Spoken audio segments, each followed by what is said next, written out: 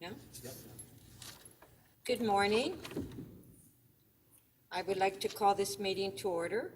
The clerk has advised that we do have quorum. Please join me in the national anthem.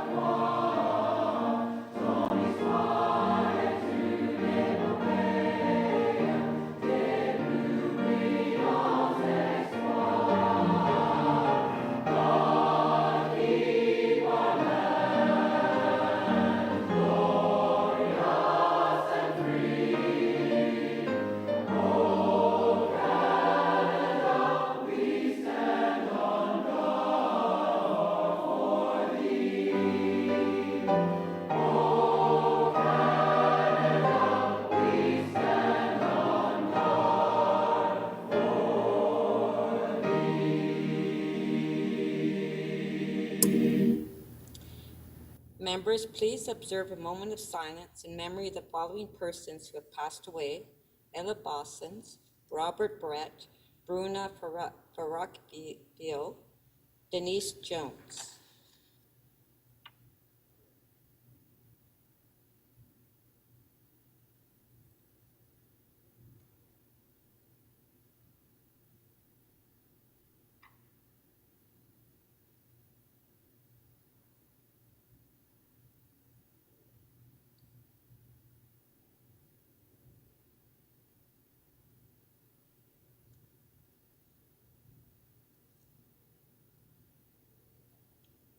Thank you.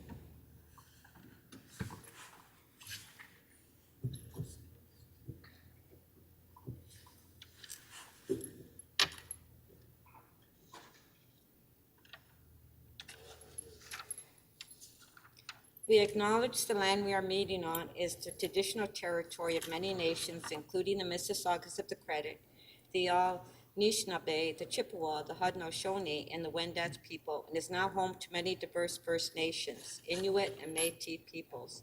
We also acknowledge that Toronto is covered by Treaty 13 with the Mississaugas of the Credit. For the benefit of those who are connected to the internet, the city clerk has posted all of the agenda materials for today's meeting at toronto.ca/council. Members, although civic buildings, including City Hall, are currently closed to the public, I want to emphasize that today's council meeting is being conducted publicly and is being streamed live on YouTube. I want to welcome the public who are watching our meeting this morning. Members, we have no scheduled presentation this morning, but I understand, Councillor Pasternak, you want to make an announcement. Yes, thank you, Madam Speaker. I'd like to just recognize first responders.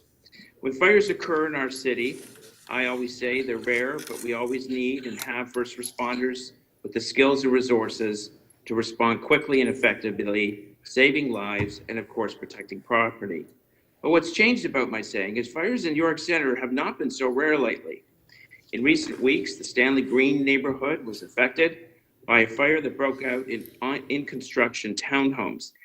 And due to the fast response of our fire services, it was stopped from spreading to inhabited houses in the neighborhood. This was the most difficult fire to contain because of blowing winds at the time. There was also a fire in the Armour Gardens neighborhood.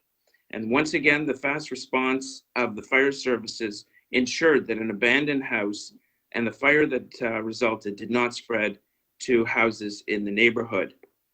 Even my constituency office had a fire in the residences above it. And of course, once again, fast responses prevented it from spreading to other residential units in the building. And of course, our office was spared. More recently, we had a more serious situation at 6250 Bathurst Street, which is a THC building. This is 14 stories, has almost 400 units, and has a little over 800 people. And a fire broke out in a residential, one of the units. 2 firefighters were injured, 2 residents were injured, but the fast response of the fire services in that building prevented a tragedy from happening. Fire services were on the scene within minutes, and also EMS and police services. I'd like to thank Platoon Chief Chris Rowland, District Fire Chief Bradley Hodgson, and all the firefighters, police officers, and EMS personnel that were on the scene. I'd also like to thank various agencies that came in because many people had smoke damage and water damage to their units. I'd like to thank Bernard Patel for providing meals, UJA Federation for also helping, and of course, I'd like to thank our new seniors unit in the TCH for their quick response. A big thank you to fire, EMS, police, and our community partners for saving lives and protecting property in York Center. Thank you very much, Madam Speaker. Thank you, Councillor Pasternak. May I have a motion to confirm the minutes? Councillor Ainslie, moved by Councillor Ainslie. All those in favor, please raise your hands. Okay. We'll put the motion on the screen.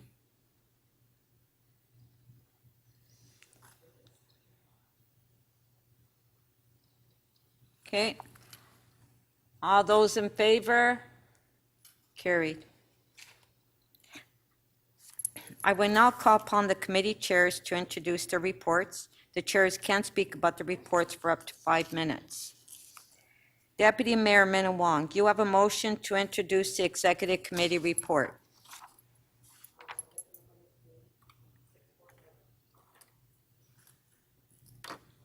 Thank you, Madam Chair.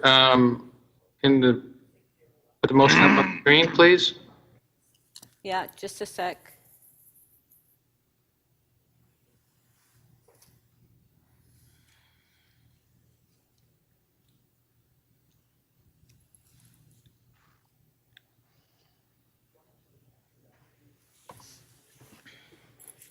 That the report for meeting 19 of the Executive Committee listed on the agenda of Council be presented for consideration.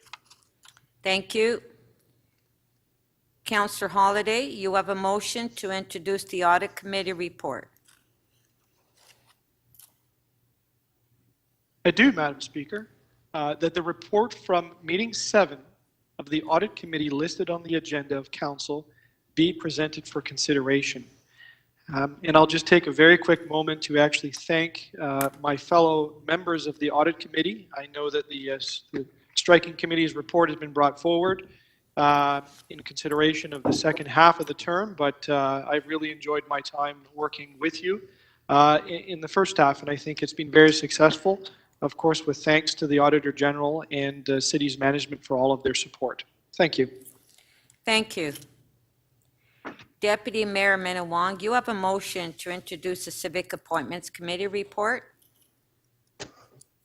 Thank you, Madam Chair. That the report for meeting 16 of the Civic Appointments Committee listed on the agenda of Council be presented for consideration. Thank you. Councillor Thompson, you have a motion to introduce the Economic and Community Development Committee report. Thank you, Madam Speaker, and good morning, everyone. That the report for meeting 18 of the Economic and Community Development Committee listed on the agenda of Council be presented for consideration. Thank you. Councillor Ainslie, you have a motion to introduce the General Government and Licensing Committee report.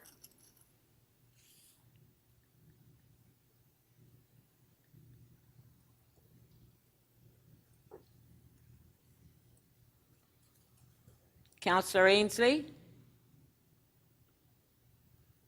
Sorry, that the report from meeting 19 of the General Government and Licensing Committee listed on the agenda of Council be presented for consideration. Thank you.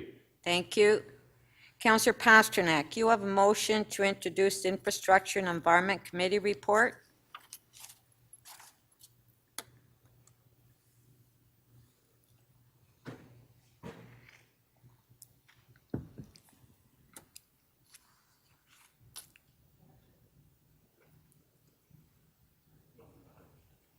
Councillor Pasternak? Yes, no, sorry about the delay. The report from meeting 18 of the Infrastructure and Environment Committee listed on the agenda of council be presented for consideration. Thank you. Councillor Bailao, you have a motion to introduce a Planning and Housing Committee report?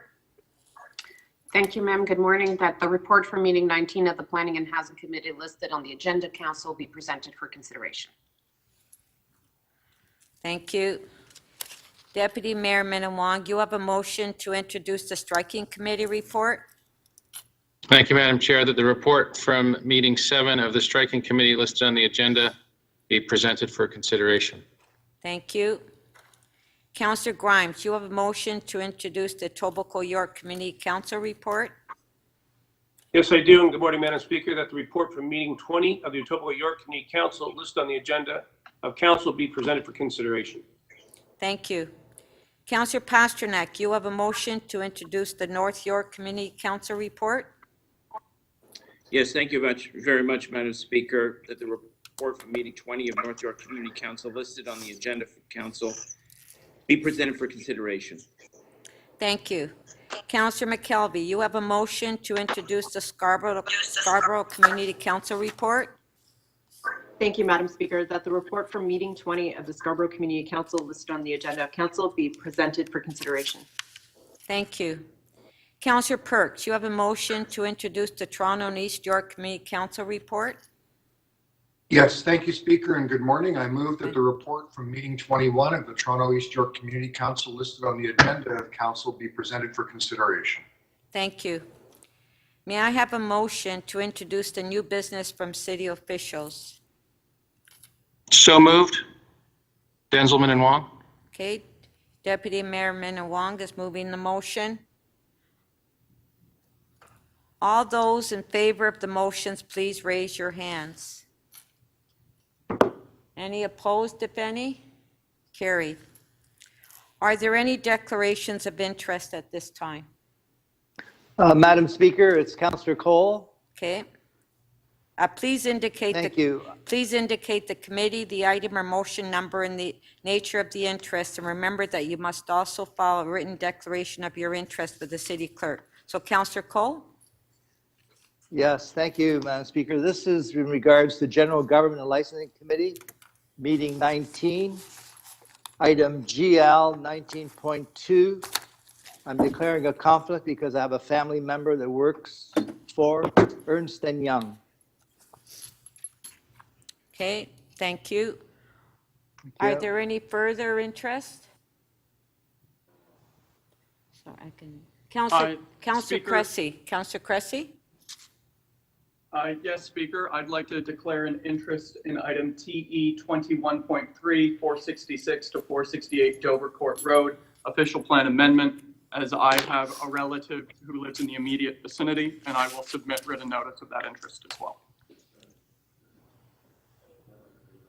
Okay, just one second. Did we get the item? Okay, yeah, okay, thank you.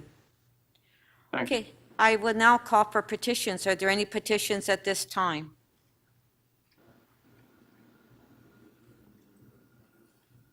No?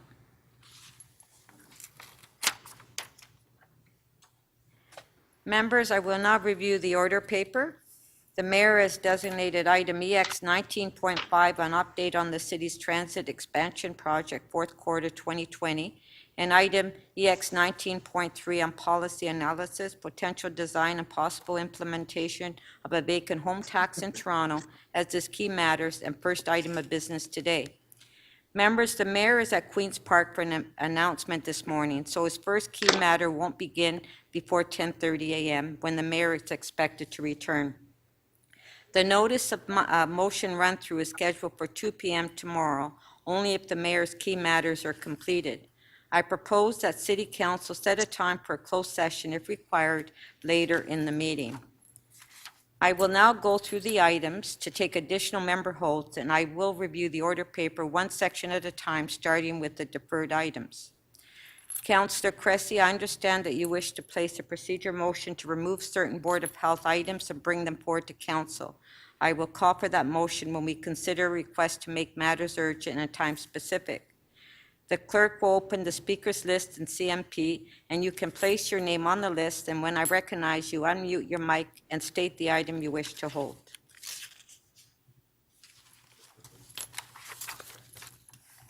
Speaker, just before we do the order paper, could I, on a point of privilege, just say a couple of words about what I just came from Queen's Park on? Yes, of course. Thank you. Yes. I literally just logged on, and I apologize, but I was there. I just Okay. wanted to let City Council know that I was at Queen's Park, where I announced with Minister Steve Clark, MP Adam Bond representing the Government of Canada, and Graydon Smith, who was representing the members of AMO, some good news to help our city, but also all municipalities. And the funding that was confirmed today will help us to do what we've been trying to do, which is to continue to deliver services, but also to make sure that our budget is in order. So for us, just so that you members of council know, because of course we're the group that are charged with this responsibility overall, it will mean what was announced today, $1.205 billion for the City of Toronto, on top of the $669 million already provided in the earlier transfers under the Safe Restart Agreement, which was a joint agreement between the Government of Canada and the Government of Ontario. And it also means, it divided up, it means $776 million for transit, $398 million for city frontline services, as it were, and an additional $31.9 million for social services relief funding.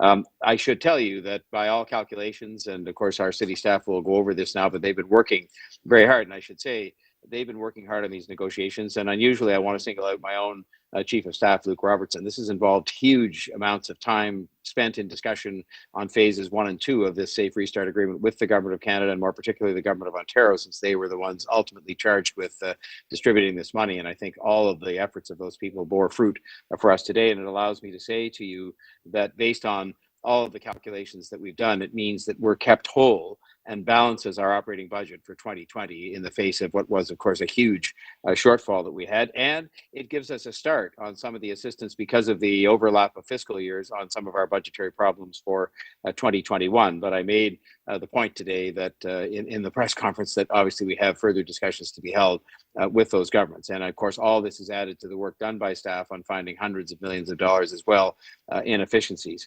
And I think it shows two things, Speaker, and I'll just finish up on this note because it's important. I think it shows what can happen when we stand united as a council, because we did. I think we've worked together well here during the pandemic. I've worked well with Joe Cressy as chair of the Board of Health, with the medical officer, with the city manager, with Chief Peg, and with all the members of council. And we've worked well with the other governments. We've been continuously talking to them every single day at many different levels, and I think that has helped as well. There's been no daylight between us. We need the Safe Restart funding for 2021, and we're working hard on that now. We've got a small start on it today using some of the funds that were originally allocated, and we have a lot of work to do on 2021, but I made the point again today at the press conference that we need those other governments to be at the table with us and at the table with each other first and foremost.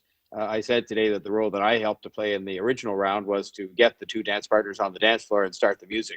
And I guess we have to do that again, but I'm optimistic about that. And I just wanted to share the good news for today, and in particular as regards our 2020 budget and all that we've been able to do with that money to help people, which I think has been our foremost assignment as we've fought this terrible pandemic. Thank you, Speaker.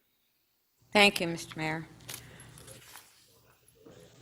Yeah, so now that the mayor's back, we could now the first item will be the mayor's key item. So let's go committee by committee. Executive committee, are there any additional holds on the executive committee? Councillor Carroll. Councillor Carroll? Councillor Carroll? I was just having trouble with my mute button camera. I missed which was the mayor's key item. Is it EX 19.10, Madam Speaker? No, it's EX 19.3 and 19.5. Oh, okay, thanks very much. I'd like to hold EX 19.10, rate supported budget, solid waste management. Okay, thank you.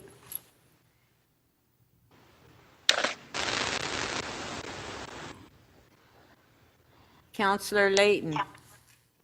Yes, thank you very much, Madam Speaker. I'd like to hold EX 19.11 2021 rate supported budget Toronto Parking Authority, and also congratulate General Manager of Toronto Water, Lou DiGeronimo, I think this will be the first year in 10 I won't be holding the water budget.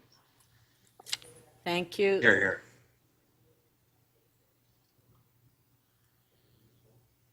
Councillor McKelvey. Thank you, Madam Speaker. Sorry, I didn't hear which ones Councillor Layton was holding, but if he isn't holding EX 19.2, I'd like to hold that one. Okay, thank you.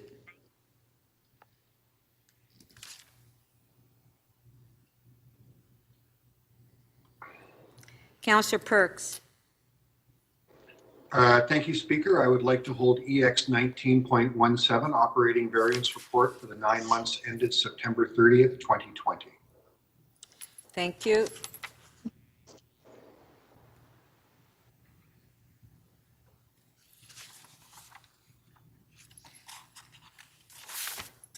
Audit Committee.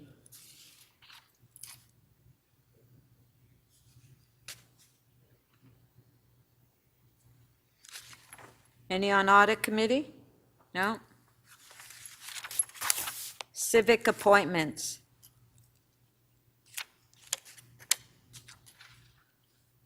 No. Okay. Economic and Community Development Committee. Speaker, Councillor Thompson here. I'm not able to get in on the CMP. I'd like to hold EC 18.15, Building Back Stronger, the report of the City of Toronto's Economic and Cultural Recovery Advisory Group. Thank you. Okay, so Councillor Thompson, EC 18.15. Okay, Councillor Holiday. Thanks, Madam Speaker. I'd just like a recorded vote on EX 18.13, the Urban Hens TO.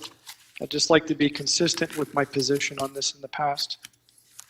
So wait, hold on. Which item is it? Sorry, it's EC 18.13? That is correct. Thank you, Madam Okay. Speaker. So we'll have a recorded vote on that once we go through it. Councillor Perruzza. Oh, recorded. Let's do the recorded vote now? Okay. So on EC 18.13, Councillor Holiday has asked for a recorded vote.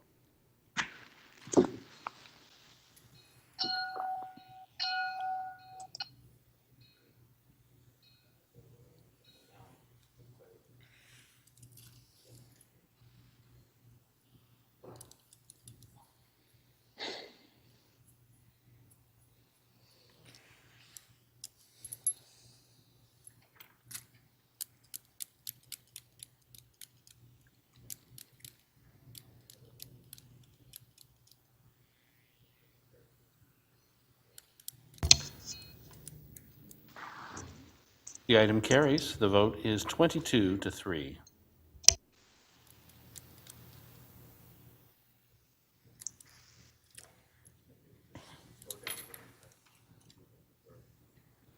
Yeah.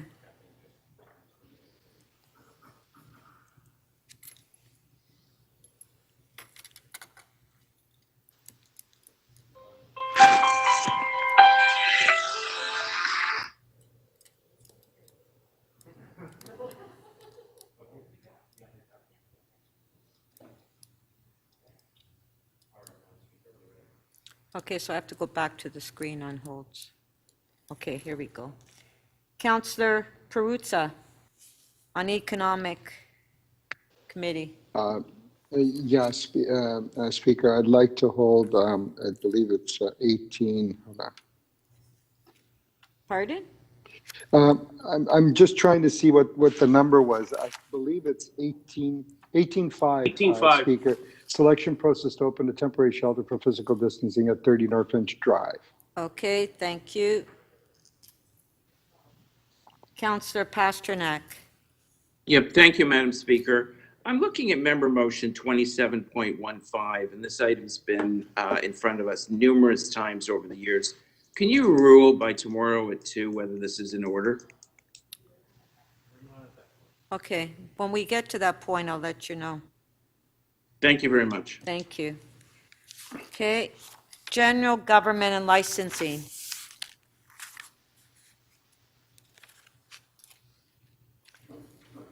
Councillor Holliday. Thanks, Madam Speaker. You'll recall under the payday loan establishments report, the first time it was before council last term, and at general government licensing, I took exception to one of the amendments. That's item 3C. I can't in good conscience support that, so if nobody wants to debate the item, I'm satisfied to vote against that particular element. Okay, so let me just find the item. Yeah, it was a committee amendment, and it pertained to the interest rate, Yes, I know. and I believe it's item 3C. Yes, okay, it's GL 19.3. So, Yes, it is. okay, so we'll put it on the screen, and you want to vote on that separately, recorded, right? Just the 3C item, the rest of it is fine. Okay. Same as committee.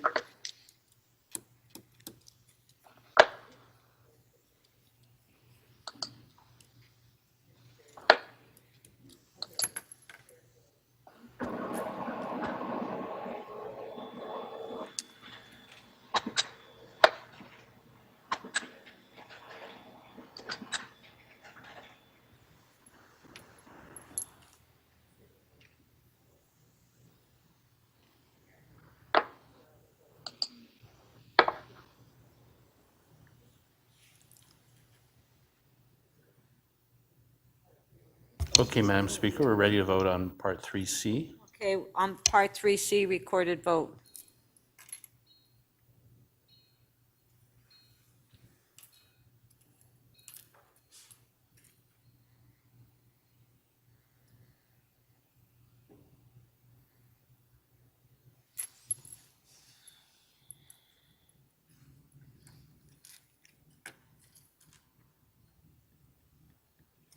Councillor Wong-Tam, please.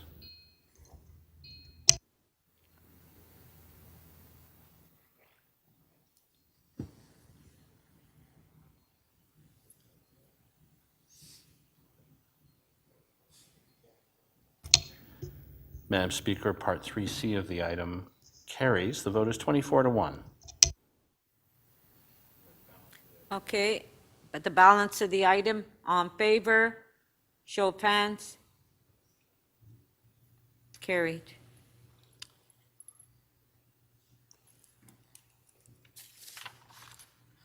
Okay, Infrastructure and Environment Committee.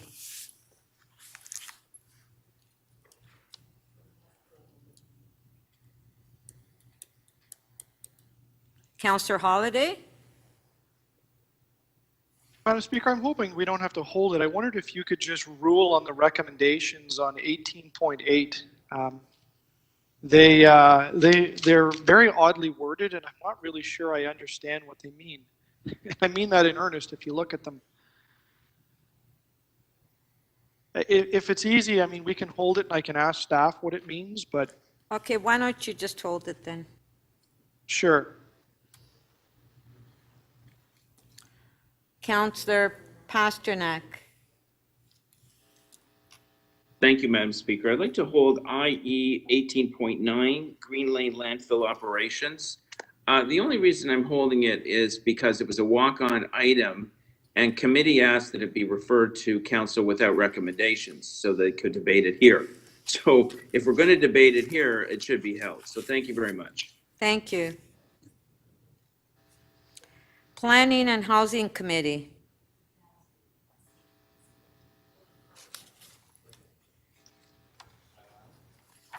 Councillor Bailao.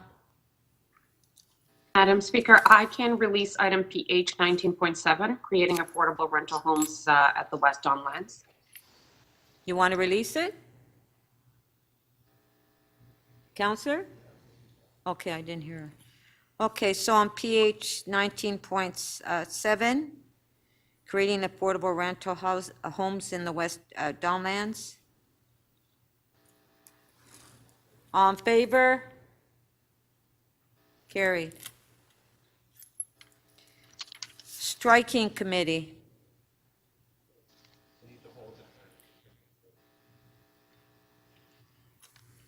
Yes, Madam Chair, I'll hold that.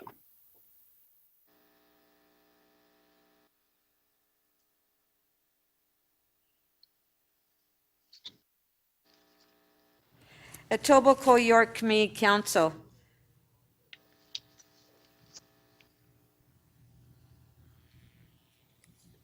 North York Community Council.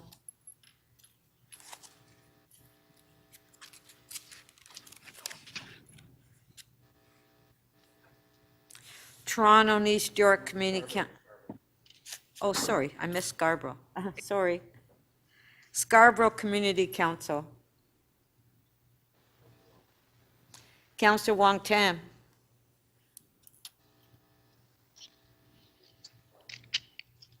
Thank you very much, Madam Speaker. I need to hold TE 21.9, 202 Jarvis Street and 160. Okay, we're at Scarborough now. Yes. So you don't have I will anything on wait. Scarborough, right? I do not. Okay, so we'll now go to Toronto and East York. So what was it, what was that again? Sorry. Of course, Madam Speaker, it's TE 21.9, 202 Jarvis Street and 160 to 166 Dundas Street East. Came here without recommendations. Most likely we'll have to defer that. I will prepare a motion for council shortly. We have a motion to defer.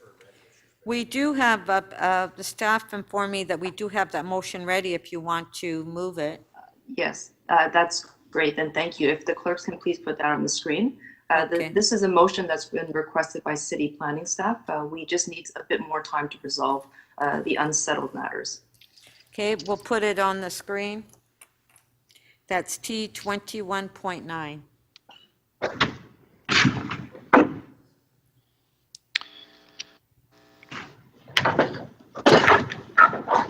Okay, all in favor, show of hands. Carried. Thank you.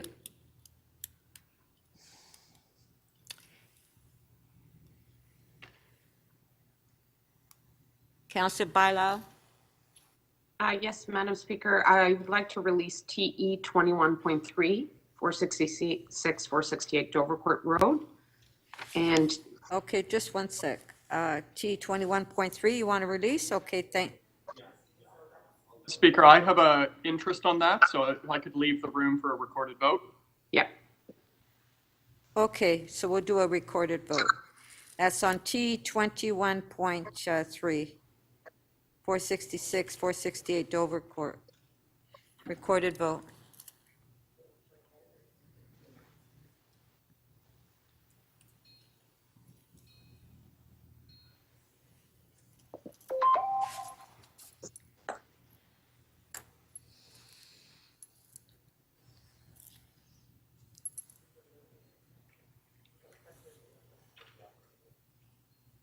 Councillor Layton, please.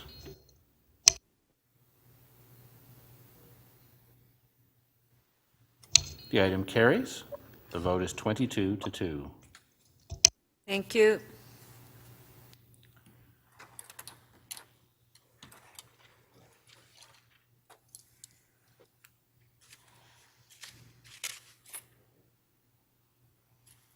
I have another one. Sure, okay. T 21.33, 390 to 440 Dufferin Street. Okay, T 21.33. Councillors releasing, all in favor. Show of hands. Carried. Okay, is that it? Okay. Councillor Holiday. Yeah, thank you, Madam Speaker. I wish to hold TE 21.19, which is inclusion on the City of Toronto's Heritage Register, Dundas Street West and Roncesvalles Avenue properties. Thank you. Councillor Layton. Yes, thank you very much, Madam Speaker. I believe I need to hold down TE 21.56 because it requires a reopening of TE 14.38, and the staff prepared a motion. Okay, staff is ready for the reopening. That's it. It's on the screen, Councillor Layton. I'll move this. Okay. On favor, show of hands, carried.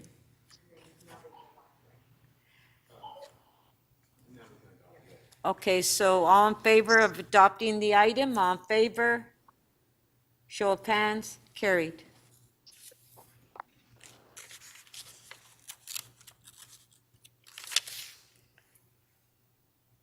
Counselor Matlow.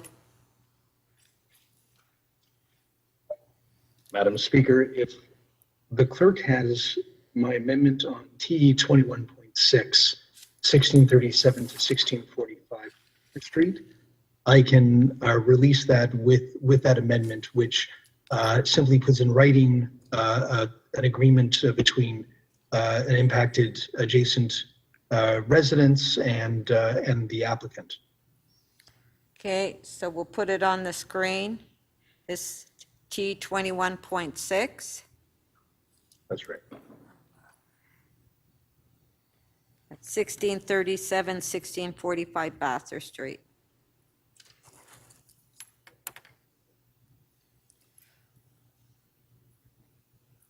Okay, it's on the screen. The amendment.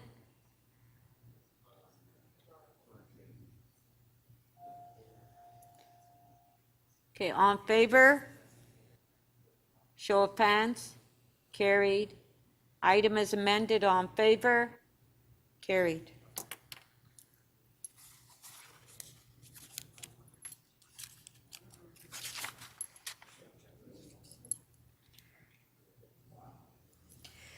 We'll now go to new business.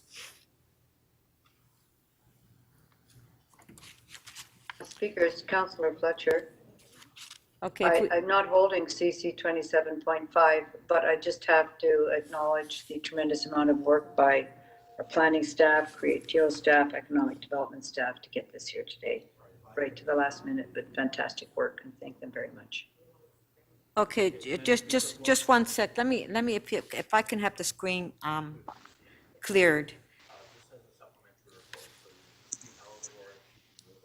Okay, Councillor Fletcher, on CC 27.5, the city solicitor has submitted a supplementary report, so which is 27.5A. So would you like to hold Yes. it down?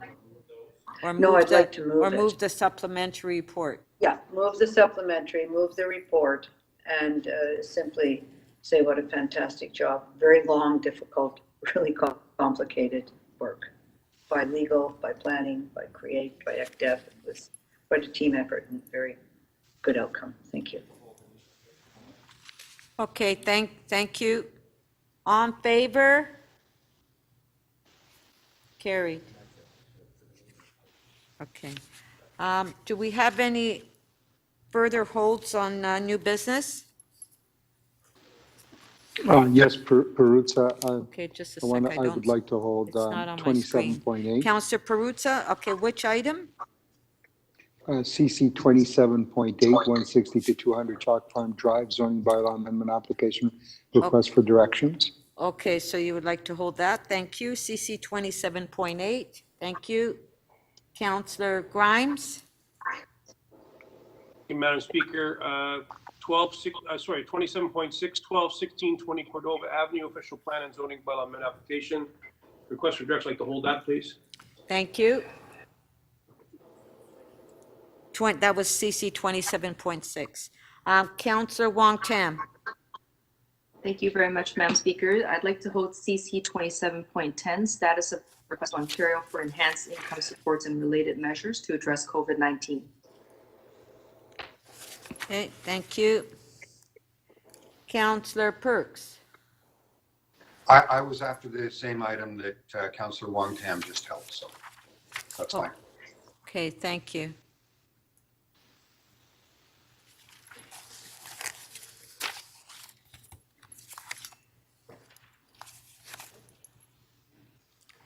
Okay, members, before we adopt the order paper, Councillor Cole, we have to vote on that separately. He had an interest. Oh, it's been held, so we don't have to worry about that. Okay. Councillor Cressy, we've already dealt with that.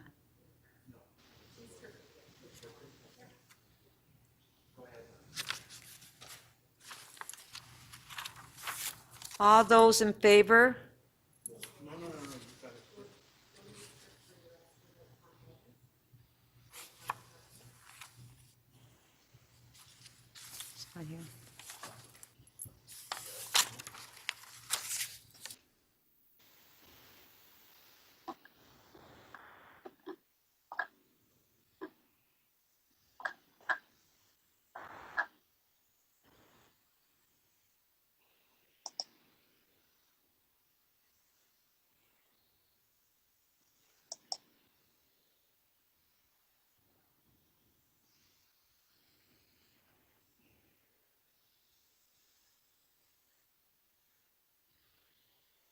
Councillor Cressy, I understand that you wish to place a procedure motion to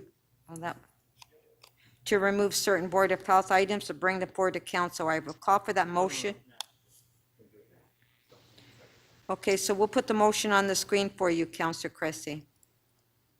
Thank you, Speaker, and for members of council, so I will move the motion. This is, the Board of Health held its meeting on Monday of this week, and so in order for the items from that board meeting to be here today, and some of these are very time-specific and urgent, the formality is to remove those items from the board in order for City Council to deal with them. And so this was a timing issue, and so I am moving that so that council can deal with these items at its meeting today, or today and tomorrow. Councillor Cressy. So members, the clerk will post the added board. On favor of introduction, on favor? Show of hands, carried. Members, the clerk will post the added Board of Health items and CMP on the city's website shortly. And Speaker, could I ask if those items could be held in my name so that members of council have an opportunity to review them? Of course. Yes, we will. Thank you. Thank you kindly. All those in favor of adopting the balance of the order paper and all items not held, please raise your hands.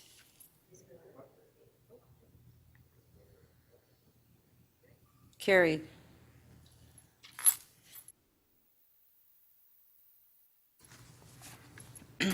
Members, before we begin our first item, I want to remind you that although members are participating remotely, you must still submit your motions in writing to the clerk. The clerk staff are available by email to help you with your motions. If you do not have your motion ready, I will not recognize you, and I'm also reminding members that you must state your motion first before you speak to it. Members, if you have an urgent motion without notice you wish to bring forward at this meeting, you and your seconder must submit it by email to the clerk staff. Your motion must clearly state the reason for urgency, and staff will prepare the necessary procedure motion for my review along with your motion. Members, adding new business to the agenda in a remote meeting is challenging for members and staff, and I ask that members be mindful of this and only submit motions that are truly urgent. I will review all motions without notice carefully. I may ask you to provide more information about the urgency of your motion and why it can't be routed through normal committee channels. This will inform my decision on whether to consent to your motion and in turn council's decision about whether to add your motion to the agenda. The purpose of your motion and your reason for urgency must be clear. I will advise council after each recess which motions I've agreed on as being urgent that need a motion to add to the agenda. It will require 18 votes to add a motion without notice on the agenda during the meeting. Motions added to the agenda in this way are not subject to a vote to waive referral to a committee or agency. Thank you. We will now Speaker, go. Councillor Thompson, point of order. Councillor Thompson, point of order. Speaker, I may have missed it, but I didn't hear you call for specific items that I would like to have timed at a specific time. I wondered whether or not we could do that now.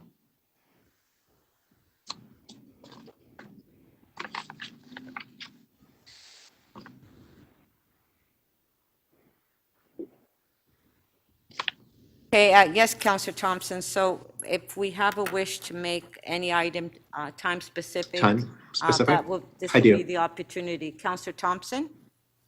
Thank you, Speaker. EC 18.15, Building Back Stronger. I'd like to ask if we could deal with that as the first item of business tomorrow morning. We have a number of the members of the advisory committee who would like to see council's action on this report. Okay. So motion by Councillor Thompson for tomorrow morning, first item tomorrow morning, as long as we're finished the mayor's key items. Yes, Speaker, understood. On favor? Carried. Thank you. Councillor Cressy. Thank you, Speaker. And Deputy Mayor Thompson was faster to the trigger than me. I have a request then to make item HL 24.2. This is response to COVID, the Board of Health item, to be the second item tomorrow morning, so that the medical officer of health can plan her schedule and her day. So if I could move that to be the second item after the item that Deputy Mayor Thompson just timed. Okay, motion by Councillor Cressy, HR 24.2 be the second item tomorrow. All in favor? Carried. That's it. Okay, we will now go to the mayor's first key item, which is EX 19.3, 19.5.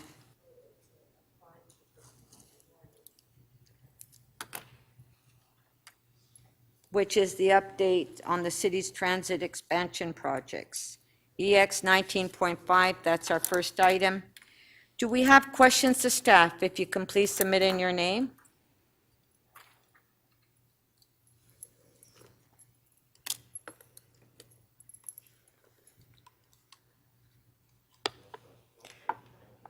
Councillor Grimes, you have a question? No problem. One sec, Madam Speaker, just trying to get to my, bear with me, my questions here.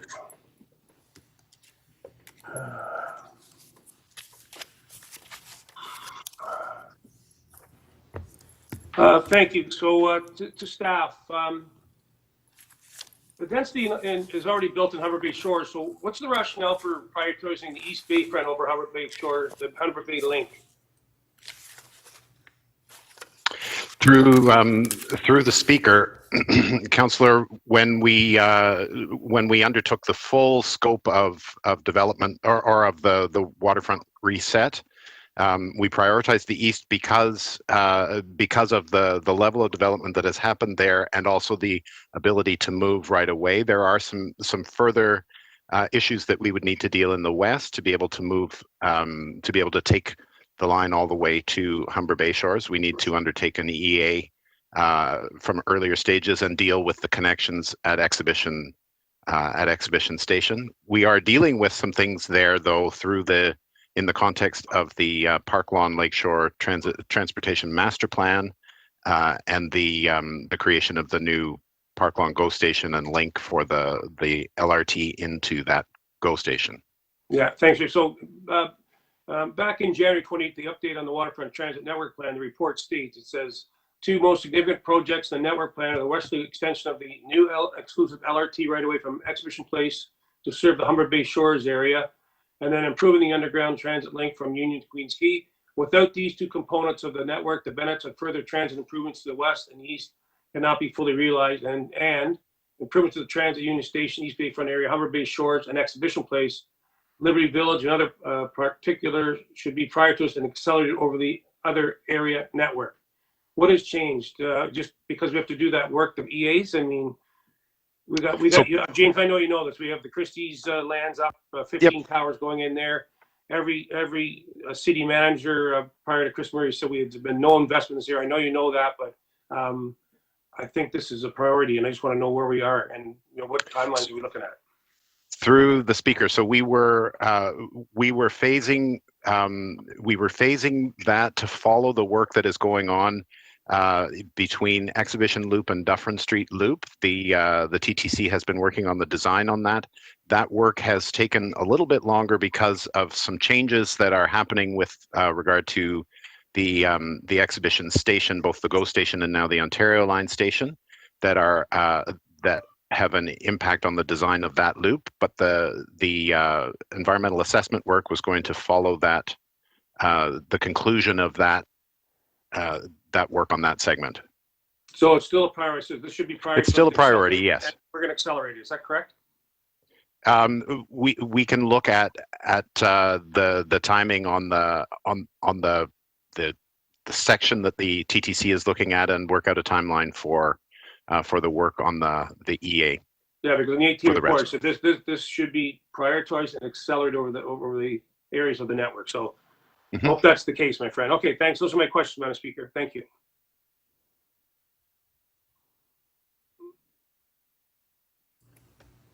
Thank you. Councillor Lai? Thank you, Madam Speaker, and good morning, everybody. Just wanted to, through you, I just wanted to ask a question of realistically, what is the time frame for the Eglinton East LRT, the completion, the time frame?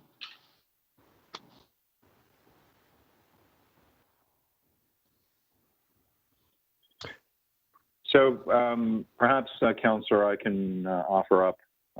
This is Derek. Through you, Madam Speaker. The realistic time frame at this point in time, based on the early design where of the Eglinton East is, it's probably into 2030, 2031. Wow. Okay. And then I've noticed that the cost for this has risen so very dramatically. Can you give me a reason of why it is risen so much?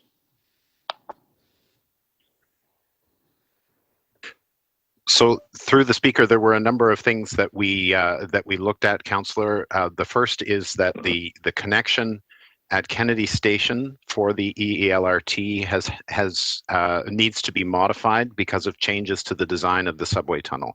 That means that the tunnel for the LRT is longer, and we now have an underground station at Midland and would emerge east of Midland. So that adds to the cost.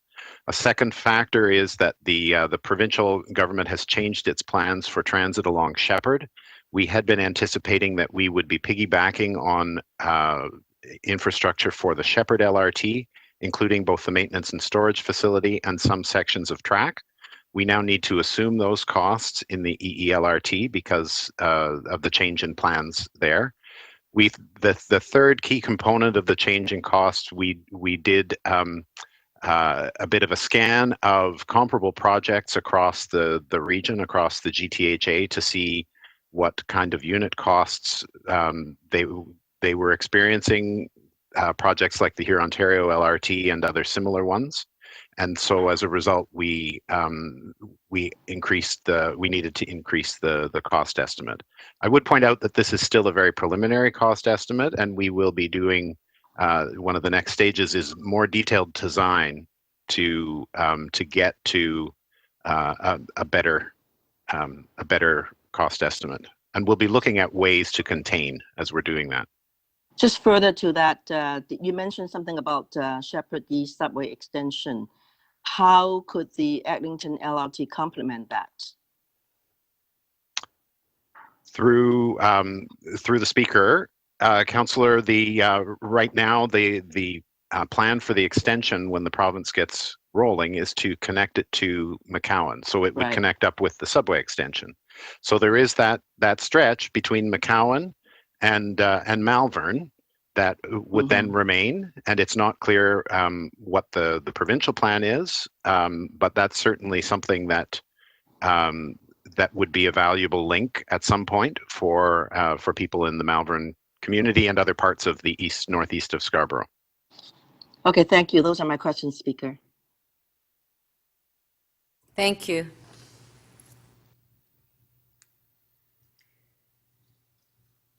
Councillor Matlow. Thank you, Madam Speaker. So if you could just clarify and reiterate, James, the Eglinton Crosstown East, have you said that it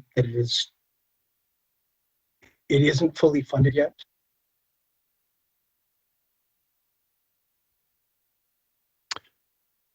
Through the speaker, there is no committed funding yet for this, and we will be bringing forward a funding and financing strategy as part of the next stages of the project. So we're not going to expect it in the 2021 capital. This is not for the 2021 capital budget, where we will be bringing something forward for 2022. So in a year's time, when we've been able to do further work. You're going to put fully funded in 2022, or just?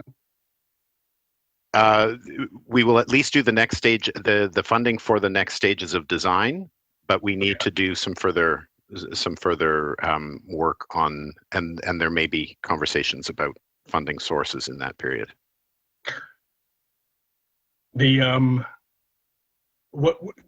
Could you confirm when the provincial government has said that the 3-stop Scarborough subway will come into service?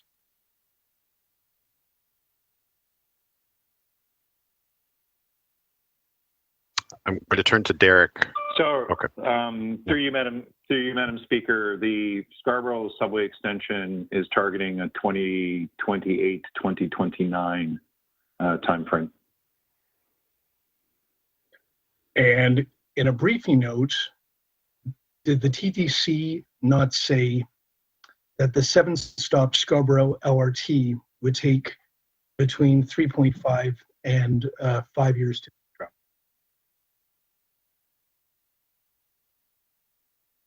In 2016.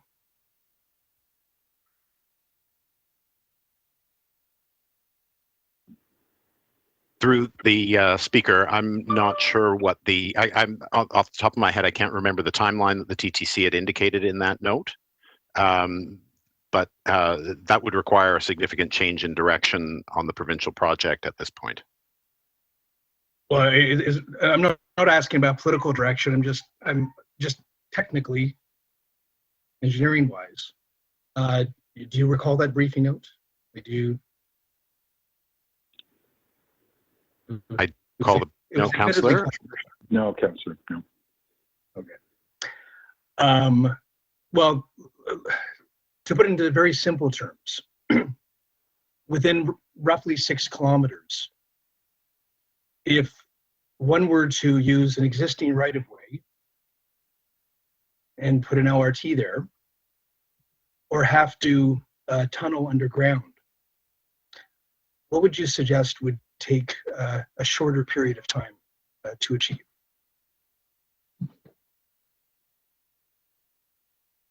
So through you, Madam Speaker, this is and to you, Councillor. We have to take into consideration the fact that the project has already commenced, and it is a provincial project. So there will be time lost in taking this back and reversing the direction, and then.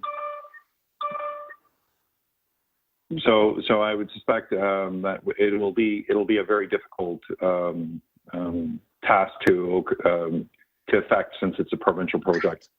This whole journey has been, Derek. This whole journey has been difficult, and I understand the political machinations and all of that kind of stuff. I just mean kind of more of just a very reality check. Is it not true that even at this point,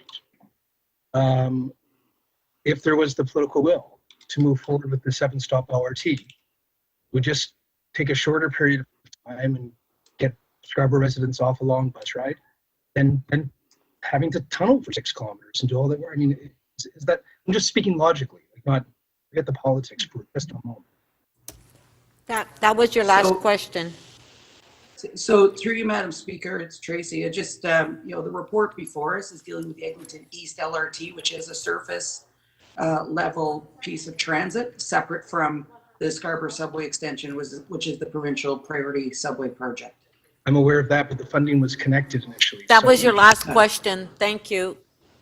So I don't get an answer to that question? That was, with all due respect to Tracy, that was different. Sorry, just through you, Madam Speaker, I think it's difficult to answer the question without context. You're asking about engineering matters of surface level versus underground. In general, we can certainly have our engineers meet with you. We can certainly have our engineers meet with you and talk further. Thank you. Councillor McKelvey, question? Thank you, Madam Speaker. My question is about the costs associated with the project. I appreciate that you updated it here. And I was just wondering if you could break down the additional cost into the different buckets. So some of it is associated with escalations with construction costs that we always have with delays. Some of it is linked with additional tunneling that's now required because of the design at Kennedy Station. And some of it is because we're not proceeding with this Shepherd LRT, so some of those costs are now put onto the Eglinton East. I was wondering if you could break down the 1.7 billion additional into those 3 buckets. Through the speaker, the cost increase, probably about 20%, could be attributed to the change at Kennedy and the longer tunnel and underground station, and roughly the same amount for the For the Shepherd end of the project, about another 20% of that. There was a small increase related to the bridge work that we would need to do with MTO over the 401, which would just be a couple of percentage points, about another $30 million. And then the remainder has to do with sort of an assessment of market conditions and some other technical changes to meet or to better match TTC, some elements of the TTC design standards. Was the Shepherd LRT ever funded? Through the speaker, that was to have been funded by the provincial government. Okay, and where are those funds now? Have they been redirected? Through the speaker, I'm not aware of, I think that remains an open question. Okay. What is the status of the storage facility? Through the speaker, what we are proposing now that we've made these changes or proposed these changes to the design is that we would put the maintenance and storage facility just off Morningside at the north end of the campus of the University of Toronto. Is that discussion still ongoing? I have concerns about the potential for those lands for economic development, and that's exactly why we're building the Eglinton East LRT. So are you looking at how that could be there, but yet not limit the potential for development of that area? Through the speaker, are you referring to the development of the campus or the actual development? Yeah, and just that the shed doesn't get in the way of development of the campus, because there's plans for hotels and art centers and all kinds of things that bring money into the community. So I'm just wondering how you're factoring that in. Through the speaker, following council direction at one of our previous reports, we will be working and are working with the university campus on their development plans, and will ensure that the access to the maintenance and storage facility works to support and not impede the development plans for the campus. Okay, and then my last question, which is coming. I'm uncomfortable with the word phasing and what that means, because when we phase construction projects, the second phases don't get done. Can you explain and outline what you mean here by phasing? Is it phasing of construction, phasing of procurement, phasing of operations? Why should we not worry about the development from UTSC to Malvern? Through the speaker, our intention on this project is to take it all the way to Malvern as directed by council. What we are trying to get across is the notion that that could happen. We could develop it up to UTSC, and while we're continuing to take the line further north to Malvern, we could begin, if we design this properly, could begin operations to the University of Toronto Scarborough campus while we are continuing the rest of the work up to Malvern community. Okay, thank you. Thank you.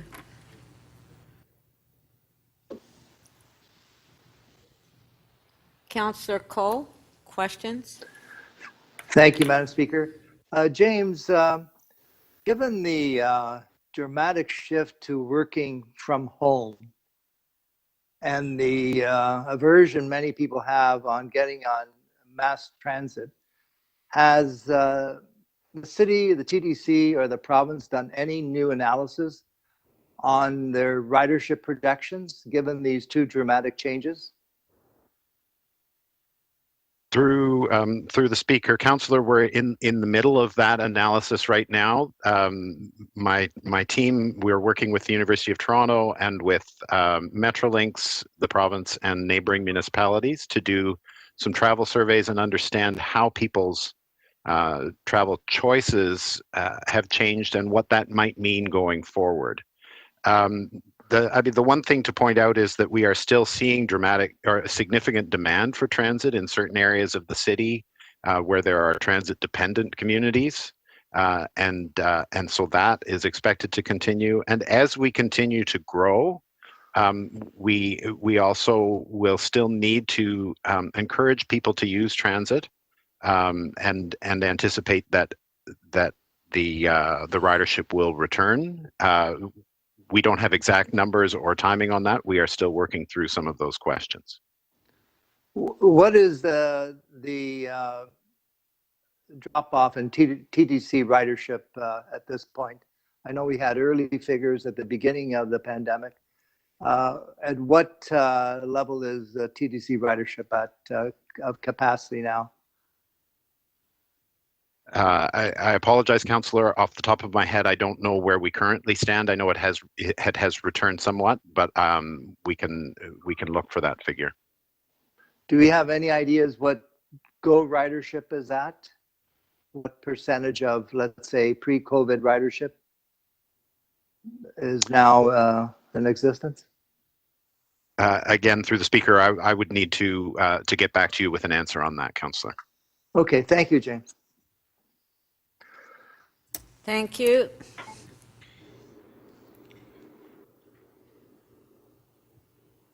Councillor Pasternak.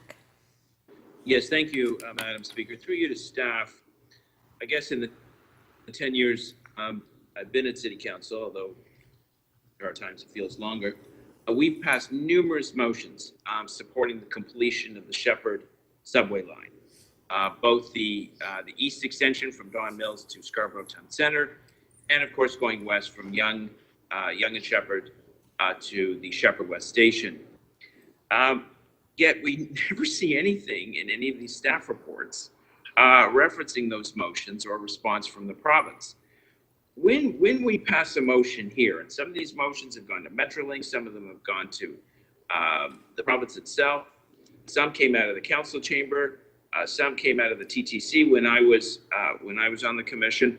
What happens to these motions when we pass them here? How are they relayed to the province, and how do we know what they're saying about it?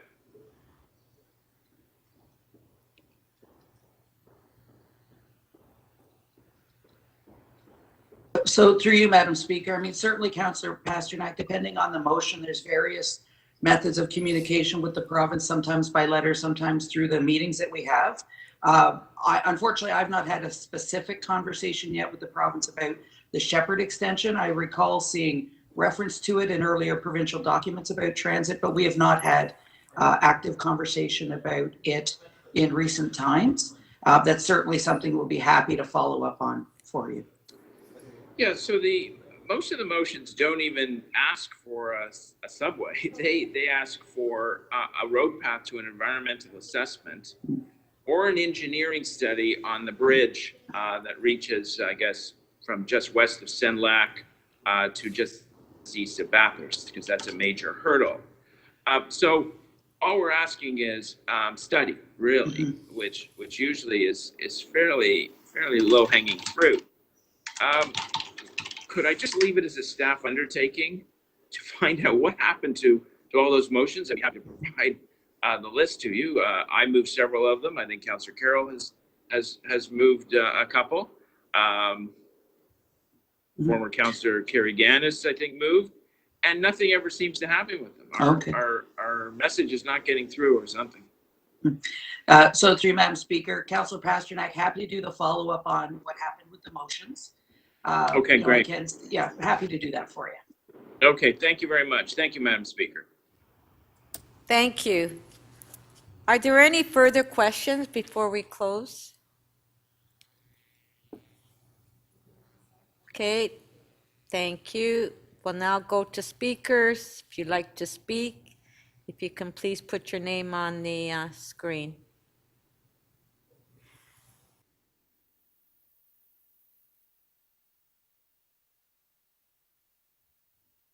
Okay.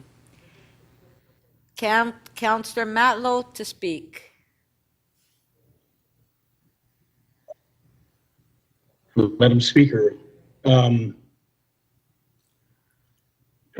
none of what council has been told and the public has been told for years has been seen to be true. We were told, remember one city, do you remember the Peace in the Valley suggestion that a subway and the Eglinton East LRT would be fully funded in one fell swoop in one plan? Like, none of these things ever came true. They never were true to begin with. And anyone who refutes that now, it would be similar to those who are contesting the US election. It's like, it's not debatable anymore. It's not arguable anymore. There's only a truth, which is that Scarborough residents were sold a bill of goods, as was council, as was the larger public. And I remind us that the 7-stop LRT was fully funded and shovel-ready when it was canceled in 2013. And it was canceled for a subway, a 3-stop subway that Mayor Tory even described as written on the back of a napkin.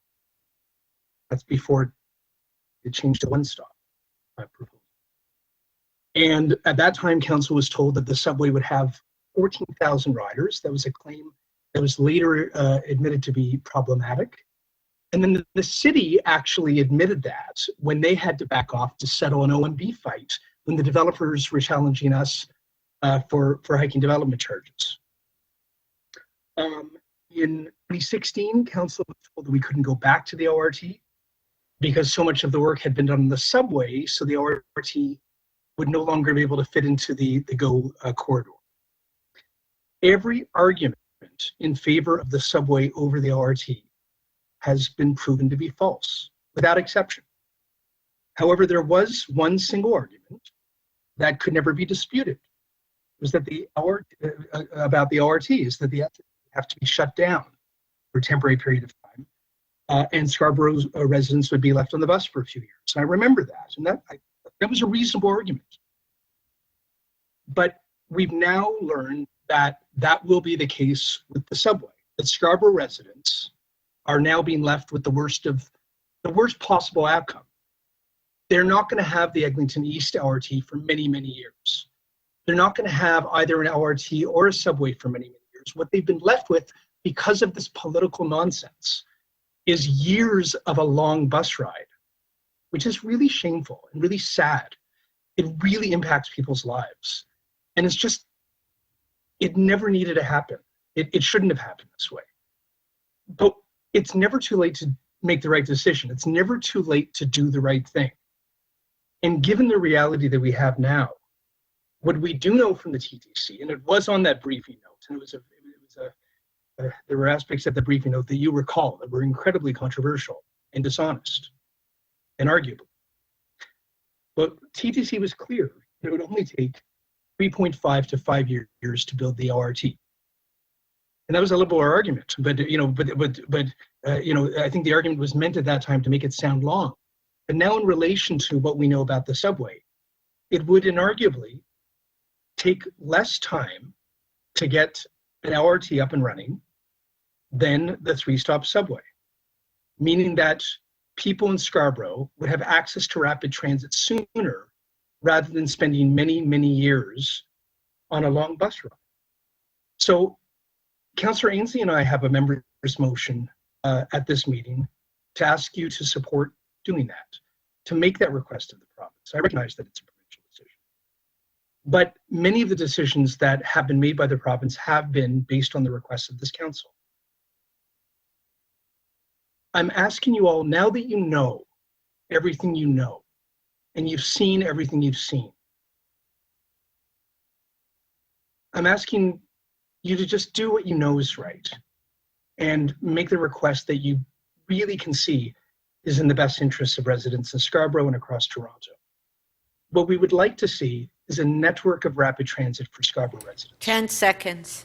Both the LRT that I referred to, the Eglinton East LRT, and hopefully more in the future.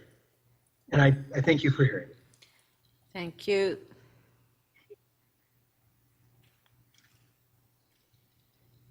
Councillor McKelvey to speak. Thank you, Madam Speaker. I have a motion that City Council requests Chief Planner and Executive Director, City Planning and Executive Director, Transit Expansion Office to continue discussions about the location of the Eglinton East LRT maintenance and storage facility as well as that we forward, in the second piece, forward the concept for a proposed segment from Malvern Avenue to McCowan Road and Shepherd Avenue to Metrolinx, so that the design of the new McCowan and Shepherd station recognizes the potential for connections of the Shepherd subway and Eglinton East Light Rail transit in the future. We've just seen that at Kennedy Station, a big design change has resulted in increased costs to the Eglinton East LRT. So I think it's very important that Metrolinx and the city are sitting down at the very earliest stages to discuss the layout of the different stations to recognize growth that could happen in the future. I'd like to start by thanking city staff for this report. It's extremely timely in that I think in the new year, we're going to see that there is big economic stimulus that is happening by the federal government as we try to recover from the economic impacts of COVID-19. I'd like to draw your attention to the 12 letters of support that are included for the Eglinton East LRT here. The first is from the University of Toronto Scarborough campus, Centennial College, and the Scarborough Health Network. Collectively, they represent 15,000 staff, 35,000 students, and treat 500,000 patients. There are also letters of support from the following community support agencies and associations: Taboo, Agincourt Community Services, Scarborough Transit Action, Scarborough Civic Action Network, the Scarborough Business Association, Scarborough Community Renewal Organization, the Centennial Community Association, the West Rouge Community Association, and 42 Voices. I think we can all agree that Scarborough stands united together in advocating to advance the Eglinton East LRT. And finally, I just want to end with one of the quotes in the letters that jumps out most prominently to me, and that is from the organization Taboo. Taboo says, "A key strategic investment to address the inequities that are impacting Scarborough's Black and Indigenous communities is investing in access to affordable transportation. The Eglinton East LRT is therefore a crucial investment in Scarborough and Malvern." I'm very happy with the recommendations that are being brought forward today from city staff. I look forward to the next steps in the planning of this very important line. Thank you. Thank you. We do have a question for you. Councillor Lai. Councillor Lai, do you have a question for Councillor McKelvey? No, I don't, Speaker. Councillor Ainslie, you have a question to Councillor McKelvey? Councillor Ainslie? I can't hear you. Unmute. Sorry, Madam Speaker. No, I'm waiting to speak. My name's on the list to speak. Okay. Thank you. Councillor Lai to speak. Councillor Lai. Thank you, Madam Speaker. Yes, thank you, Madam Speaker. I'd like to start by saying that I echo my colleague, Councillor McKelvey's remarks about transit in Scarborough. And it's really, really good to see that the transit needs of Scarborough is being addressed here. And we have the Eglinton Crosstown, which will go to Kennedy Subway. And we have the Scarborough Subway Extension, which will bring subway service to North Scarborough for the first time with a stop at Shepherd and McCowan. Now we have the Eglinton East LRT extension, which will also end in North Scarborough at Malvern. And I'm very, very happy actually that the province has put the Shepherd subway back onto the transit map, although that there isn't any funding at this point, but that will be connecting Don Mills to McCowan. These are all positive initiatives that I think we should embrace. And I would also like to say that sometimes if we don't have so much money, I think phasing in may be a solution. I see many international cities, for instance, I was from Hong Kong, they have a master plan, a subway map, and they just phased in, they build a few stops at a time. So, you know, at the end of the day, the whole master transit plan will be completed for that year. And I really would support all these positive initiatives of bringing transit to Scarborough. And I'm looking forward to, as my colleague, Councillor Matlow said, to end the years of long bus ride for residents of Scarborough. Thank you.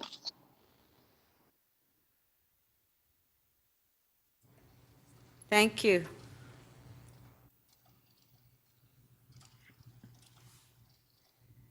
Councillor Ainslie to speak.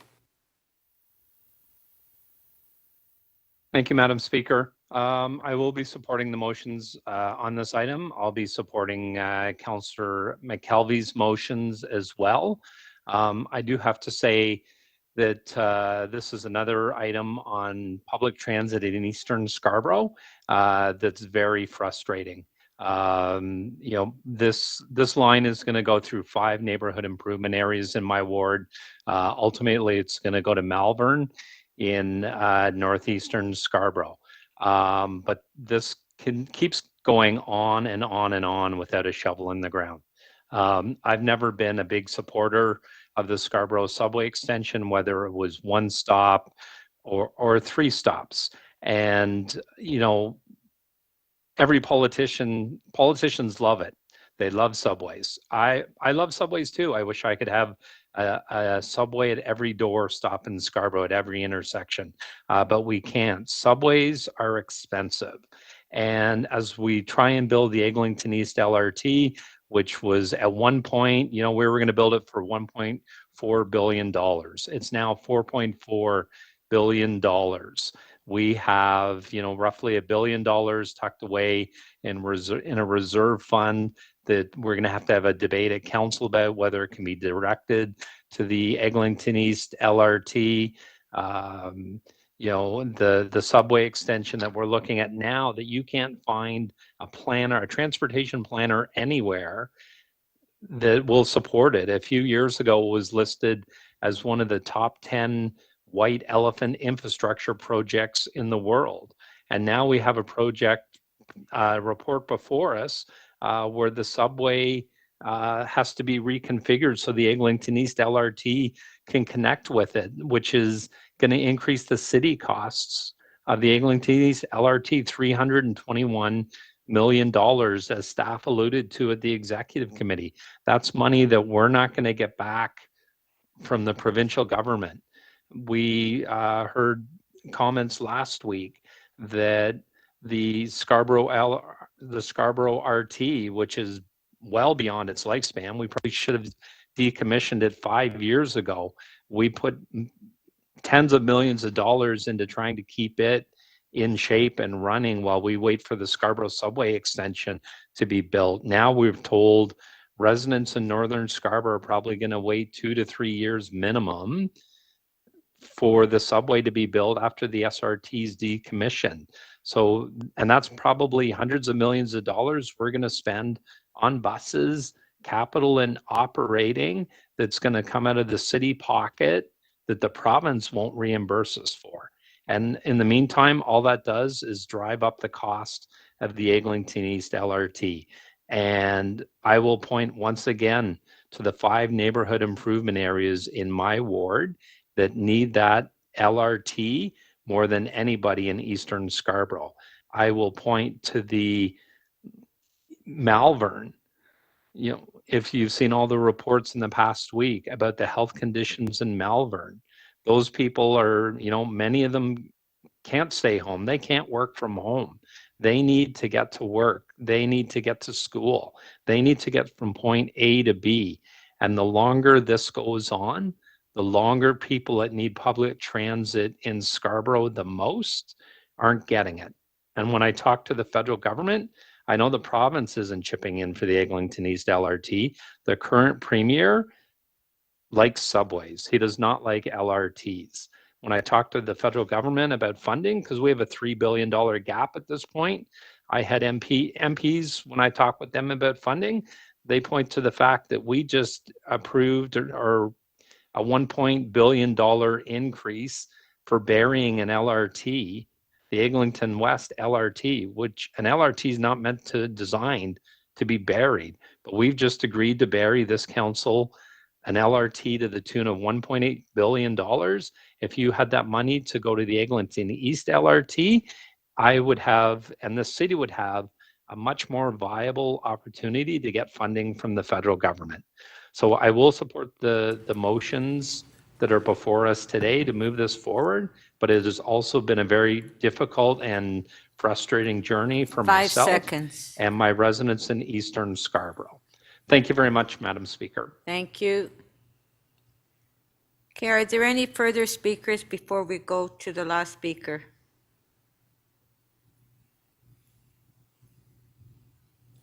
No?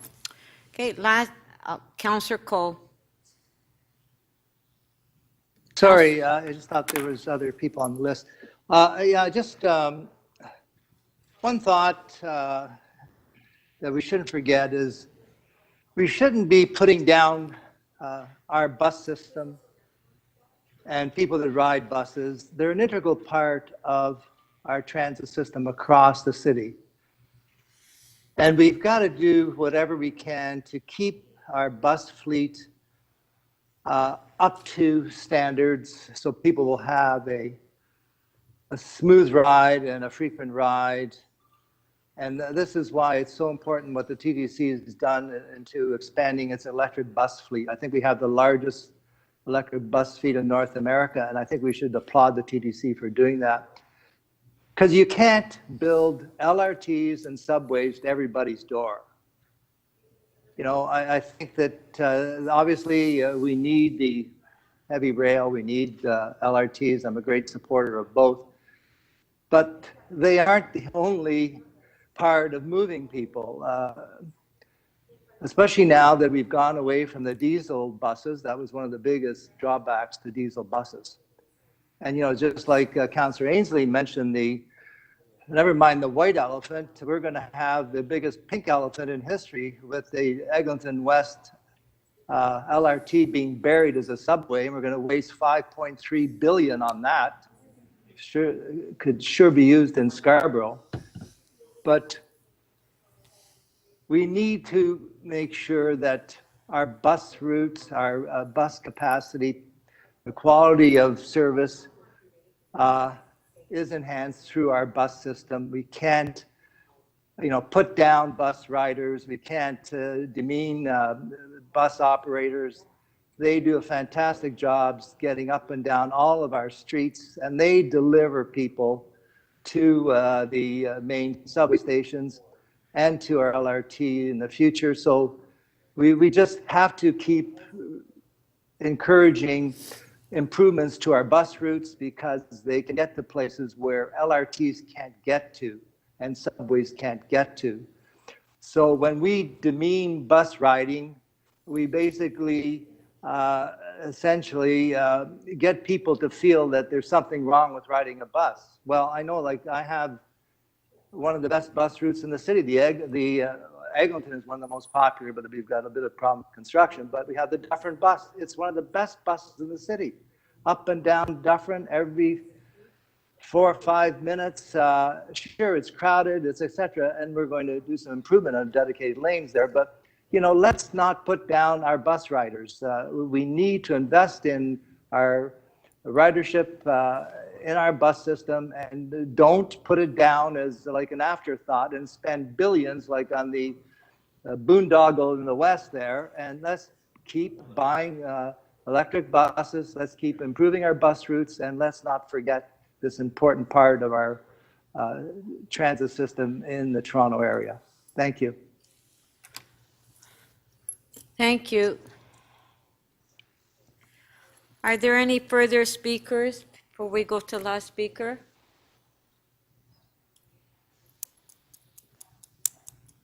Okay, last speaker, Mayor Tory.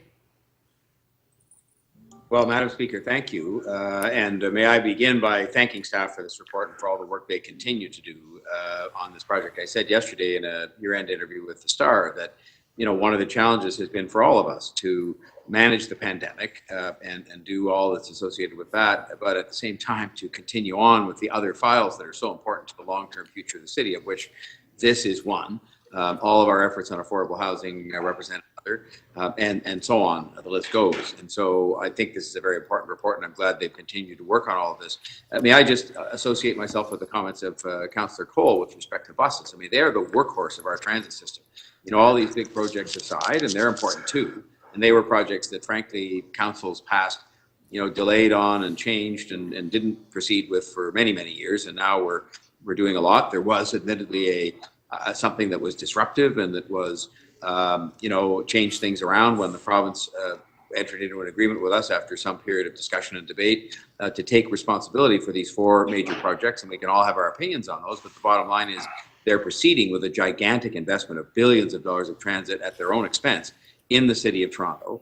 And I will say this, in fairness to them, those projects are proceeding. There will be tunnel boring machines that will have been purchased, and there will be tunnel boring machines boring tunnels.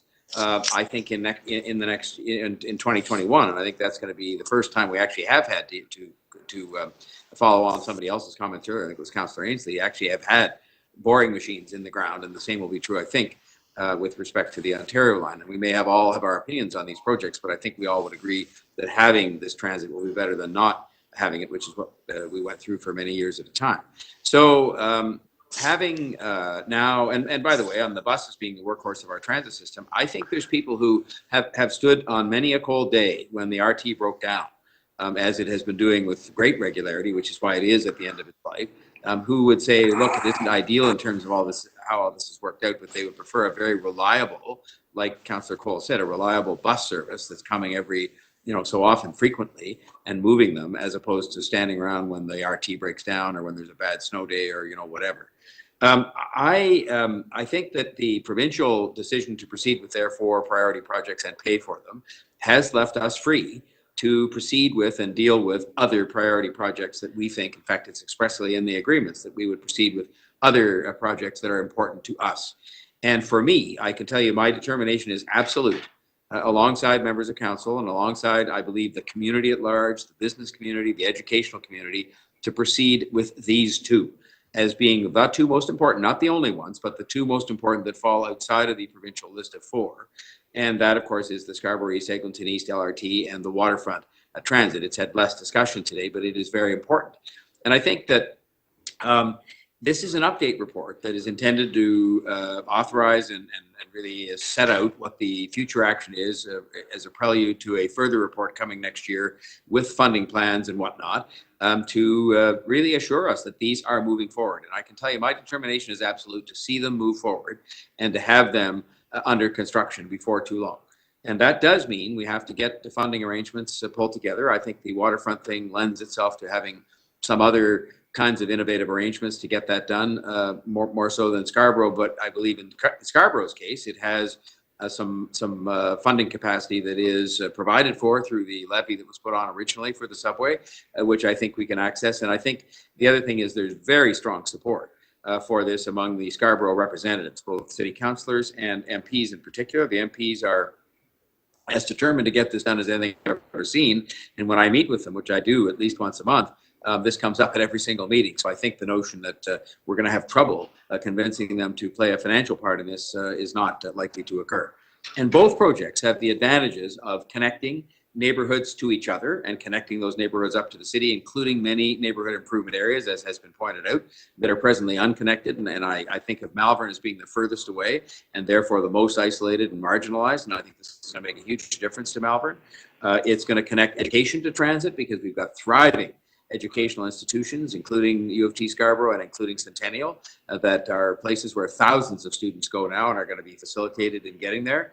It's going to keep up with development as opposed to following many years behind, which we've seen happen in other parts of the city, and it's going to connect people to jobs.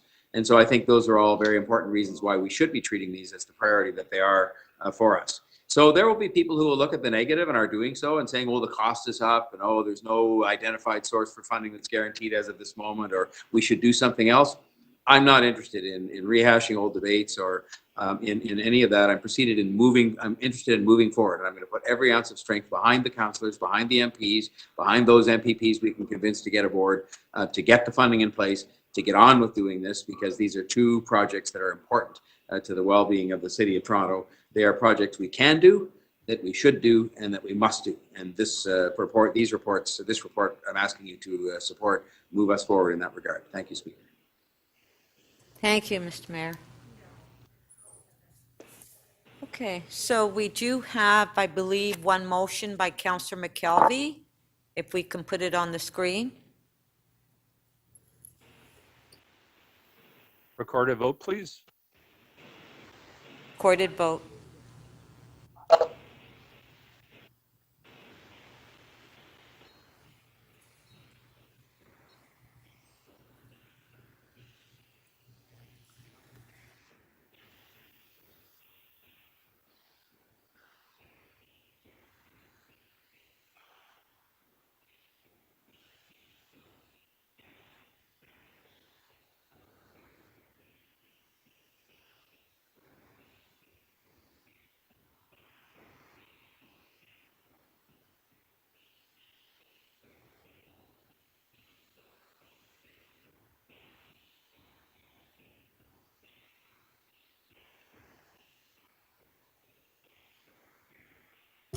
Councillor Carroll, please. Thank you. Councillor Fletcher and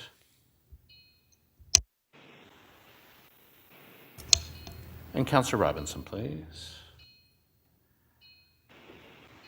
I'm having trouble with my voting, so I'm voting in the affirmative. Is that okay to say? Thank you. Councillor Robinson voting in the affirmative. Councillor Fletcher, thank you for your vote.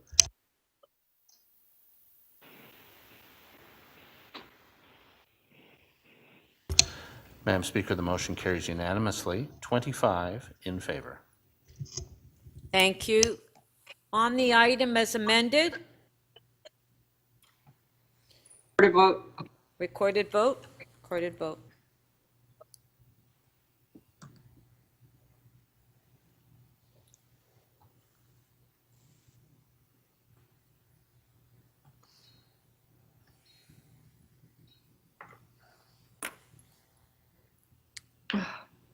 What is going on?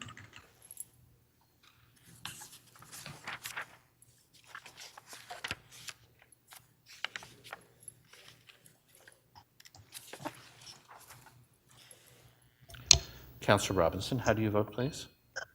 Yeah. In the affirmative. Thank you.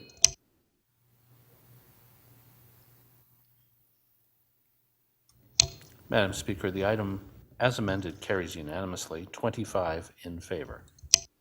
Thank you.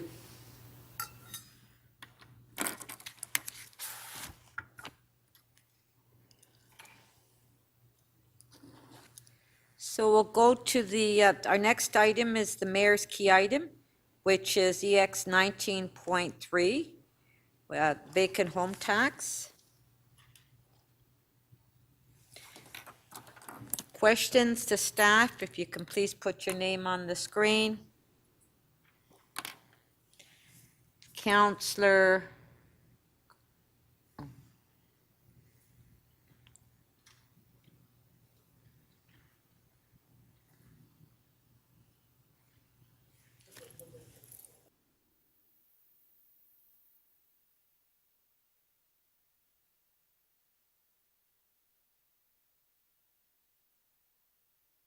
questions. Councillor Lai, questions? Thank you, Madam Speaker. Through you to the staff, there's an administration cost of $11 million over 2 years. It will take up about 20% of the expected revenues. Can you explain why the cost is so high? Through you, Madam Speaker, I'm going to ask Chris Toomey, who is in charge of this particular initiative, to explain the investment that needs to be made up front to implement the proposal.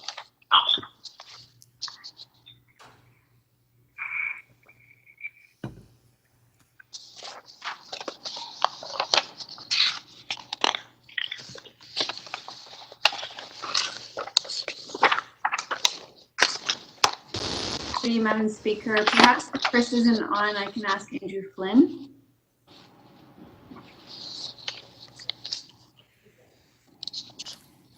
I'm sorry, who's on the line? Okay. Can you stop my clock, Yeah, please, I'm going to have Speaker? to because I don't know what's happening. Okay, do we have staff on the line for questions? Through you, Madam Speaker, I've asked either Andrew Flynn or Chris Toomey. So through Are they on Through the the line? speaker, Okay, are they on the line? Yes, Madam Speaker, they are. Okay, so we'll start the questions now. Councillor Lai. I just wanted to ask about the administration cost. It's predicted to be $11 million over 2 years, and it will take up about 20% of the expected revenue. Why is it so high? Through the speaker to you, Councillor, I've left my video off to ensure that that my audio is able to come through for you. Just making sure you can hear me. Yes, we can hear you. Okay. So the investment that is indicated has to do with a number of things, predominantly ensuring that there is public awareness in the first 2 years of implementation. It's critical in Vancouver's experience to ensure that an appropriate investment is made there. There is also administrative matters from a point of view of IT investments to create the process whereby we would be able to track and assess the tax. Those are predominantly it. The costs in the long term from an administrative perspective are lower than that as we go forward. My second question would be, do you have any current information on how many homes that are currently vacant in Toronto today? Through you, Madam Speaker, we actually don't, to you, Councillor, we don't have a tracking mechanism at this point. The tax roll that we receive is the only information that we have. So if you can see in the report, we did just do an estimate of 1%, but as of right now, we don't have a reliable source that could give us an indication of how many vacant units there are. Yeah, just further to that, are you working with stakeholders to get these information, and how are you going to obtain these kind of information? So through you, Madam Speaker, Councillor, part of the report back that we've committed to is to come back with a proposal as to how we would identify a vacant unit. We have looked at other jurisdictions on whether or not it's a self-declaration, it's a universal declaration. So we are looking at what other jurisdictions have done and what has been implemented successfully. Are you currently working with the real estate sector, for instance, the Toronto Real Estate Board, to arrive at all these vacant number and how we're going to be implementing this? Through you, Madam Speaker, Casey Brendan is also on the line and he's nodding his head yes, so I'll allow him to elaborate a little bit for you. Thank you. Sound check, can you hear me? Yes. Thank you. And through you, Madam Speaker, and to you, Councillor Lai. Yes, we have in fact consulted extensively with Toronto Real Estate Board. We will be continuing to consult with the Real Estate Board as we go through this. So as part of the process to gather information about vacant units and impacts on real estate sales, we are running through our information with Toronto Real Estate Board. Yeah. Okay. My last question would be: I understand that the tax collected is going to be is not going to be in for the operation. Is that correct? In our operating budget. Through you, Madam Speaker, Councillor, that'll be part of our report back, is to make recommendations or proposals for Council to debate as to what the use of proceeds would be once they are collected, but that hasn't been yet determined. I see. Okay, thank you. Those are my questions, Speaker. Thank you.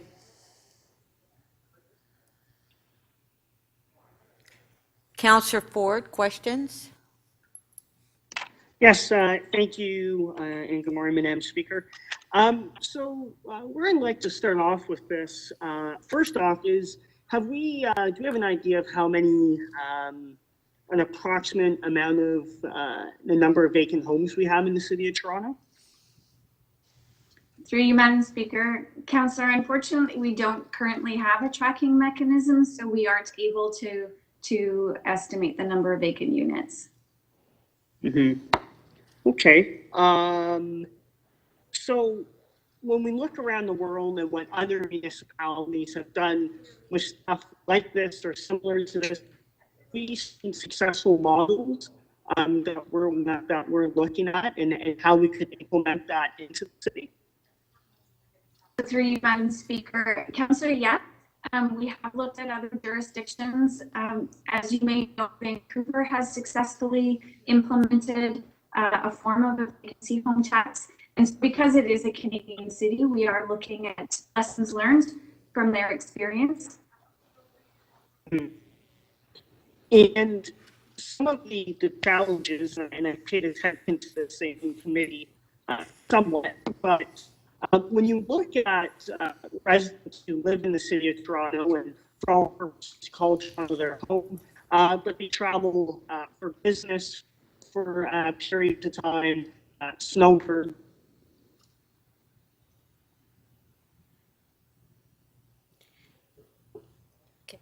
Councillor Ford, we're having a problem hearing you. Oh, okay. Can you hear me now? Is it yes, clear? we can hear you now. Yes. Okay, sorry. Let me know. It's hard for me to tell on this. Just looking at how residents who live in the city of Toronto, when they travel for business for long periods of time, head down south as snowbirds do. How do we approach that aspect of it to make sure this doesn't negatively affect them and unfairly affect them? And so through you, Madam Speaker, Councillor, the intent is to come back with policy recommendations, and part of those policy recommendations will be to, in actual fact, identify if we're going to define a principal residence. The intent of the policy is to, in actual fact, identify homes that are vacant for more than half the year that are not principal residences. So there is an intent to report back in Q2 of 2021 with the policy recommendations, and that will actually address how we define a vacant home. And my last question, has staff done any review to date? I'm sure this would be a topic of conversation in the future with council and in your report, but have you done any thought to date on where this revenue would be put into the city's budget? So through you, Madam Speaker, Councillor, we have obviously tried to look at what options may exist, but none of that has been confirmed to date. But as you can appreciate with the financial challenges, that there are many opportunities and many options to be considered. Okay, but nothing specific at this time. We, as the report mentions, our intent is to report back in 2021, right. and the options will be in that report at that time. All right, thank you very much. Thank you.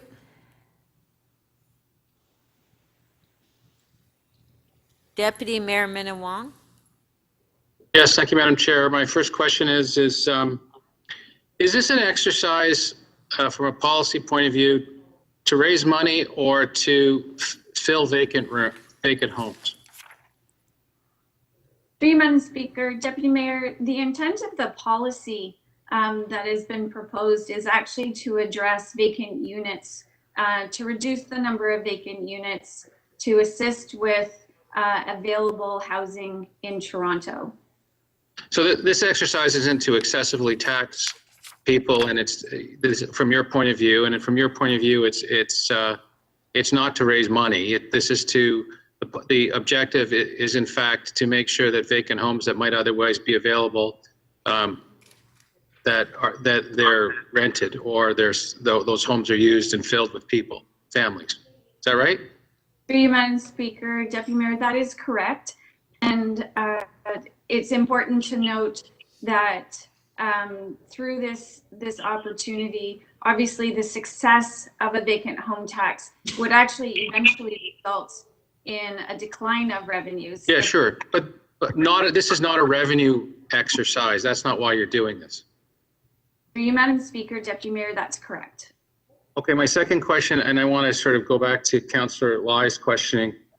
Is the annual operating cost $11 million? Through you, Madam Speaker, there's an upfront investment that is required to get the program up and running. And then Go ahead. The upfront investment that is required is primarily, sorry, I'm not sure what's funny. Oh, you say investment, I say cost. Okay, so when It's just language.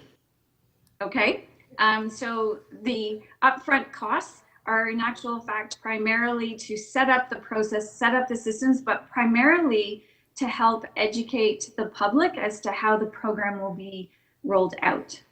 And that cost is how much? Over 2 years, it is $11 million. Okay, and how much of that is advertising? How much of that is IT? And after that, after the 2 years, what will be the operating cost? Through you, Madam Speaker, I'm going to ask either Andrew or Casey to speak to that, please.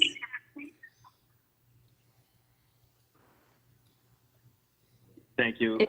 Through you, Madam Speaker, and to you, Deputy Mayor Min Wong, we're estimating annual operating costs of approximately $5.8 million in each year of the program. And that is to continue to provide compliance monitoring, to do audits, to do communications, and to maintain that information and to have do the collection basically on those revenues. The first 2 years of operations, we are predicting startup costs of between 10 and 13 million, so $5 to $6 million in each of 2021 and 2022. And if you consider, for residential properties, we have roughly 770,000 properties. If we have to do a mailing costs $1 a property. So every time you send out a single mailing to all residential properties, that's almost $1 million by itself. So if we do 2, 3, 4 mailings over the first 2 years of the program to educate people, that's a large percentage of the of the cost that we've identified for startup. Okay. And the IT? Well, we've got over 1,100 people working in IT in the city. Is this an arrangement that we could do within using some of our existing 1,000 plus IT workers? Through you again, Madam Speaker, and yes, we are absolutely leveraging existing systems. We will build functionality into our existing tax billing system to allow the identification of these revenues and the financial reporting of these revenues. That system is supported by our in-house corporate INT, our technology services division. We pay technology services directly for direct and dedicated support to that program. So we are paying ourselves, but it will require some development and some ongoing maintenance through corporate INT. Technology services, right? Thank you. Councillor Pasternak. Yes, thank you, Madam Speaker. Through you to staff. What concerns many of the residents in my area are the small-time investor who bought 1 or 2 condominium units that they are having trouble as an investment for their retirement, and they're having trouble renting them out because of downward pressure on rental income and rising costs on utilities, property taxes, and condominium fees. If a small-time investor cannot rent at least the break-even point, are they exempt from this program, or will they be forced to rent at a loss? Through you, Madam Speaker, Councillor, if the unit is rented, it won't qualify as a vacant unit. No, that's not really what I'm saying. I'm saying they can't rent it for anything other than a loss because of market conditions. Will they be exempted from this program if they can prove that they cannot rent the unit without losing money each month? Through you, Madam Speaker. So, Councillor, as I mentioned earlier, this report The authority that we're asking for today is to bring back a policy to consider what is deemed a principal residence, what is deemed a unit. So that is still to be determined on how that is defined. And again, I just want to reiterate that we will be looking at other jurisdictions that have done this successfully, and we will learn from the challenges and the issues that they've addressed in helping them determine their policy. So as of right now, we do not have the policy defined. That's coming back in Q2 of 2020. Okay, it's been touched on before, but many are under the impression that the revenue generated from this will be invested immediately into affordable housing, either rent supplement agreements, a portable allowance, bricks and mortar construction. Yet I don't see anything in here as a dedication of that revenue to that source. And historically, finance has always been against dedicated sources of revenue. I know they weren't keen on the billboard tax going to the arts industry. What is the use of these monies? I guess the first operations cost, but are these monies going into building affordable housing for the future? Through you, Madam Speaker. Councillor, you're correct. The use of proceeds is not noted in this report. It's intended that when we do come back in 2020 with a report back, there will be options considered and recommendations made around use of proceeds. So that has not yet been determined. And you correctly mentioned that there is speculation, and that speculation helps inform opportunities that we will research. Okay. Finally, I touched on this in executive about TCHC, and I think you mentioned that there weren't vacancies there. The vacancy rate actually ranges from 2.5% to 3.3%, a little over 3%, depending on the unit. Would TCHC units be exempt? Would TCHC be exempt from this program? Through you, Madam Speaker. So, Councillor, TCHC real estate is actually owned by the city. So if we were to include vacant units of TCHC, we would be taxing ourselves. Right. We used to charge them property tax as a side note. Okay, we'll leave it at that. Thank you very much. Thank you. Councillor Carroll. Thanks, Madam Speaker. I have some questions of my own, but I'll just ask some follow-up questions after my colleagues' questions. Well, we may end up dispositioning this tax revenue as an investment. If this is successful, the greater benefit isn't it that the properties find their way back to the rental market, or they find their way back to the real estate market, which stabilizes prices, puts more units out for rent. That addresses our housing crisis better than any small one-time amount of money. Is that not the intent of this tax? Through you, Madam Speaker. Councillor, yes, I just mentioned that earlier, that the intent of the tax is to address vacant units sitting in Toronto without anyone in them. And as I mentioned, that if this tax is successful, then those revenues would actually decline over time. Right. So, you know, in the Vancouver example, for instance, as many as 9,000 of the condo units that have gone that were previously owned and continue to be owned and are now entering the rental market. That's a direct result of applying the vacant home tax to condo units as well as single family dwellings. Through you, Madam Speaker. Councillor, you're correct. They've actually seen an improvement in vacancy rates over the 3 years that they successfully implemented the tax. Right. And so there is a motion that says to review the City of Vancouver's application of the empty home tax. They call it the empty home tax there, on principal residence policy and its applicability to Toronto vacant home tax. I'm wondering how broadly you see that recommendation. There's the issue of statistics, there's the issue of revenue owned, but there's also the pieces that they have adjusted as they've gone along. They made it clear that if they continued to see a high amount of vacant home taxes, that they would raise it. It's 3% now in order to capture the last of those owned homes. But they have also found themselves, in terms of enforcement, to have to look at a landowner registry that actually requires transparency, where people are making beneficial ownership investments, purchasing properties through, I think probably Mr. Brennan knows what I mean by beneficial ownership, through, purchasing through your trust or whatever.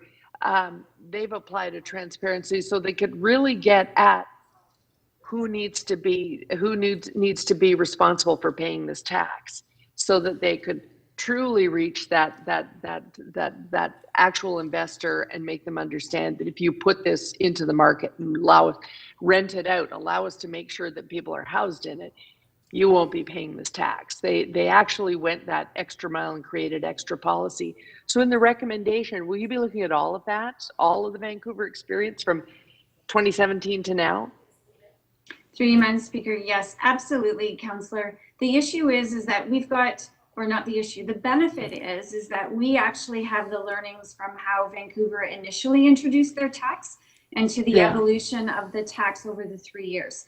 So we will be looking at how they evolved their policies to address new market conditions, new market scenarios. I think too that we're going to have to consider, the impacts of COVID. Although that 2021 will be the year that we're doing our research and the implementation and the education, we do have to see how the market is responding to or being impacted by COVID as well. And I'm wondering if you want to comment further on Councillor Pasternak's question about what if you can only rent your condo at a loss?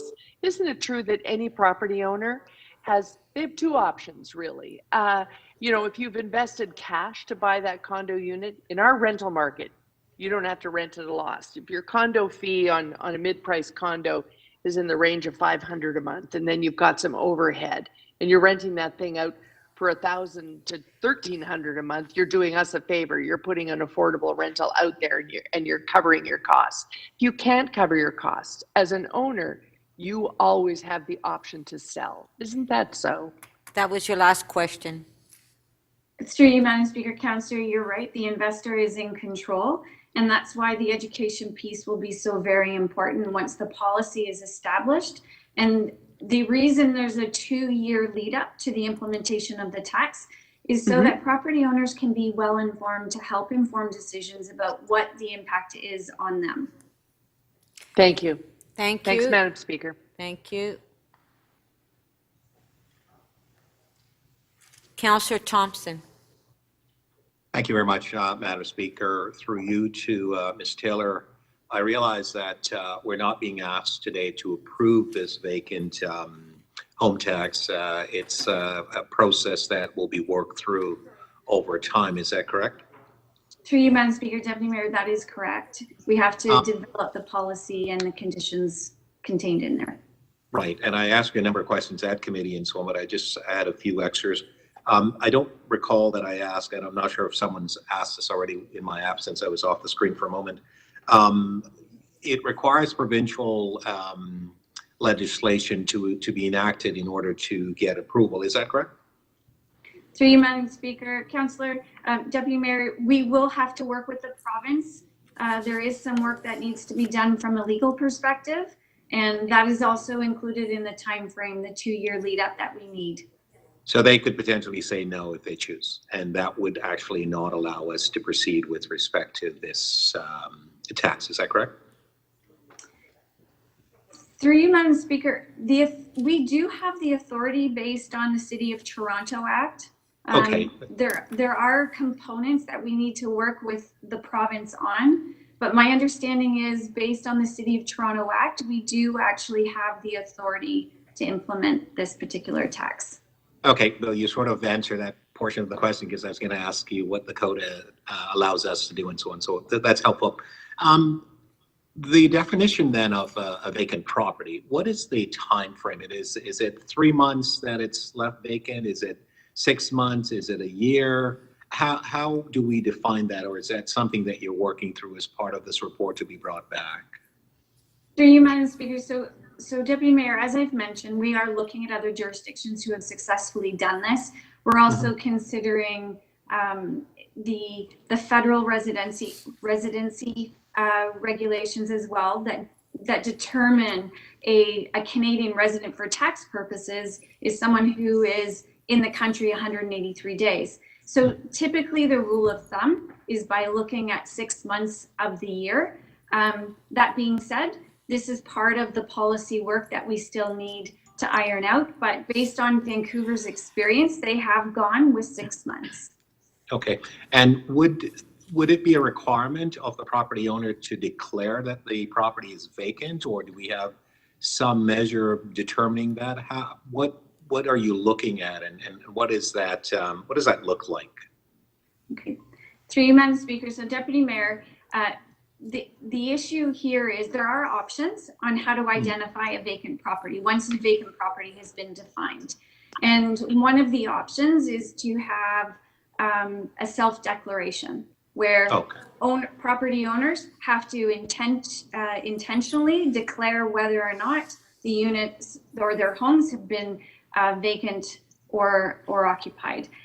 There are other options where you can actually assume all properties are not occupied unless the owner actually specifies that it is occupied. So there are different approaches to doing this. We are going to look at, obviously, the burden on the individual, the administration burden, et cetera, but we are looking at some form of compliance that the responsibility and accountability will lie with the property owner. And just staying with that sort of thread for a moment, so then enforcement, which area or what arm of our city department would be looking at enforcement? Would it be MLS? Is there a special group that will be set up as part of this, $11 million is set up costs and so on? How will we actually enforce this? Through you, Madam Speaker. So, Deputy Mayor, that's part of the process we have to determine, and the teams that we will have to ensure we have in place, whether that's an audit function, whether or not it's an extension of an existing team, to be determined, and to be determined based on what policy guidelines we have. We will determine the best approach to ensure that there is an audit function of some sort. Fair enough. Thank you very much, and thank you, Madam Speaker. Thank you.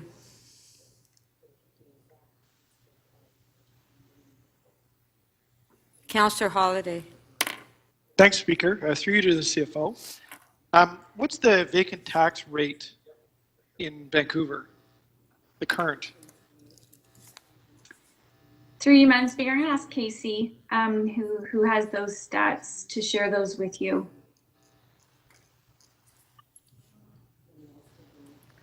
Thank you, Madam Speaker, and thank you for the question, Councillor Holiday.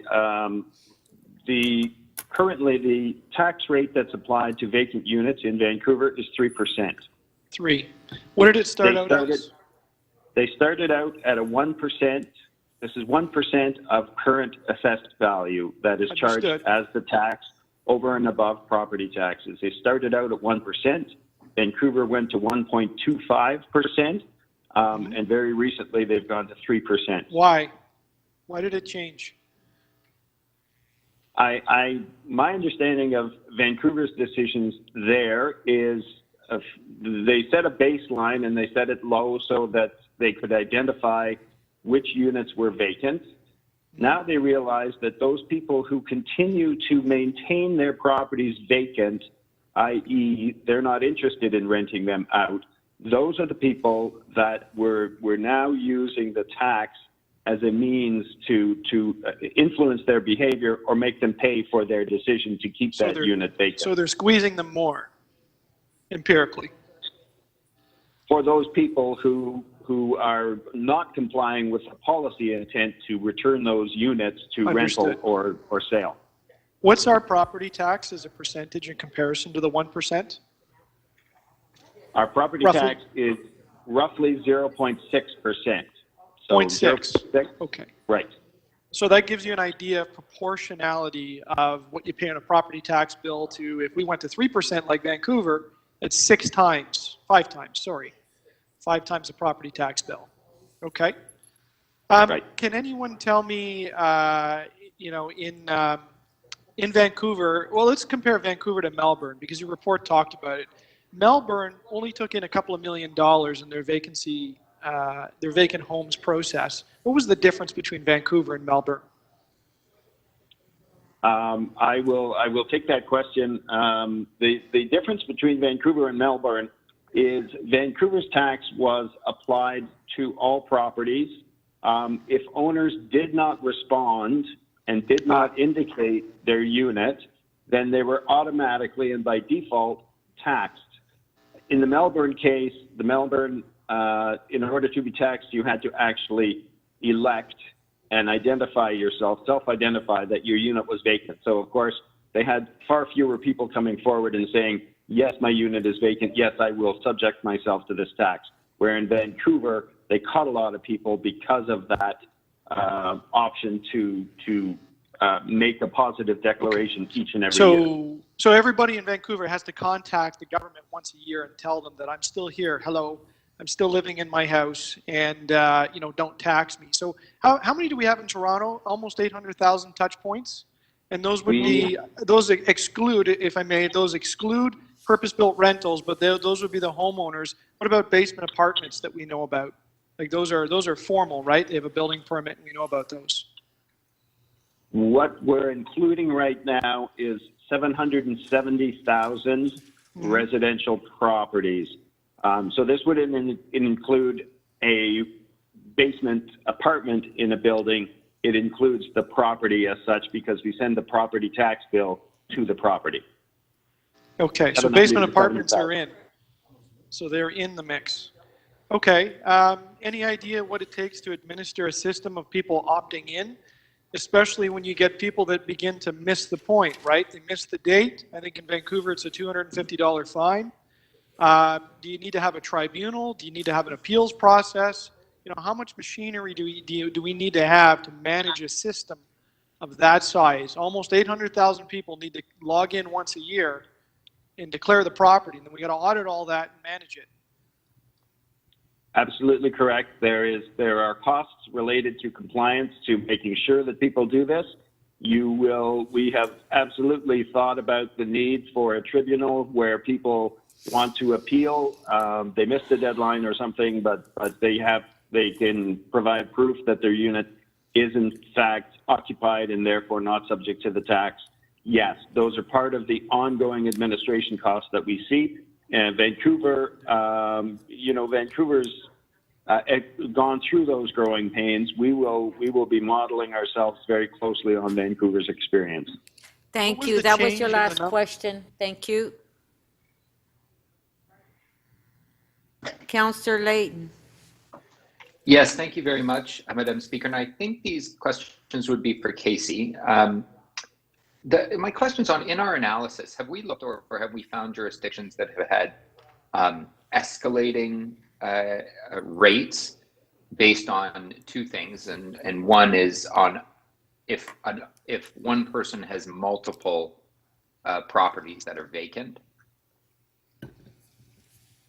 So if I had one property, it would be X 3 times or 1 time. If I had 10 properties that were vacant, it would be 1.1 time or something like that. I will try that through you, Madam Speaker. Councillor Layton, the requirement for a vacant unit is that it must be owner occupied. So if you have, and I'm actually not sure of the question in the rules because we haven't put those rules in place yet, but I'm sorry, I'm wondering if you've come across jurisdictions where an individual owns more than one unit that is left vacant, if there's a mechanism to provide for a greater tax in this case because they were keeping more than one unit vacant.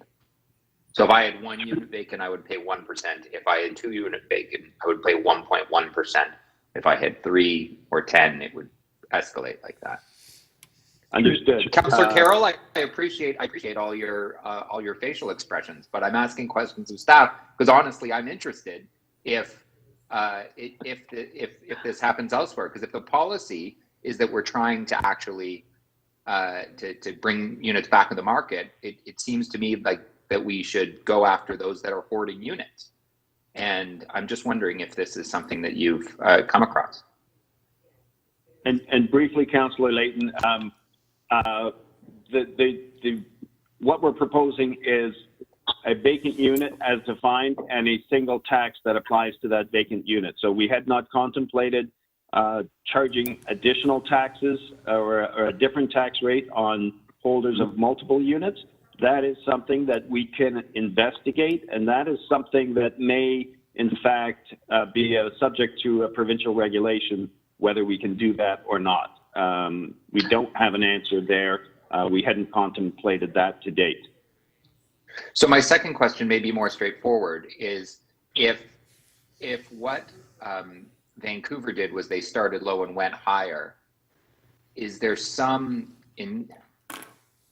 would it be possible to explore whether or not we could set that in advance and say, well, years 1 through 5, it's going to be this percent, and years 5 through 10, it's going to be a greater percent, just to signal to the industry and to those landlords that they may as well fill it now because it's going to be going up in the future? I will answer, but I will also pass this back over to the CFO. I think it would be determined on whether policy objectives were being met, and whether we wanted to set a tax rate that was higher to achieve a different policy objective. Really, we're starting out on this for the very first time. We really need a gauge of how many vacant units there are out there. What is the magnitude of the problem? And we don't have good data on that as yet. Okay, that's fair enough. Thank you so much. Thank you. Thank you.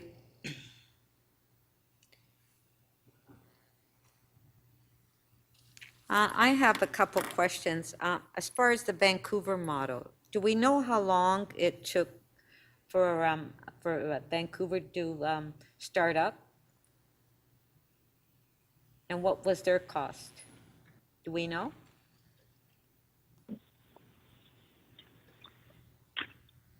Yes. Madam Speaker, thank you for your question. We do know that Vancouver had a similarly lengthy startup period. I think they were at least a year and a half. And their startup costs for that year and a half startup period is approximately $7.4 million. Okay, so when they, as far as the decision on the revenue being allocated to affordable housing, I believe that that's what they do in Vancouver, correct?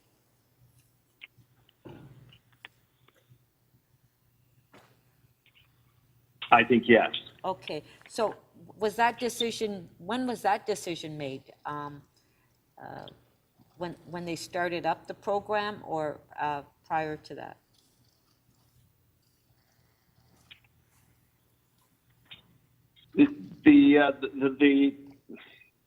Vancouver's experience was very similar to ours in that theirs was in response to a policy objective. So they would have made that decision to dedicate their amounts to affordable housing, which Vancouver had made that decision right from the outset. Okay. So when they've been, how long have they, has Vancouver been on the program? Again, how many years? Since 2017, Councillor. So 3 years. And I can't remember if you answered this question or not. Have they had any hiccups since they started up, like major hiccups as far as collection? Well, certainly they've had to address situations that they hadn't contemplated, and they've had to sort of put the enforcement mechanisms and the appeal mechanisms in place. That's what we've learned from Vancouver.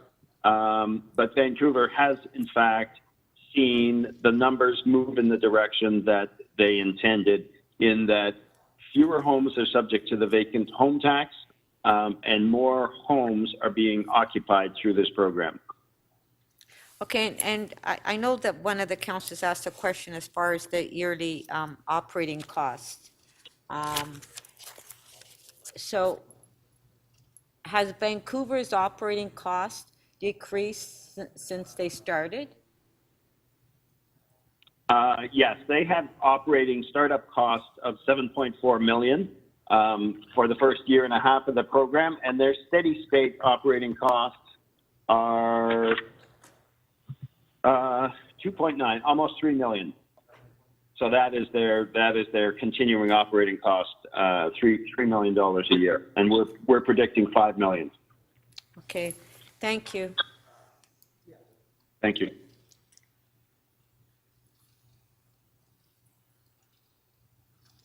Councillor Bailão. Thank you, Madam Speaker. Earlier, I think to one of the questions, you mentioned that just a mail out could cost close to $1 million. Is there any reason why we wouldn't use our property tax mail outs to send and educate about this new tax?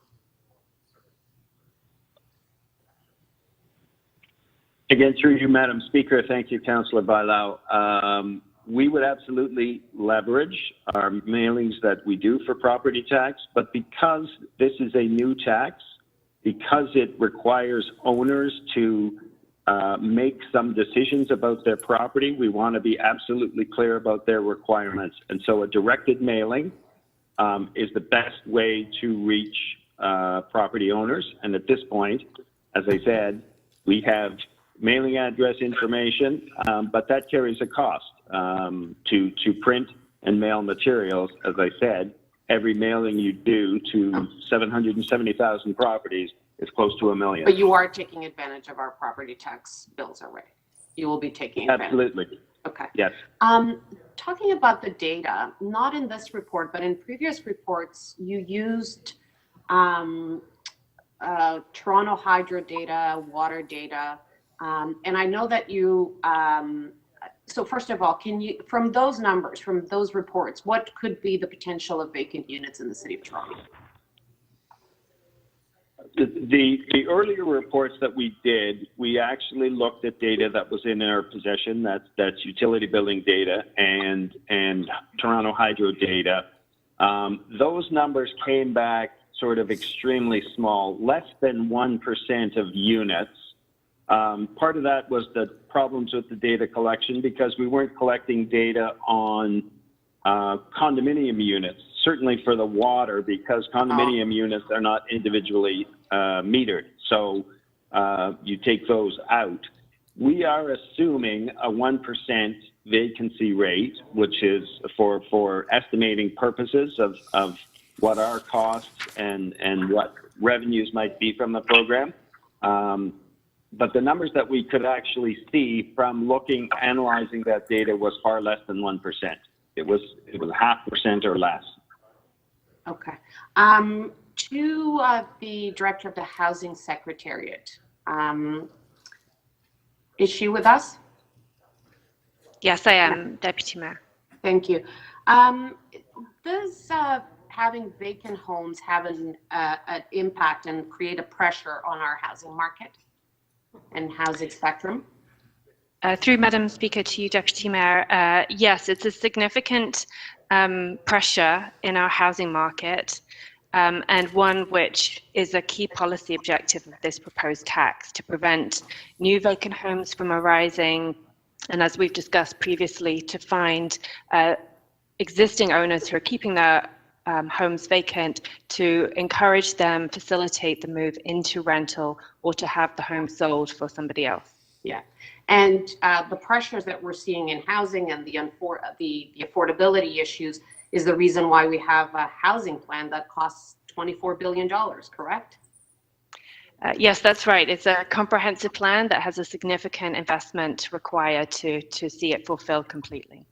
Okay, so if somebody has the choice to have the unit vacant or create, not having it into the rental or real estate market and creates pressure into this housing market, does it, in your opinion, make sense that those funds help us finance that housing plan that actually responds to the pressures created by this decision? Through the Speaker to you, Deputy Mayor, I think there are a couple of things around the cost piece. The cost of our housing TO plan requires significant investment to create new affordable units.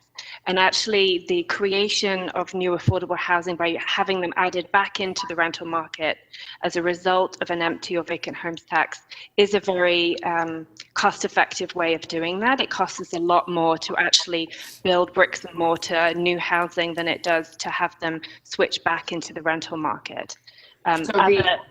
So the objective one of bringing these units, the objective one is to bring these units into the market. But if the owner decides that he'd rather pay the tax, it makes sense that that tax then helps us to deliver on our housing plan. That was your last compensate for that question. pressure. That was your last question.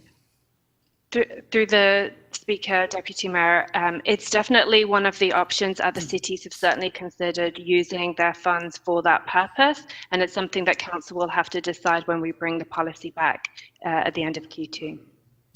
Thank you. Councillor Fillion. Thank you. Just on the definition of vacant homes. So is the 6 months consecutive? I'm thinking of somebody who lives in the house maybe one day a month, month after month. Is that a vacant home, or is it not because they do occupy it periodically?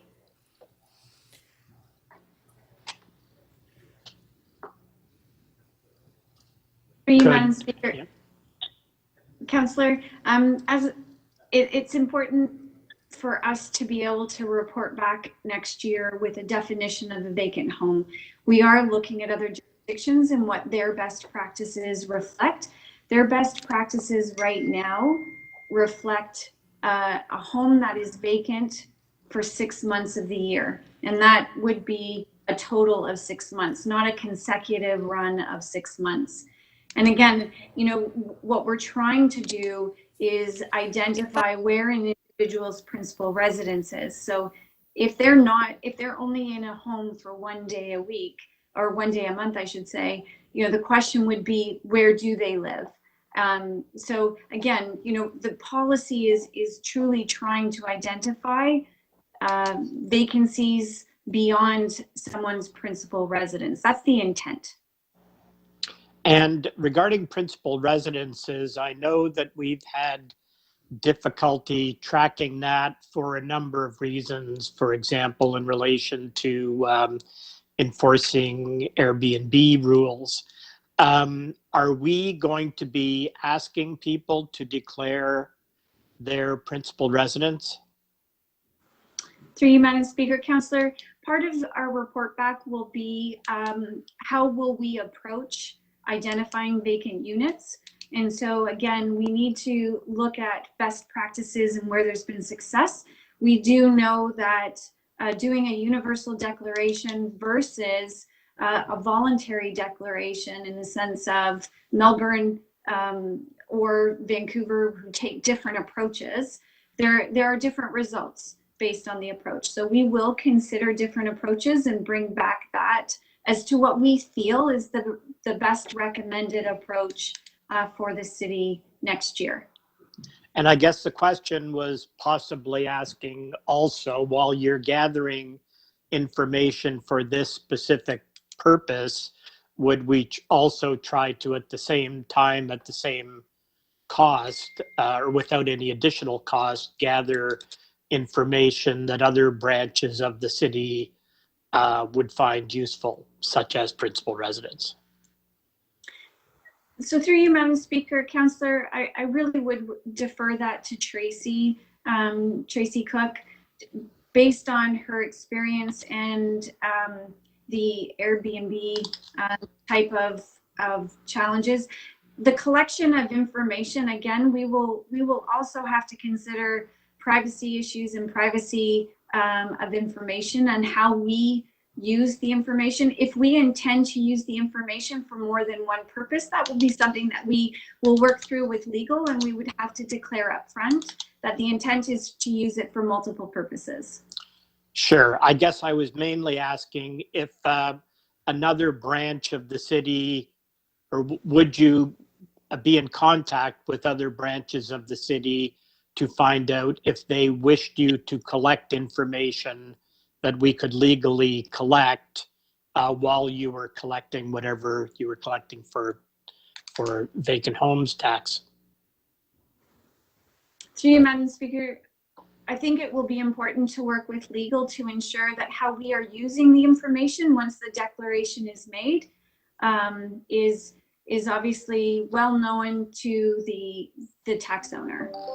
No, sure. I'm just trying to decide if I need to make a motion or not. I'm just trying to find out, subject to all the legalities and subject to another branch of the city asking you to gather information, would it be your intention, or could you easily also gather that information if someone at another branch asked you to, and legal confirmed that you could legally collect that information? Okay, that was your last question.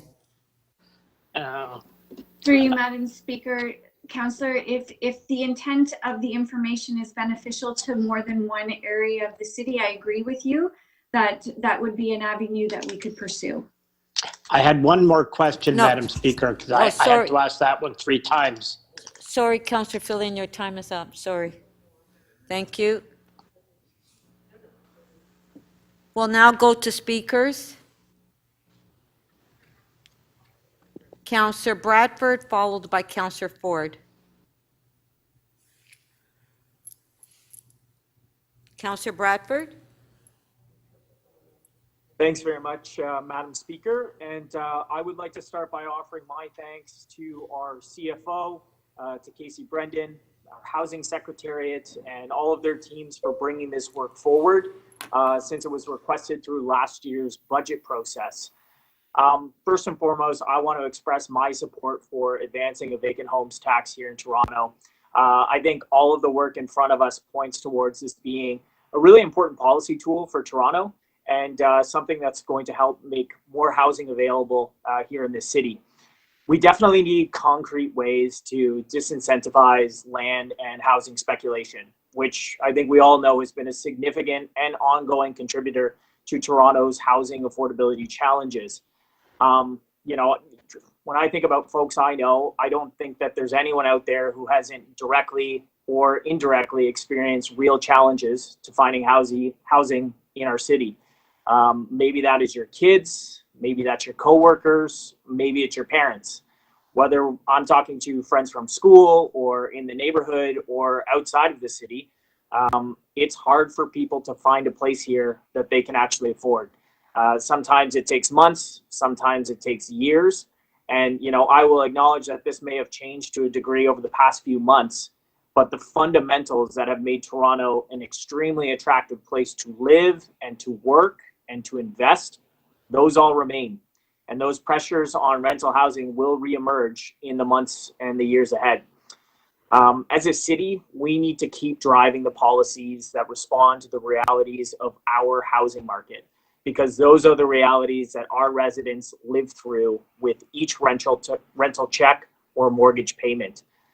The intergovernmental dialogue that has really been front and center over the course of this pandemic, the Safe Restart announcement earlier today is a great example of how those conversations are going and the leadership that the mayor has shown at that table.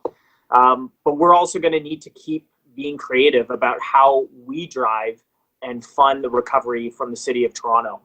The numbers that stood out to me in the report, the Vancouver example that the staff analyzed, When the city introduced the empty homes tax in 2017, they charged 1%. We heard that's since gone up to 3% on a vacant home assessed value.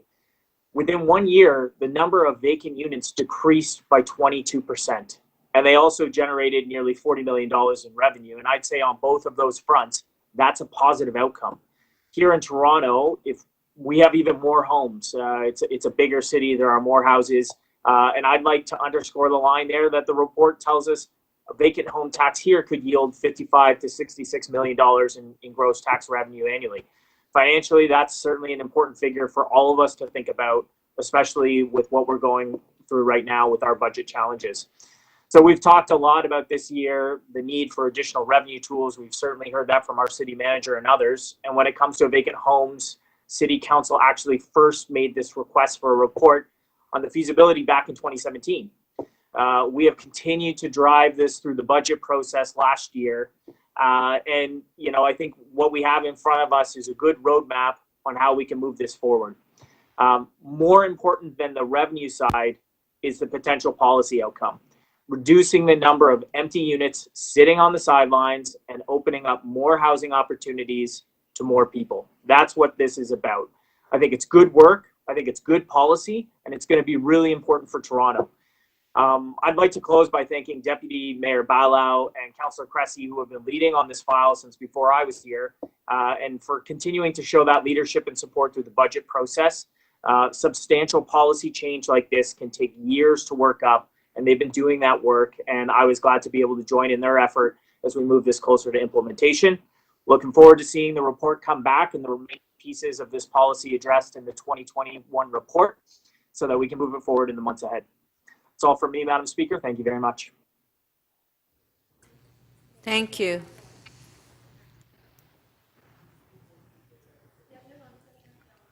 Councillor Ford. Thank you very much, Madam Speaker. I'm going to be brief, but you know, when approaching the conversations of revenue tools, I no doubt tend to lean on the opposing side of them for a number of reasons, but I'm not going to get into them with this. But with this particular one, I'm cautiously supporting this right now because it is a report. And it is coming back, you know, next year with an implementation strategy and how we're going to move forward. The only thing that I kind of spoke to in my questions to staff is around being careful about the unintended consequences of people who have homes in the city of Toronto that travel for business or other purposes, or residents in our city that head down at snowbirds down south or wherever they may go. So that's something I want to be careful of, but I think the intention of this is correct. We do have a lot of vacant homes in the city of Toronto that could be put to better use and getting them back on the market. And if they decide to invest in these properties, well, by all means do so.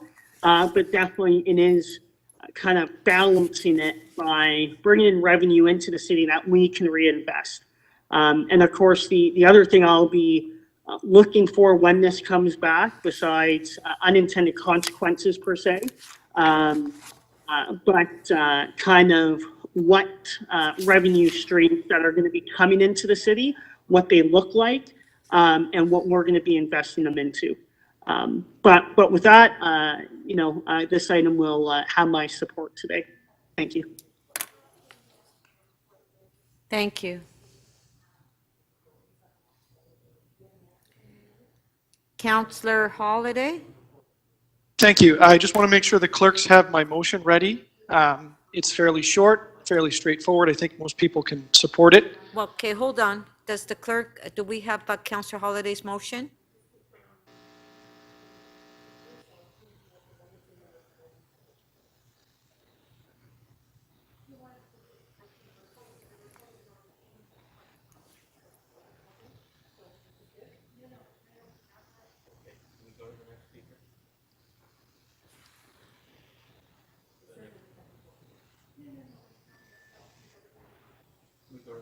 Okay. So Councillor Holiday, your motion is not ready yet. So we'll go to Councillor Cressy. Well, thank you, Speaker. I would just begin by saying I am fully in support of the recommendations here in front of us and would like to thank and commend staff for their hard work and the Executive Committee for bringing this forward and to acknowledge the work of Deputy Mayor Bailao. And I would also acknowledge Councillor Bradford, who has worked hard on this file as well, as many others. You know, I think to put it in the simplest terms possible, housing should be used for just that, housing. We build housing to house people. And so a vacant homes tax, in a sense, it's both bold and sensible. It's also, I would argue, overdue. And the intent of this vacant homes tax is actually to derive no revenue. If it's most successful, there are no vacant units. Housing is being used for housing. And so to me, this is just sensible. And I would also note that it works. You know, the report in front of us explained at length the experience of Vancouver, where in the first year, we saw a 20% reduction in vacant homes in 1 year after the implementation of this measure.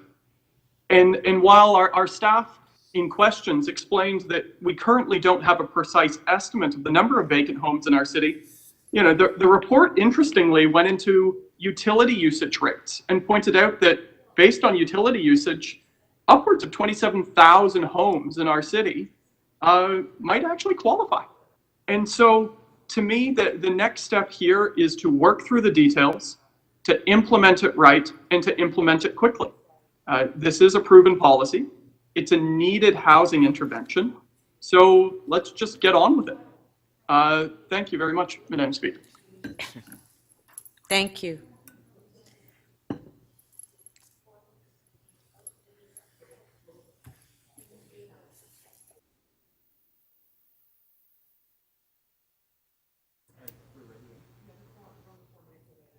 Yeah. Okay, thank you. We're recessed. We'll be back at 2 o'clock.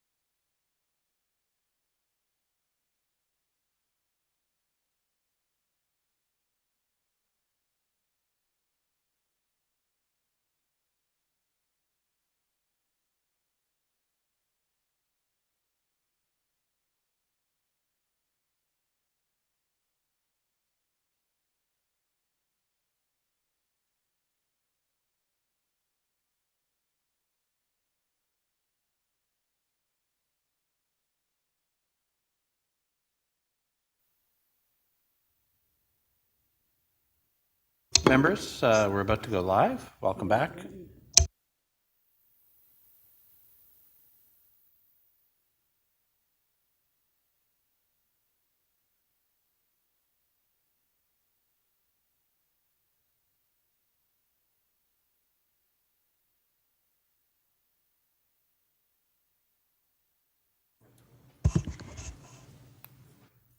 Okay, this meeting is now resumed.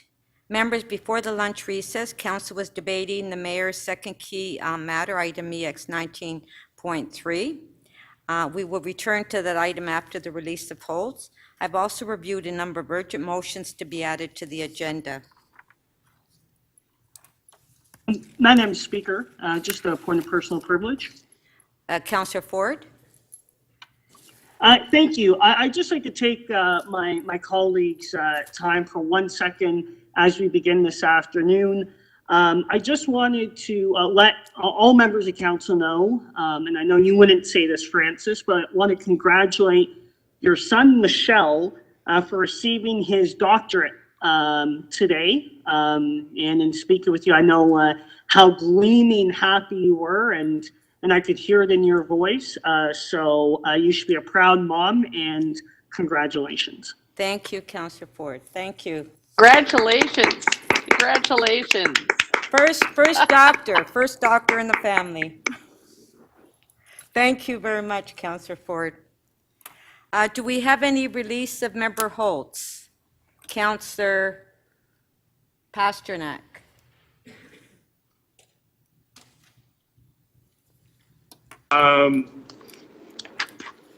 Thank you, Madam Speaker. I didn't know I put my name on the list. Okay. Yeah, give me a few minutes. Thank you. Councillor Holliday, did you have a release? I did, thanks, Speaker. Although my name did bounce up too automatically, but that's okay. IE 18.8, which sorry, is the Metrolinx. Which one was that again?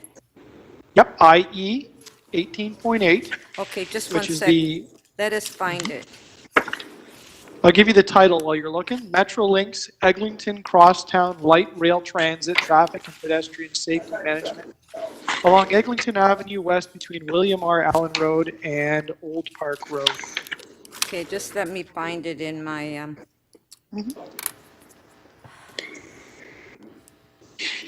Madam Speaker, I have a motion on that. It's Councillor Matlow. Yes, Councillor Matlow? I have a motion on that, and if it isn't controversial, it's not. Then I can put it on this. If the clerk rather can put it on the screen, and then we can deal with that. I don't think this is a quick item. Thank you. Councillor Cressy. Councillor Cressy? Yes, Speaker. Thank you. I have a couple quick releases I can do from the Board of Health items that were added. The first is item HL 24.3, appointment of an Associate Medical Officer of Health. I can release that. Okay. On HL 24.3, Councillor Cressy is releasing. On favor, show of hands, carried. Thank you, Speaker. The second one from the same meeting is item HL 24.6, entitled Student Nutrition Program Support for Remote Learning. I can release that and just note with deep gratitude to Deputy Mayor Holliday for his help to find a resolution on that one. Okay, on HL 24.6, Councillor Cressy is releasing. On favor, show of hands, carried. And Speaker, I have one final one, which is item HL 24.1, entitled TO Supports COVID-19 Equity Action Plan. I can release that. And then I believe the fourth item is timed for tomorrow morning, the COVID update. Okay, so on HL 24.1, Councillor Cressy is releasing. On favor, show of hands, carried. Thank you. Thank you, Speaker. Councillor Fillion, quick release. Thank you. NY 20.2, final report, city-initiated official plan and zoning bylaw amendment application 5799, 5715 Yonge Street. I can release that. Okay, that's NY 20.2. Councillor Fillion is releasing. On favor, show of hands, carried. Thank you. Now we'll introduce the members' motions.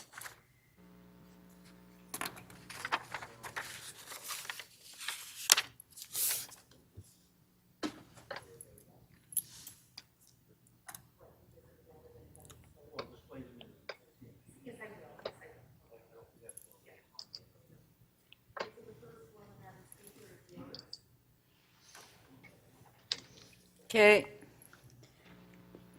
The first one is in mine. It's a liquor license at a Pizza. So I'm introducing it because the deadline is January the 3rd. On favor? Carried. Thank you.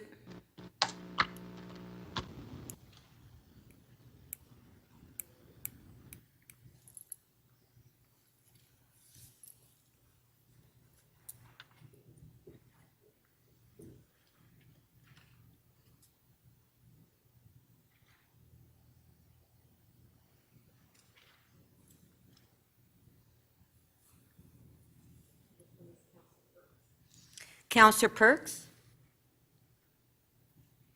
Thank you, Speaker. I'm moving a motion without notice concerning city staff representing the Toronto City staff position at a local appeal body hearing. Okay. On favor? Show of hands. Carried.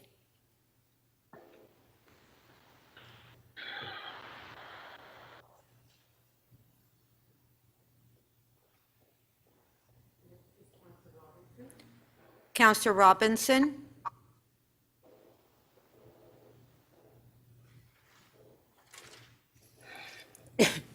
Madam Speaker, this is an issue related to committee of adjustment hearings.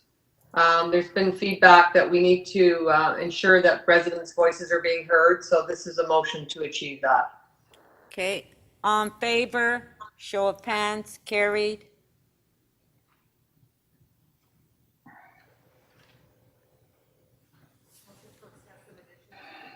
Okay, Councillor Perks, I believe you have a few. Okay. We'll put it If on I could have them up. There you are, the first one. Yeah, so this is a liquor license application. Okay. On favor? Show of hands. Carried.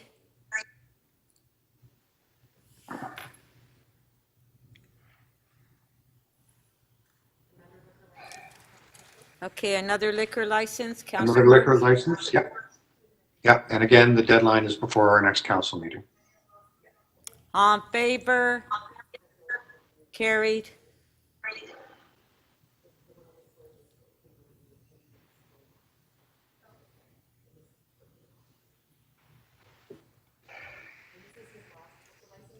Okay, Councillor Perks, another liquor license. Yes, Madam Speaker. Okay. On favor? Carried. Councillor Fletcher?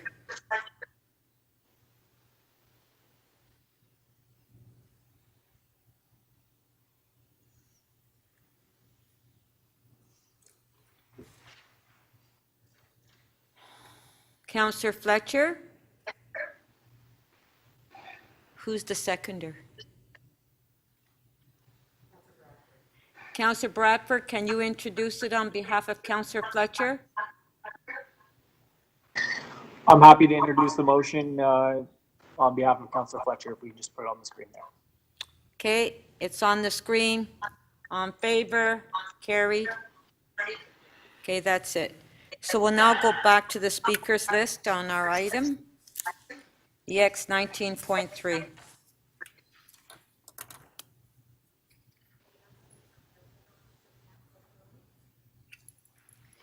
Our next speaker is Councillor Lai, followed by Councillor Carroll. Okay, Councillor Speaker, on Lai. a point of order, Madam Speaker, on a point of order, I somehow got skipped on the list there.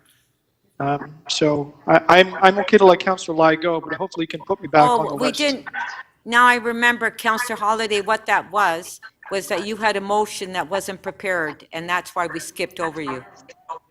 Yeah, I think it's good to go now. Just one sec, just one sec.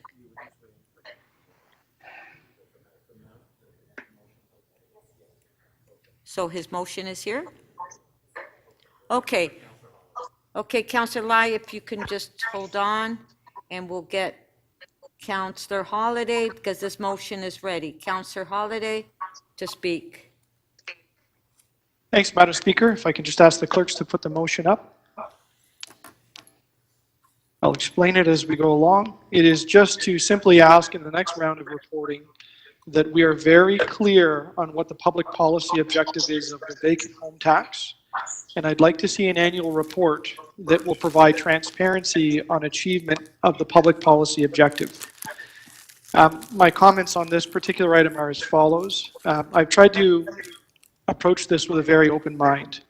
In fact, I even supported the original motion which brought this report to council. I read it with great interest, and I tried to answer the question going through this, what is it that we are trying to achieve in all of this?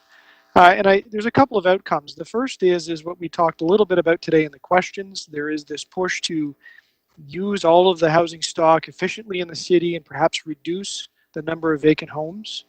If I can ask the clerks to prepare, I had sent 2 slides and I wanted to put those up. So if they could put those on the screen in just a moment as I speak. And then part of the discussion seemed to focus around money and, trying to achieve some kind of tax out of this. The point I want to make, and if I can get the clerks to show those slides, if you look very carefully at the report produced by Vancouver, you will see that in the first year, for condominiums at least, there was a decrease in about 450 homes. But then in the following year, the decrease dropped off. It dropped off to 88 homes between 2018 and 2019. And if you go to single-family homes, it drops right down to 12, with 12 less vacant homes from one year to the next. So thank you. There's the slide. So that's right out of Vancouver's report. I've circled them for you. If we can go to page 2 of the report. The other thing, you start to answer the question of, well, who does this affect? And if we can just slide down to page 2, clerks. What you find out is that the average property assessed value is $1.5 and $2.3 million respectively. And you compare those to all properties, you find out that the vacant homes are very high on the end of the scale. So again, what is it that we're trying to achieve, and what are the homes that we're trying to put back onto the market? Now, what's the impact of all of this? It's been very clear in the discussion today that what we're going to be asking every property owner to do is to log into the internet or mail something in or make some kind of declaration. And you have to ask the question, when people say, what's in it for us? What's in it for all of those taxpayers that are going to go through that declaration process? And then the last table I put there is the number of audits. So in Vancouver, 9,300 homes were audited. I'm going to presume that many of those, the city said, you need to prove to us that you lived in the home, send in your paperwork, send in the details, swear an affidavit, councillors have your stamps ready. So this great big paper shuffle that is proposed to go on to create the implementation of this tax. And what did Vancouver find? They found that yes, there was some movement in the first couple of years, but after you got into it, not much change actually occurred. And we know this because what did they do? They boosted their tax level up from 1% to 1.25% to 3% to try to squeeze more out of people. What I'll put before council is I'm not necessarily convinced that this tax is fair. So I'm not going to be supporting it. And what it really does is it taxes very significantly a very niche segment of the market. And I would argue that many of these places have elected not to put their homes in the market for very good reasons. And they're going to be paying this money. So ultimately, it troubles me because it leads me to the conclusion that this really is about the money, as opposed to making a difference. And these are the numbers coming right out of Vancouver. And so, why embark on all of this journey? Why put the resources into this? 10 seconds. Thank you, Madam Speaker. Perhaps it is just time to stop right now and ask those questions of ourselves about what we're trying to achieve. Thank you.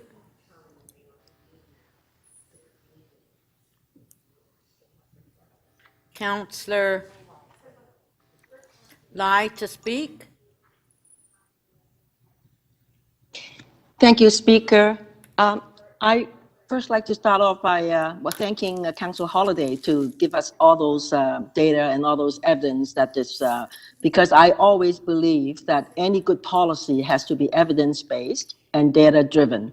And we are following a Vancouver model here. And I will support examining the possibility of this vacancy tax. But still, there are many issues to be determined. For example, the definition of the vacancy and the rate and the impact on our market, etc. That is why research is very important.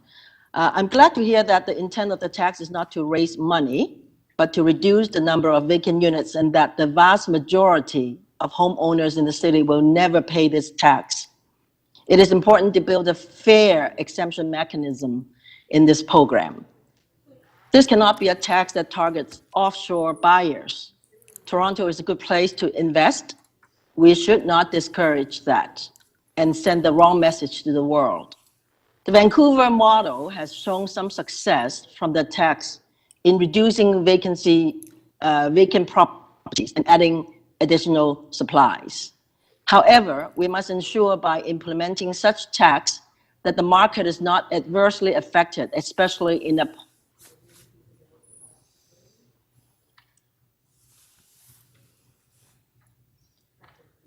Sorry, Councillor Lai, we can't hear you. Councillor Lai? post-COVID.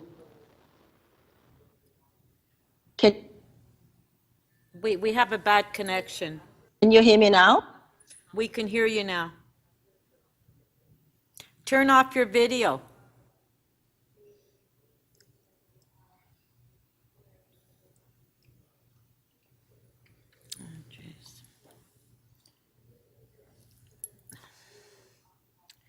Okay, do you want to start? Do you want to speak, Councillor Lai?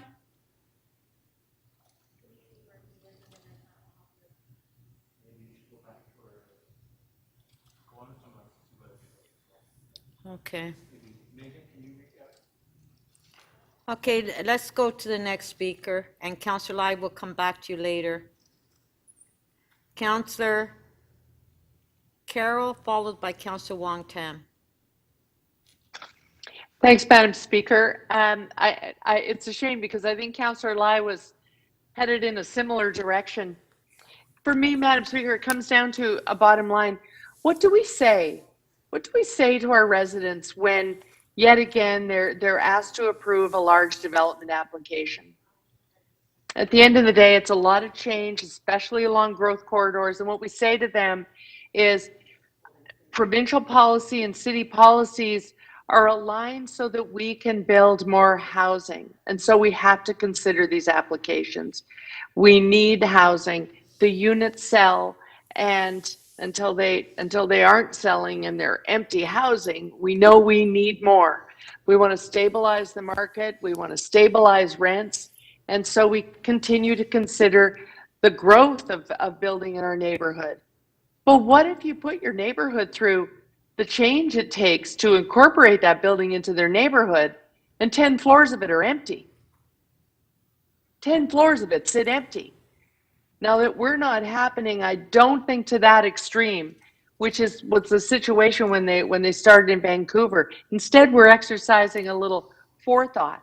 It's very simple. As the building's under construction and the units are most attractively priced, people buy 10 units, 20 units. And when I say people, I mean, people with large interest, buy multiple units, and then they sit on them. Because if you wait for the building to fill in, establish, go through its Terrion claim and work out all the kinks, then you're going to take those 10 units and then you put them on the market for sale and make yourself $250,000, maybe $300,000 if you got a real deal in the first place in the early sales center. That's what happens. For us, it happens 10 units at a time. Vancouver, it got so bad it was happening 10 floors at a time. And that's why they were the first to introduce this. But we're seeing that problem now. In Don Valley North, where I represent, in the high-end single-family dwelling neighborhoods, we see houses sitting empty with automatic shut-off lights because speculators just want to sit on them, and they send somebody over to mow the lawn. They just want to sit on them and see if they can flip some money in a few years. And while they're doing that, they're taking supply out, and the affordability of all the houses around it disappears. A fixer-upper is now $2.5 million. So young people who are ready to move into that single-family dwelling market can't, unless they have generational wealth. And in the condo market, nobody gets to do a startup. So what does the vacant home tax do? Well, if somebody wants to buy 10 units at $600,000 each, fine. He's going to have to pay us whatever we set the rate at. If you want to pay us $60,000 a year to hold on to those units and not bother to rent them out. But wouldn't it be better if you rented them out? What happened? We can all characterize the Vancouver story in different ways. I'm going to say the same information my colleague, Councillor Holiday, said, but in a different way. Yeah, they assessed 9,000 units to find out what the picture was. But at the end of the day, at the end of the 3 years, they estimate 9,000 condos are in the rental market that wouldn't be. How many buildings wouldn't we have to build if 9,000 condo units that are empty come back into the market? And what happens to the prices in the single family homes? We can see it. All you have to do is read the Globe and Mail real estate section every Friday. It's stabilizing in Vancouver as a result of this tax. Some people have said, well, I've got so much capital, I'll pay it. And so Mayor Kennedy Stewart has raised it to 3%, but not because he wants more money and he wants that money indefinitely. He wants to capture the last remaining of those houses that are vacant and say we need them in the market. So maybe if you've got 10 $600,000 condos and the bill is $180,000, you will finally rent them out. He doesn't want to collect this tax. He wants the houses in the market. And that's why he raised the rate to 3%. He made it quite clear in his speech in council. I listened to it. So there are many ways to characterize what's going on in Vancouver, but let's look at the result. Of 11,000 condos that hit the market over the last 3 years, an estimated 9,000 of them are exactly the type that would have remained vacant. And to capture the last, the ones that are sweatered under beneficial ownership types of circumstances in law firms, they've just recently introduced the Land Ownership Transparency Register. I'll write people a letter about it. Thank you, Madam Speaker. Thank you.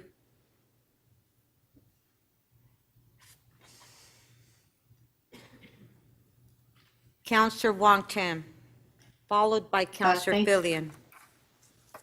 Thank you very much, Madam Speaker. I do have a motion, and I would ask the staff to please put it on the screen. The motion is to request the city manager consider allocating the revenues collected from the vacant home tax to be used for the expansion of affordable housing. I don't know if that's on the screen there. It's great. Thank you.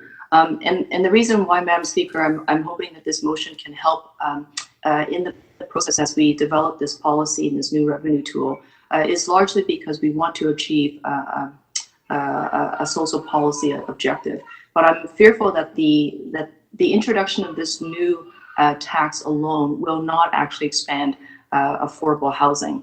We know that housing in the City of Toronto is very expensive, especially market purpose built housing. The cost of these units to maintain a home is highly fixed, but it's also not extremely affordable. For those in the city who are struggling to get access to affordable housing, it is not as simple as creating more supply to meet the demand, because the free market system as it operates today, if that was true, we should not have any type of homelessness in the city, especially when there is an estimate of anywhere from 10 to 22,000 units in the city that are vacant. Everyone should be indoors. But the free market system is not going to resolve the housing crisis, and neither will the vacant home tax. So we're going to have to build in this revenue tool ensure that it's actually effective and well run so we can collect the revenues. But I think it would make sense, Madam Speaker, for us to direct those funds to try to align it with the policy objective, which is to ensure that every property out there that is vacant has somebody living indoors. But that also means that we have to reduce the cost for those who cannot pay market rents. And that is the purpose of my motion, Madam Speaker, and hopefully Council can support it. Thank you very much. Thank you. We do have a question for you. Councillor Carroll, you have a question? 3 minutes? Yes, thanks, Madam Speaker. Yeah, just quickly, I just wanted to be clear because it's not 100% clear in the motion. Given that this is not a revenue tool, it's a behavior management tool, so it will be a descending amount if we succeed. It doesn't say in your motion whether or not, in terms of contributing it to affordable housing, you want to contribute it to capital costs so we can make investments, but on a capital basis so that we don't become reliant on a disappearing revenue. Is that your intention, though, that it be used as capital to build the affordable housing? Councillor Carroll, I deliberately left it vague simply because I know that there are a wide range of needs when we try to put people into affordable homes. Capital is one cost, but oftentimes what we find is that it's not the only cost associated with keeping people housed. So I don't want to be too prescriptive right now, but perhaps allow the city manager to report back to us because this whole package is coming back to us with some consideration on how that might be best used to get us the policy outcome that we're looking for. So just a follow up. So you just want him to report back, but if he reports back that we can't use that, this isn't a sustainable revenue tool. So here's my recommendation for how to apply it to affordable housing. Apply it on the capital side. You'll be okay with that. You just want him to do the evaluation. That is correct. I mean, neither is the land transfer tax. Like none of these, these are not necessarily sustainable tools to start off with. They're fluctuated with the market. There's all sorts of variables that come in. But I do want to make sure that we don't lose this revenue that's coming off of vacant homes, because there has been talk of wanting to create a policy that will allow for more homes to be occupied. I don't want us to lose that objective if it goes into general coffers and then it's reallocated to a whole bunch of other things and it doesn't meet our policy objective for housing. Thank you. Right, got it. Thanks. Thank you. Councillor Holiday, you have a question, clarification of the motion, 3 minutes. Thanks, Speaker. Through you to the councillor. I just wanted to make sure I understand it. If the councillor truly believes there's a correlation between the availability of affordable housing and the financial outcome of the tax, like, is there a logical one, or is this a convenience, right? Taking one objective of the city and connecting it with something else. That is correct, councillor. It's a convenience. It is. I think it's got to be a strategically placed connection. So if part of the policy here, or one of the policy outcomes, is to drive more housing options so that they become available, never have any problem. Then I want to make sure that we can connect it to an outcome with further strengthening of that of the consultation process. So I deliberately left it very loose and nimble to allow the city manager to further evaluate as he's evaluating the entire program. Is there anything that prohibits us today from taking the number $60 million from our revenue stream and putting it towards affordable housing? It would be us, City Council. Right. Okay. So if a homeowner wanted to challenge us in court and to say, well, city, you've done this for this reason, do you think it would hold up in court that one idea is connected to the other? Okay, Councillor Holiday, clarification of the motion. Well, honestly, Madam Speaker, I'm just trying to get to the heart of, the connection of one idea to the other, because we see this at council often. And then we'll rejoin. Councillor Holiday, I think one of the things that we could probably all agree upon is that the Toronto taxpayer is very interested in knowing where the revenue is going, and dedicating a source of revenue collected from one direction and heading it to a policy outcome would give the taxpayer much greater transparency. why are we doing this? To what outcome are we trying to do this? So I think it really gives them a clear line of sight on the rationale of why this is Exactly. Pardon me to interrupt, just to read that back, to confirm that your assertion is the reason we are doing this tax is to pay for affordable housing. That should be one of the reasons, but it's not going to be predetermined unless we can direct those funds. Thank you very much. If it goes into general coffers, we have the discretion to spend it any way we want, and it won't necessarily get to housing, as you know. Thank you.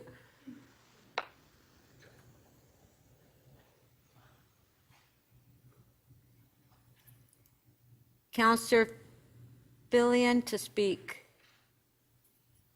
I'm just trying to make sure that clerks has my amendments. I think they have. Yeah, is it possible to go to someone else and come back to me? Okay, Councillor Fillion, the staff is waiting for you to get back to the staff to approve the motion. Well, I believe I did, but can you go to someone else and I'll sort that out? Okay, go ahead. Do you want to, let's put the motion on the screen. Do you want to go ahead and speak? Sure, and I don't know whether clerks has both of them or Yes, just we have two. We have two. Okay, great, thank you. So are you putting those up? Do I need to read them? Yeah, please. Okay, so the first is to add to the list of things to be considered, studying the feasibility of collecting as part of the usage declaration system, information on whether the home is used as a primary, secondary, or investment property. And there is another one to do with illegal. Yes, the City Council direct the Chief Financial Officer and Treasurer to review the feasibility of considering illegally occupied homes as vacant when developing a vacant home tax program. So just to speak, I fully support this, what we're doing here. I think it is overdue. And certainly because of issues over housing supply, I think that's the main reason. Homes are not a commodity or should not be a commodity. It's also the impact on neighborhoods of vacant homes. And I moved onto a street some time ago, and there was a large home, I would say a more than 4,000 square foot home across the street from me, 3-car garage, nobody lived there. Nobody has ever lived there. People would come and cut the lawn. After 20 years, they redid the roof. People came and replaced the rear deck that nobody had ever used. It was just completely ridiculous. And then someone bought the house next to me, built a new home. Somebody moved in there, went over and greeted them, lovely people. They're there 1 or 2 days a month. I don't know where they live the rest of the time, but then the family that I was closest to on the same block sold their home. Somebody bought it and turned it into an illegal Airbnb. Recently, Toronto Fire advised me that they, in the course of investigating fire hazards at illegal rooming houses, they found one person who owned 23 properties, most of them fire traps. And so, this treating housing as a commodity, it doesn't just impact people not having a place to live. That is, I guess, the primary impact. It really is, neighborhood destroying, especially in places like Willowdale, where pretty much if somebody puts a house up for sale in most areas, if it's an older house, it's knocked down, or which is fine if someone knocks it down, puts up a new home, someone lives in it. But They often just sit there completely neglected, used for illegal purposes until somebody can flip them. And we really need to put a stop to that. So I'm totally in favor of it. And hopefully we get some good guidance from staff when this report comes back.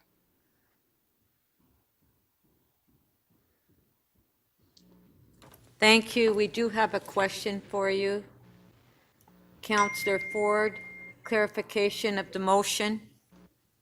Thank you very much, Madam Speaker. And through you to the councillor. Councillor Fillion, I know you kind of mentioned it there at the end, but I'm just trying to understand what you mean by illegally occupied homes. And an illegal, sure, an illegal rooming house, for example, would be an illegally occupied home. Mm-hmm. And is that just the scope of it, or is there other examples? Because we're asking staff to consider something here, and is there like a definition we have of illegally occupied, or is it stuff that doesn't follow the building code? Is it? I'll let them determine that. It is, something that is illegal by city standards, and so it would probably, it could be the zoning bylaw. It's most likely the zoning bylaw, but there might be other bylaws that make something illegal as well. Mm-hmm. Okay. All right. Thank you. Thank you.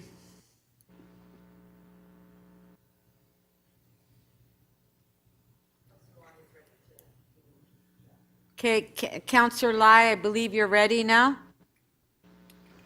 Can you hear me, Speaker? Yes. Can you hear me, Speaker? Yes, yes. You can? Good. Okay, I will just continue. Actually, I was just saying that about the Vancouver model has shown some success from the tax in reducing vacant properties and adding additional supplies. However, we must ensure by implementing this tax that the market is not adversely affected, especially in a post-COVID era.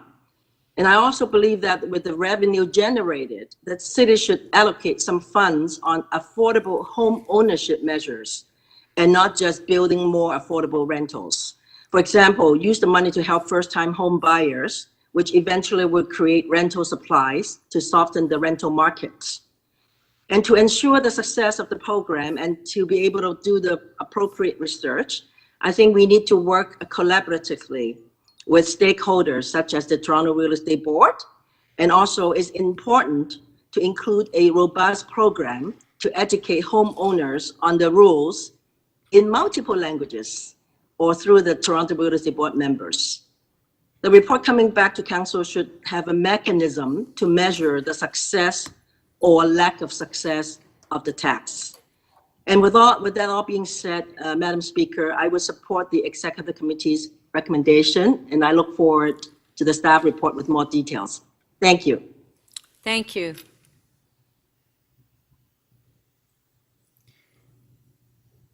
Councillor Layton to speak, followed by Councillor Pasternak. Councillor Layton. Yes, thank you very much, Madam Speaker.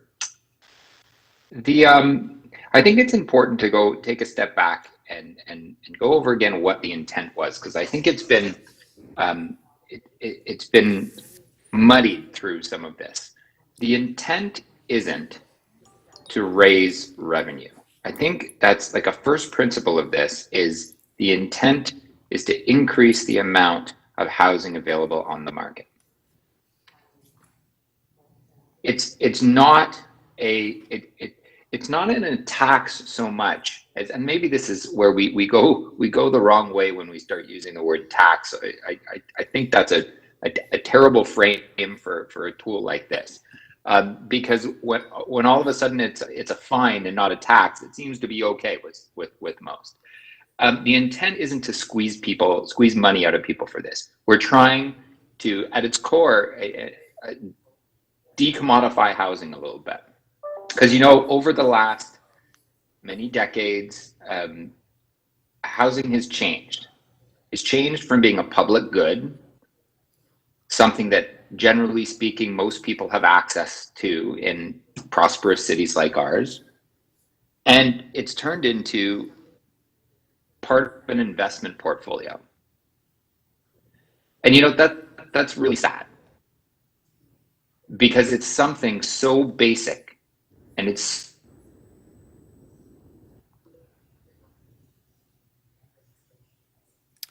Councillor Layton, we can't hear you.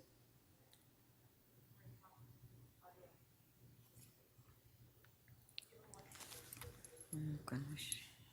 such a fun topic, but it's certainly something we need to help address, and we can in this instance. Now,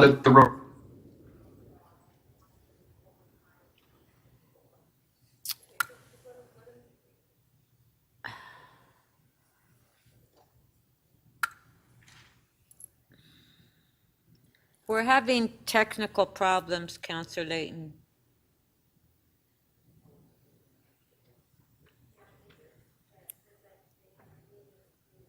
What's remarkable thing.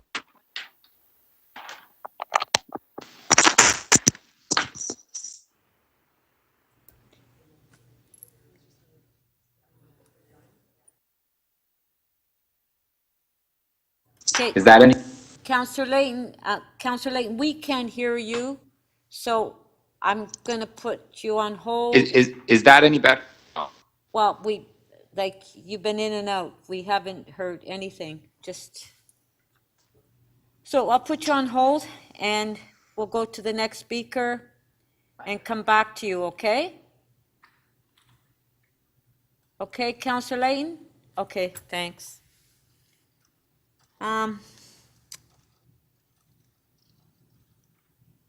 Councillor Pasternak.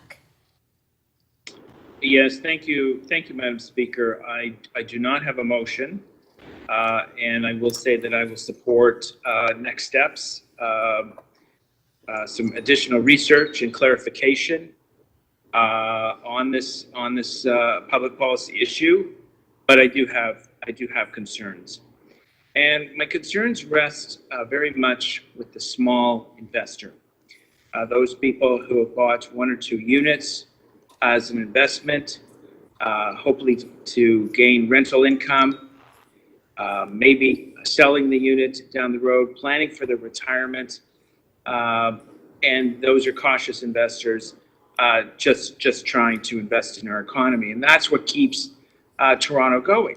Small investors that buy into real estate, and they're the ones who keep us prosperous. They keep the economy humming, and they're the ones, if those investments are smart, who will be able to be independent in their old age. And that's exactly what we want in the City of Toronto. We want more people to age in place in their homes and not rely on long-term care. So I'm concerned that when you have a tax or a policy, whatever you want to call it, that's dependent on market fluctuations, then you're asking for higher risk. In other words, the people who have 1 or 2 units to rent out for rental income and later selling, the only reason those units are empty is because they can't get the rent to cover all of their costs and have a small profit. So they are the victim of market fluctuations. So what we don't want is the big arm of government coming along. Well, they're carrying an empty condo that they can't rent out at even a break even, and putting another cost on these people who are investing in our economy, investing in our city, and of course, preparing for the future. At the same time, I would adhere to the school of thought that if you're going to create revenue from this policy, you must have it dedicated. Every study shows that you'll get better buy-in from society if you tell them where the money is going. In other words, if you have it dedicated to an affordable housing reserve fund that can be used for capital expenditures, which have been mentioned, or for emergency housing, such as the affordable housing agreements or a portable benefit, people will understand that and understand where the tax is going.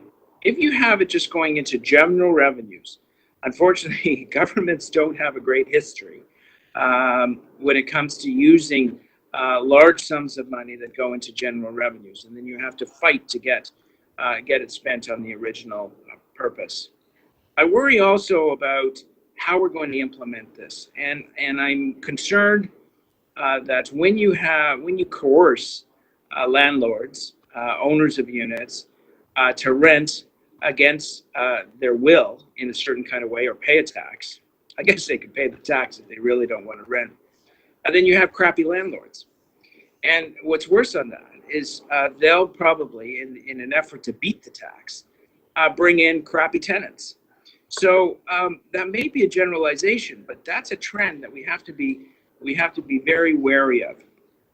I guess the other thing to mention is, what if someone's buying a unit that they want for a family member who will be moving out in the coming months or years, maybe a family member who's getting married, and they want to buy a unit now, and they want to have it there so when that family member needs it, it's available.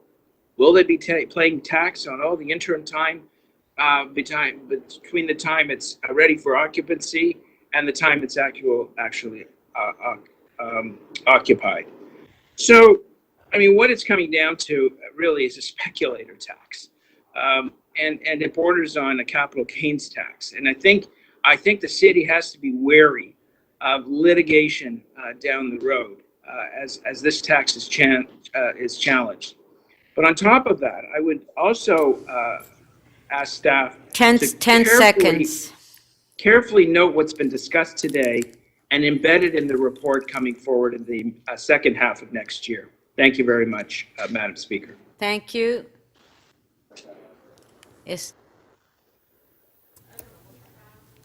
Councillor Lane, would you like to try again?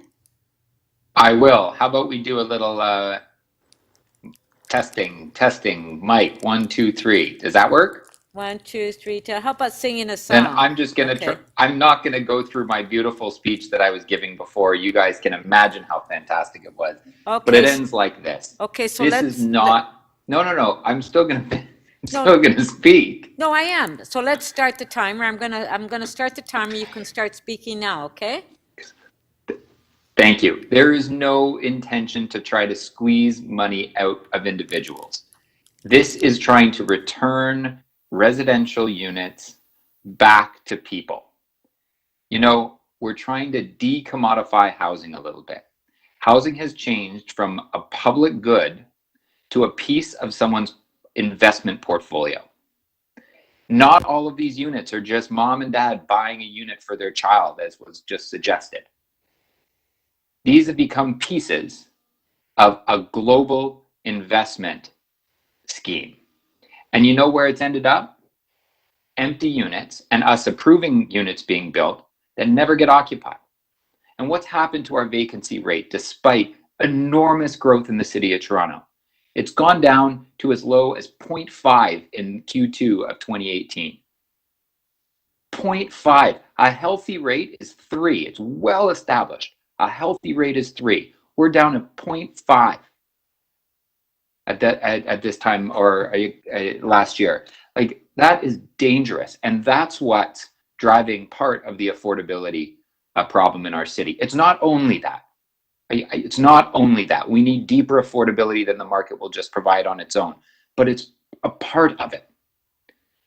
And this will help. Now, the greatest thing about this tool, about this fine on speculation, if that's what Councillor Pasternak wants to call it, is that it has 2 other benefits. One, Councillor Fillion touched on great, as in my mind I was singing, this is Councillor Fillion's neighborhood, because he told us about his neighbors. It returns people to a community, because a neighborhood isn't the buildings. It's the people that live within it. And so by having streets filled with people and houses filled with people, we have better neighborhoods as a result. We have safer neighborhoods as a result. We have more dynamic and inclusive neighborhoods as a result. And second, yeah, it raises a little money. And we've seen in Vancouver's situation, it could raise a lot. We shouldn't become dependent on that money. No. But certainly, we shouldn't shy away from a tool that has so many great impacts on our housing supply as well as our communities, and that has an additional amount of revenue that we could bring in. We shouldn't shy away from that, because it would be other jurisdictions are finding it to be a useful tool, and we should take that, use those best practices when trying to do the same in the City of Toronto. Thank you. Thank you.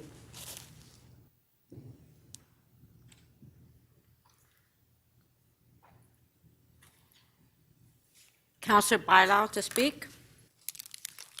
Thank you, Madam Speaker, and I'd like to start by thanking staff for the report. I think there's been a number of us very anxious to get it on the floor and to get this moving. I also want to thank the Mayor, who's always supported this initiative, Councillor Cressy and Bradford, who at one committee or at one point in time or the other were always also pushing for this. So thanks for everybody.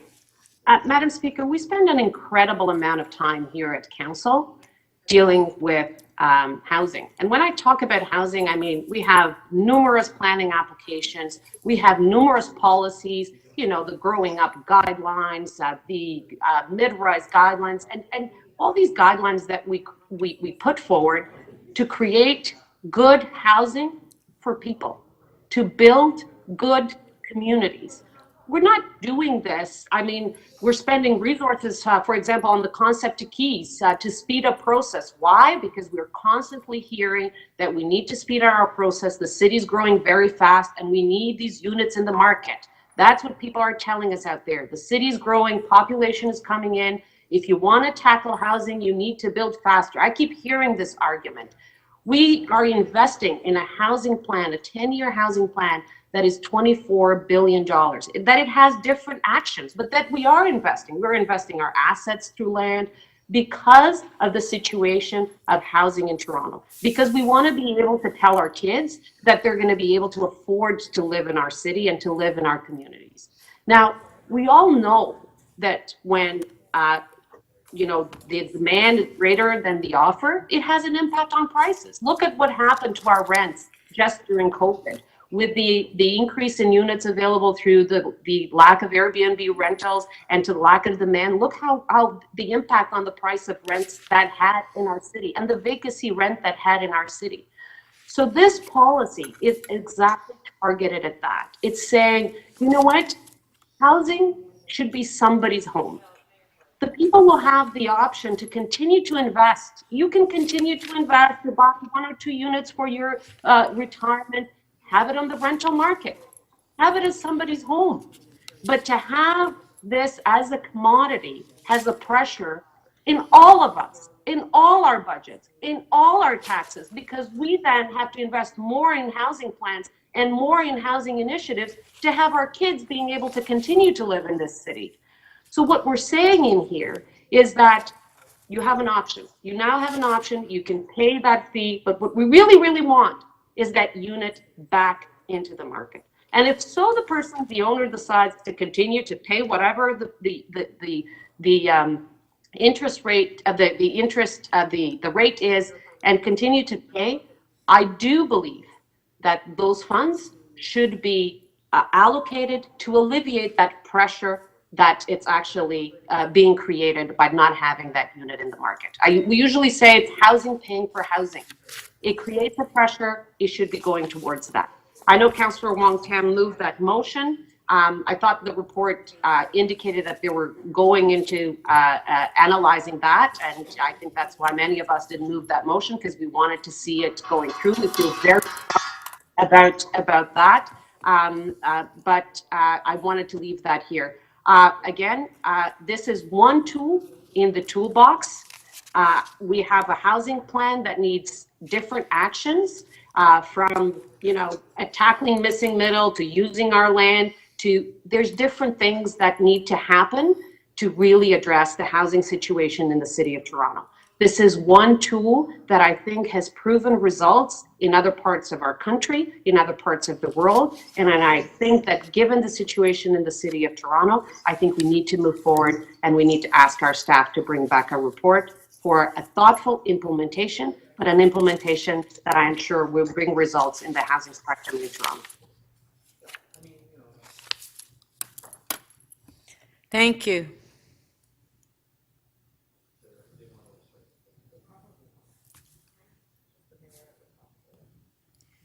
Okay. Okay, thank you. So that's it for the speakers. We'll go to the mayor as the last speaker. Mayor Tory? Very much. And I want to say thank you to all the speakers who participated in the debate. And I want to say thank you to the staff for all the hard work they've done in getting this forward. And by the way, and you won't hear me quote Councillor Layton all that often, although we agree on more things than people might think. But, you know, he is so right when he says that the first principle of this was not to raise money. So we've had all this discussion about what should be done with the money.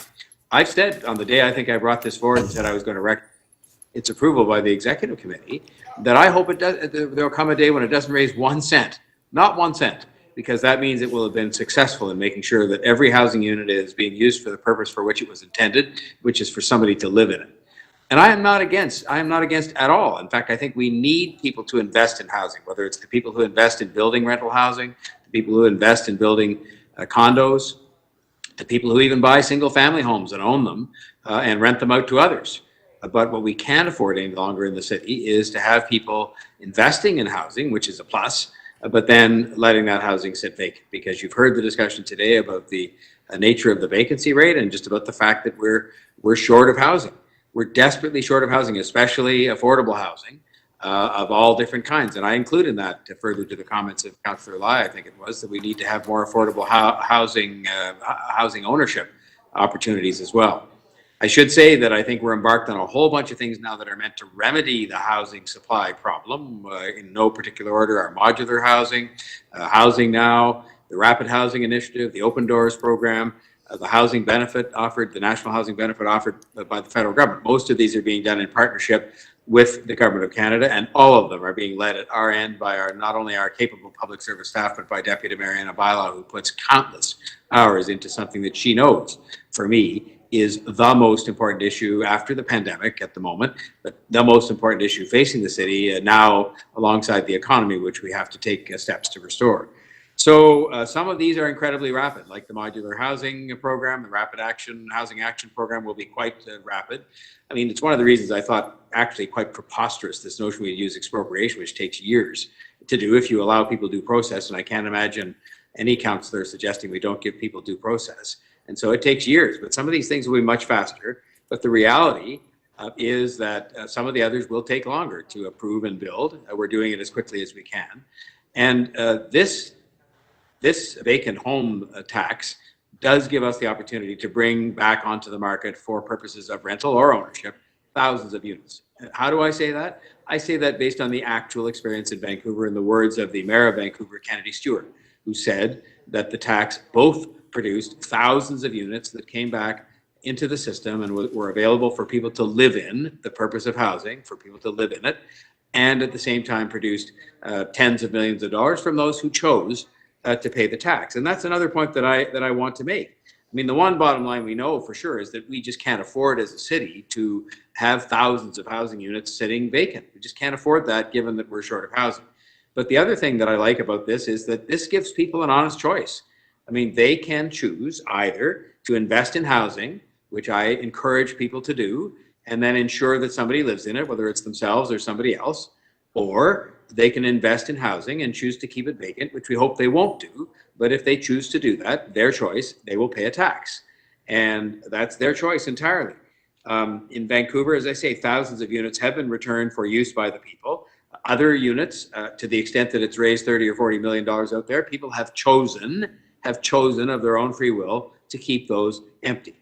And so I think that what we now have to do, and I'm, you know, as the officials will tell you, I react to almost every report this way, that things take longer, much longer than I would like. But I understand the paramount need to do this right so that we're not challenged in court, and so that we are able to implement this in a fair and successful manner, an efficient manner. But I also would say we should be getting it done quickly. And the staff know from when they first presented me with this date that said the earliest was 2022, that I obviously said, well, if we could possibly get it done sooner than that, then we should. And it's not about the money. It's about creating that incentive for people to have these houses occupied by somebody. You know, there's nothing that deadens a single-family home neighborhood than to have vacant properties, and people made reference to that, and the estate they can get into, and just the nature. If you think about it, you wouldn't want to live next door to an empty house. It's not a kind of a good feeling, and it's not healthy for the neighborhood, and it denies housing to somebody. And the same is true, of course, with condo buildings, and we heard discussion early on about the fact that there are condo buildings you can look at that are dark at night, and they're dark for a reason, and that's because those units are vacant. So I commend this to you. I'll be supporting some of the motions, but I think overall, I hope people support in principle this move forward to do something that I think its time has come, and I think it will be a net positive, in fact, better than a net positive for the city's housing supply, and eventually I hope it raises no money because all available housing is occupied by somebody living in it. Thank you, Speaker. Thank you.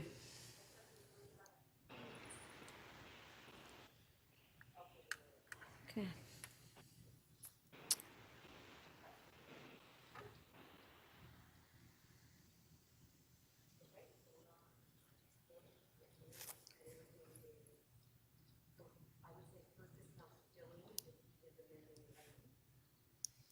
Okay, we'll put the first motion on the screen.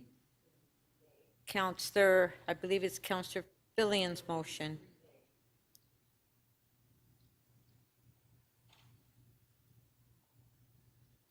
Okay, on favor? Show of hands? Carried.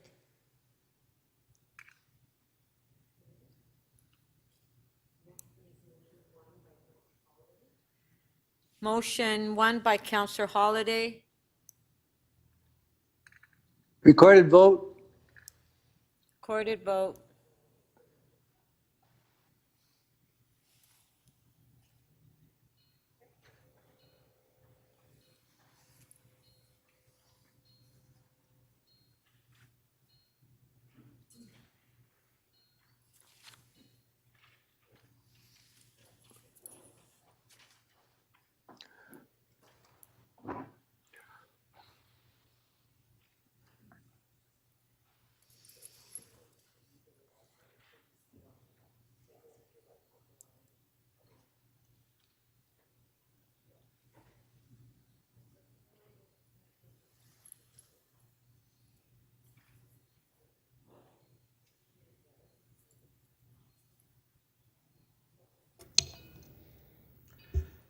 Councillor Carroll, could you refresh your screen, please? It doesn't look to us like you've received the vote on your screen.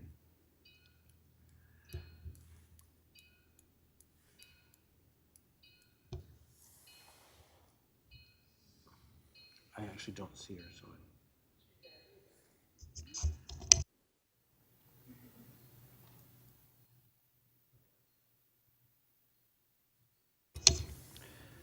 Councillor Carroll, how do you vote, please?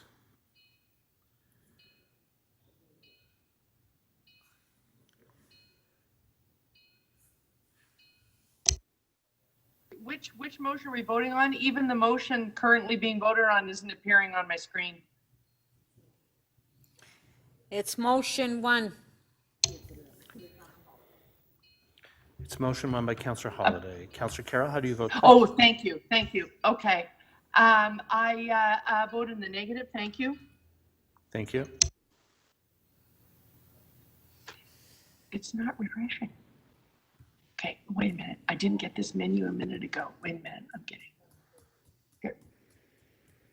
Madam Speaker, motion 1 carries. The vote is 22-3. Thank you. Okay, next motion. Next motion is motion 2 by Councillor Wong Tam.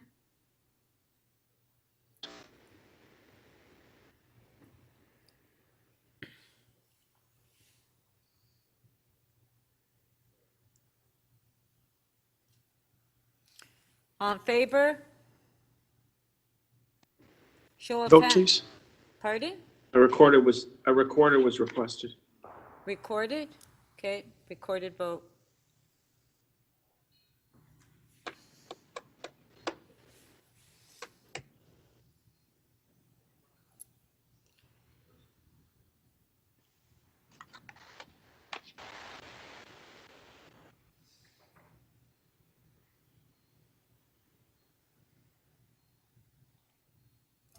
Councillor Perruzza and Councillor Robinson, please.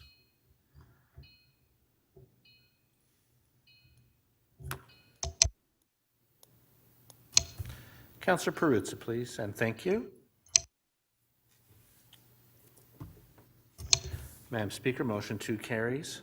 The vote is 21-4.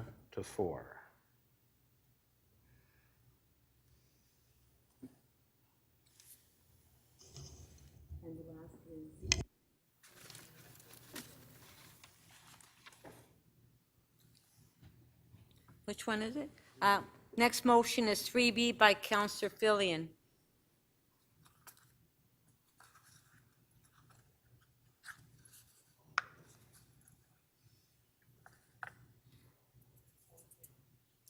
All in favor, show of hands. Carried. Okay, item is amended. Recorded vote, please. Recorded vote.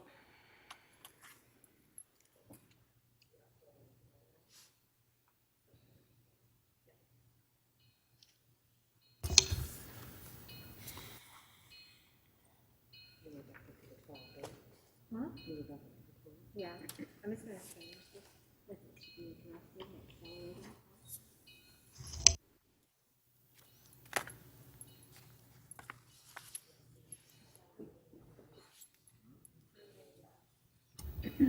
Councillor Carroll and Councillor Perruzza, please. I thought I voted. Oh, sorry. The item is amended, carries. The vote is 24-1. Okay, thank you. So we'll go to the top of the agenda now, which is EX 19.1, update report to City Council on recovery and building a renewed Toronto. Councillor Wong Tam held the item down. Do we have questions to staff? Councillor Wong Tam speaking. I just have a couple of quick questions for staff. Okay, whoever wants to ask questions, if you can please put your name. Thank you very much, Madam Speaker. I'm trying to, my screen is frozen. Oh, it just unfroze. Okay, there you go. Thank you. Questions to staff. Councillor Wong Tam. Yes. Thank you very much, Madam Speaker. And through you to staff, to the city manager, there's been a number of programs that have been announced by different orders of government, and primarily support for various business communities coming from the provincial and federal government. In your opinion, have those programs reach those who have been most disproportionately impacted? Do you believe those programs go far enough to saving our main streets and helping us recover from the COVID lockdown? Through the speaker, I think the short answer is they're a wonderful start, but they have not gone as far as I know our business community would like. Thank you.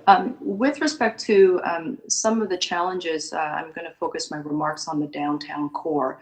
With respect to some of the challenges that we have in the downtown, would you say that they're rather unique, largely because we are a major employment center?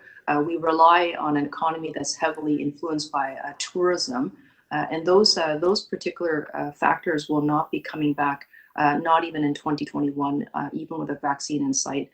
Would you say that we've been disproportionately impacted from that vantage point? Through the speaker, I would agree with that summation, and to your exact point about the recovery not being anywhere near as fulsome in 2021. So I do share your view. Thank you.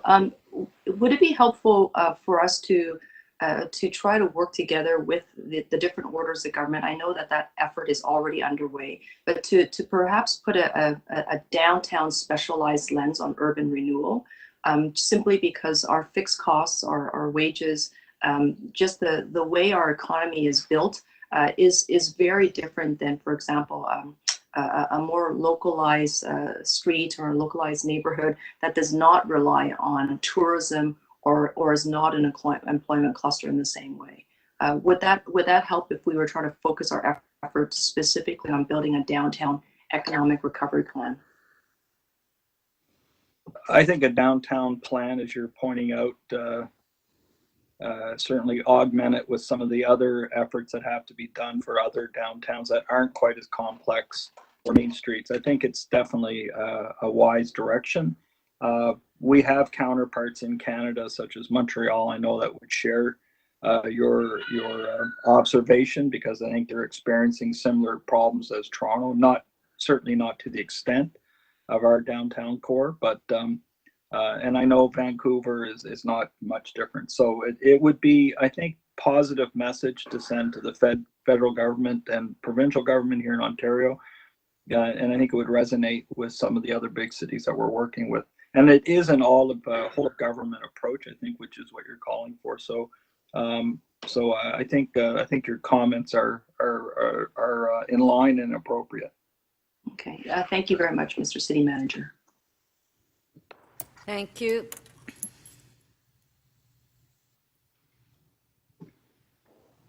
Councillor Perks, questions?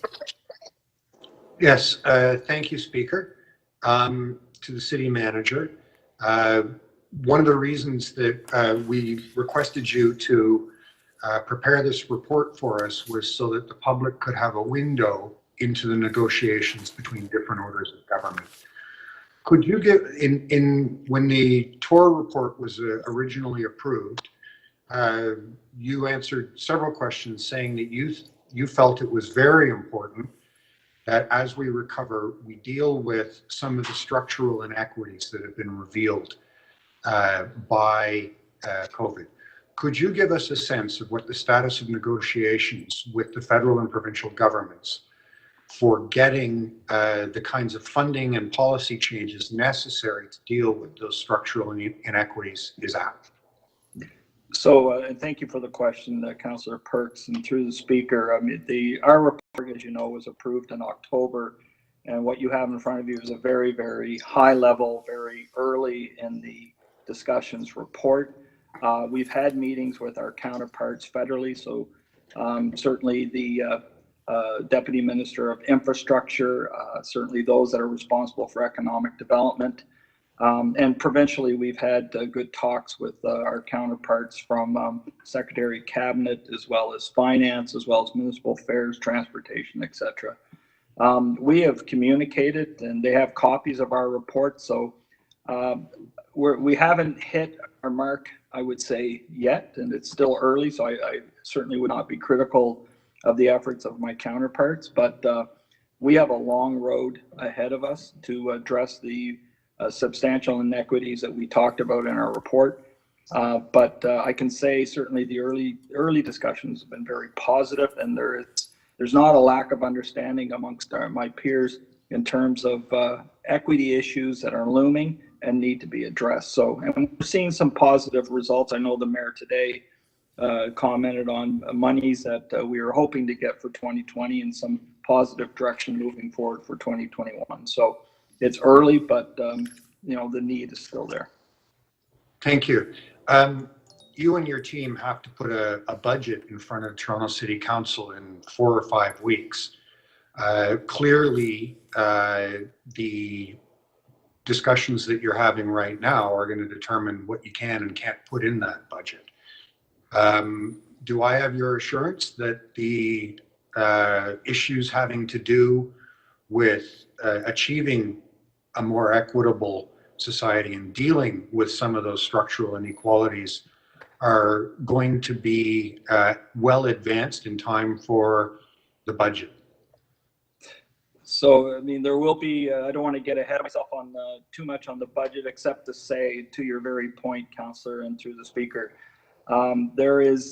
we cannot let our foot off the gas when it comes to the amount of equity-based services that we are providing, especially now with the challenges that we see in our economy. So there will be certainly a heavy orientation in our budget towards maintaining the level of service that we're providing from an equity standpoint. Longer term is where the negotiations, I think, with the federal and provincial government around sustainable funding are going to be really important. But no, I think your message has been very clear as a council, and certainly you'll see it, I think, when we present our budget to you. Thank you very much. Thank you.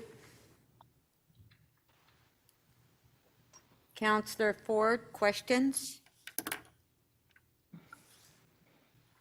Madam Speaker, and through you to the appropriate staff. So my questions are going to be pretty much zooming in on, I think, part one of the report here, as soon as I scroll to it. So update on COVID response activities.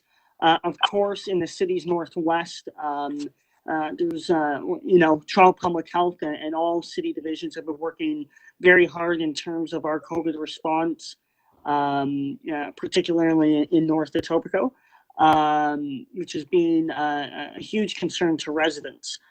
In the report, we are laying out the work that we have done to date, a lot of the activities around expanded testing, and the number of ways we're doing that as well. It's just not a one way of doing that. Could someone kind of expand on the activities that we are doing? So I'm going to, through the speaker, Dr. Davila, if you're on the call, or Chief Peg.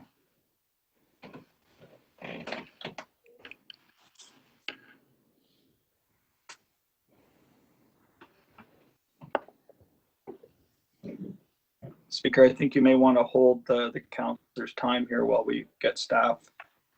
Unless Julie, I see you there. Yeah. Julie may be in a position to help out. Go ahead. Maybe I can help out, Madam Speaker. So we presented the plan, actually was just adopted by Council through the Board of Health, the equity plan, and there's the targeted measures in the Northwest and the Northeast in terms of working with the province to increase the mobile testing, as well as working with our community partners on case management, education, coordination, and providing services to those in need in those areas, ensuring they have access to service, advocating with the provincial and federal government for income support so that people aren't afraid of getting tested or isolating for fear of losing their jobs or losing their income. And then the other one, which is a future initiative that we can support, is when we do have a full rollout of the vaccine, we can work with these community agencies that we've now partnered with. The residents in those communities trust these agencies, and we can help roll out the vaccine immunization program once we're ready to go. I hope that helps, Councillor Ford. Thank you very much, Joanne. And it was, and you mentioned something very important there. But in particular, about rolling these strategies out, they're very important. But kind of the second half of the equation is to be engaging with communities and getting the message out there. And as I represent a diverse community in a number of ways, how are we approaching that to gain the message out on testing and those approaches? So we're using multiple strategies, but because the residents in those communities have a very close relationship with the social service agencies in the area, we're partnering with those key agencies so that they can then help us get that communication and those supports out to the residents. And we're doing it in multiple languages as well because we understand those challenges. If Denise is on the line, she might be able to augment if you want more details. Thanks, Juliana. Hello, Councillor Ford. So we are certainly, as Juliana noted, partnering with a number of organizations in the neighborhoods with high concentration and thinking specifically about the various demographics of in those communities. And the agencies we have chosen to partner with are trusted by those communities. So it's a combination of additional outreach workers, additional educational materials being created. As Juliana noted, it's in multiple languages. We're using going to where residents are, from buildings to faith communities to testing sites, and trying as many measures as we can to get the information to people and to support them in understanding what else they require and how we can ensure that they can access it. Excellent. And my last question for you, Madam Speaker. Since the last council meeting, And to this council meeting, a big development in our fight against COVID-19 is vaccine distribution. And of course, from this council meeting to the next council meeting, I'm sure there's a lot of work that will be undertaken. Is there anyone we can hear from maybe Chief Jessup, who's heading up our vaccine distribution? And what can we expect in the next month of that? That was your last Speaker, question. Just on a point of order, Speaker. Councillor Cressy? Sorry, just a point of order, because I believe the item we're dealing with here is the update on recovery and rebuilding. I am conscious because Toronto Public Health staff who might otherwise want to contribute to some of these questions, they're slated to be on tap tomorrow morning for the COVID update report. So for members of council, if we don't have Toronto Public Health staff here and they have specific questions on the COVID response, they'll be here tomorrow morning for that item. I believe, Councillor Cressy, the members of council do know that you are slated for tomorrow. So, Councillor Ford, did you want to wait for tomorrow for your answer, or do you want your answer now? Well, look, Madam Speaker, the report does speak to some of what's going on in our communities around COVID, but that's not a big deal. If the staff are unavailable now, I'm happy to wait till tomorrow. Okay, to thank get an you. answer on that question. Thank you, Councillor Ford. Councillor Thompson, questions? Much, Madam Speaker, and I realize that the city manager's update, and as we've seen from the point that Councillor Cressy was making, that it's a tremendous amount of overlap, and I know that a matter that we'll be dealing with tomorrow morning, which is a report coming forward, the Building Back Stronger report.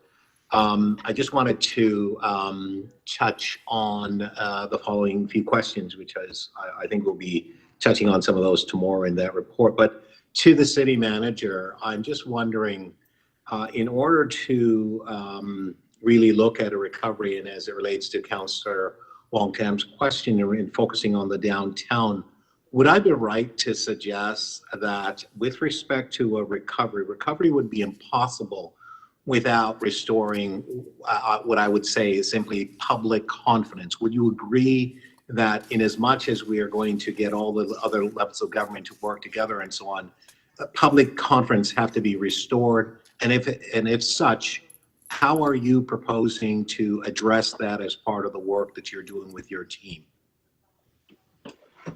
Well, I mean, if I can through the speaker, I mean, the essence of public service is to earn people's trust and confidence. You've heard me say that many times.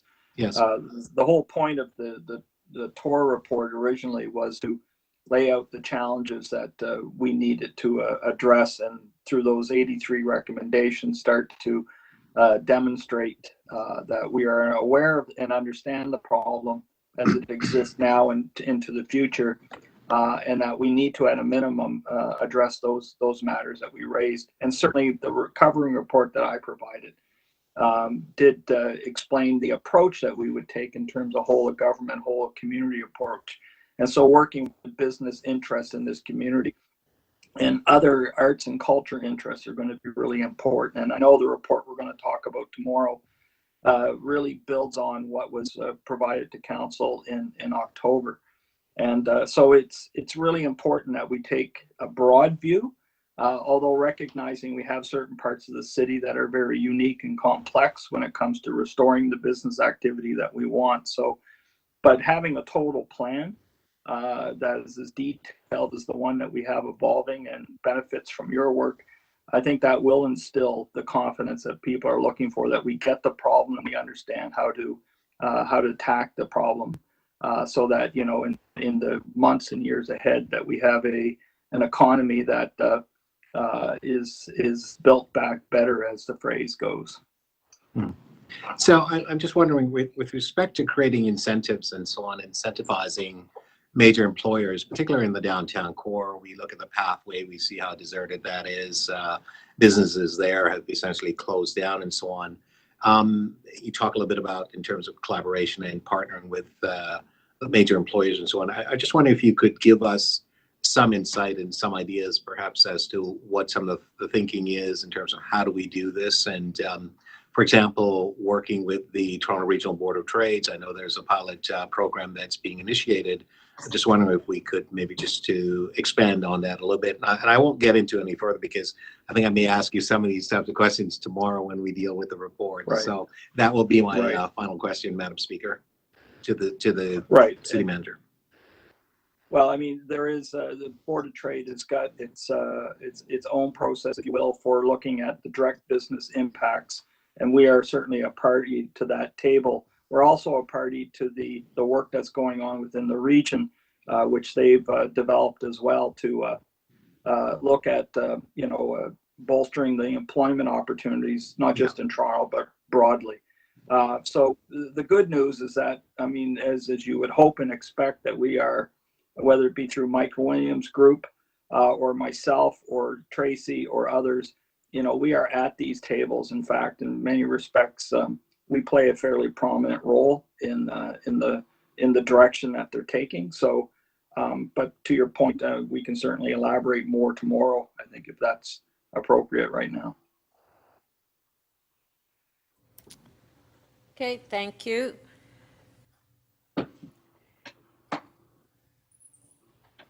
Mayor Tory, questions? Just had a few questions for the city manager, and it was really trying to respond to what I thought was a bit of a desperate search by my good friend Councillor Perks to take good news and turn it into a disappointment. It's kind of a reverse Midas touch of sorts, but I'd just like the city manager to go through a couple of things with me if he could. First of all, could you tell me what as we sort of met through the summer, really, I was going to say day after day, but it was certainly week after week and day after day. What was the rough magnitude of the gap that we faced in terms of the revenue losses and the expenditure increases we had to incur in order to deal with the pandemic? Through the speaker, it's in the order of about 1.7 billion, which, in addition to that, there was considerable work that we did as a city. Yes, we did. And the savings that were found by the city staff were in the order of? About $500 million. And then the starting gap for 2021, where we started, I don't remember myself so big that I choose to forget, but what was that gap that we started with? And we're still not all the way through yet. No, and 2021 is in the order of about almost about the same amount in total. So it's in the order of about 1.6, 1.7 billion. And was this, to your knowledge, going back in history, the biggest gap ever that the city would have faced when the staff began its preparations for the budget? Through the speaker, yes, and I would use the word breathtaking.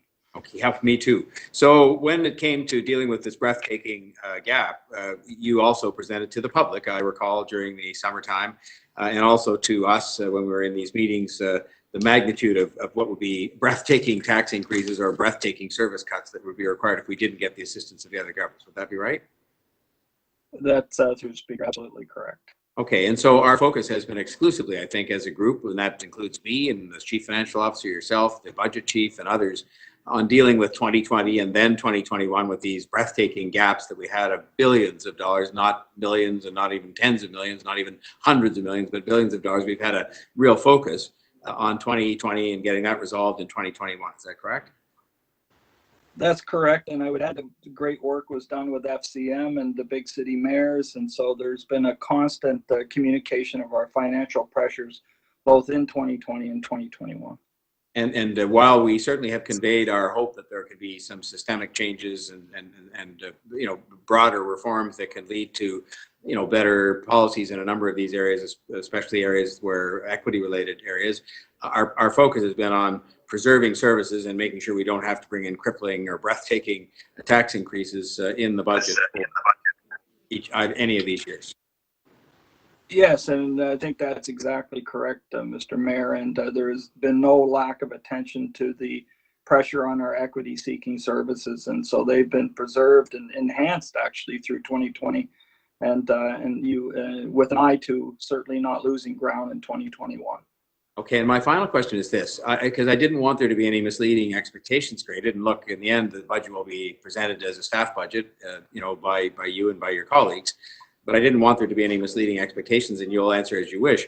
But is it fair to say that, is it fair to say that in relation to the question that was asked of you by Councillor Perks as to whether that the next budget for the city would contain a lot of solutions or contain funding that we've received from other governments that reflect a lot of solutions that have been arrived at between now and January to address these things, that we are certainly embarked on those discussions, as you said, but it is unlikely those programs will be in place from the other governments in time for our budget for this year. Certainly, we haven't been able to plan on the basis they are, notwithstanding that we've made representations to them. Is that fair? That it would be unrealistic to assume those solutions will be at hand by the time you have to present your budget in early January? Through the speaker, that's absolutely correct. We are still early days, but I think to your point and certainly our experience, I mean, we've had a very successful engagement with the federal and provincial government to this point in time, and we should be quite, optimistic about the future, but we're not, we don't have all the answers yet, nor would I think it's reasonable to expect the federal and provincial government to have all the answers just yet. And I did just have one more, Speaker, which was that you said this was money that we hoped to get that I had discussed earlier today, but in fact, I think the governments have confirmed to us 1.205 billion on top of the 669 million we already had, and 31 million for social service relief funding. So in fact, if you add all that up, the total is, I guess, about $2 billion that we've had confirmed. We haven't cashed the check yet, but we have confirmed we're going to receive about $2 billion to deal mainly with 2020 and also partly 2021. Is that correct? That's correct. I mean, our hope was to get that kind of confirmation. I mean, we didn't expect, a large check to be handed to us, but we were just simply hoping that we would get the words that would confirm that the support is certainly coming. And so, I mean, obviously today is a very important and great day for us. Thank you. Thank you, Mr.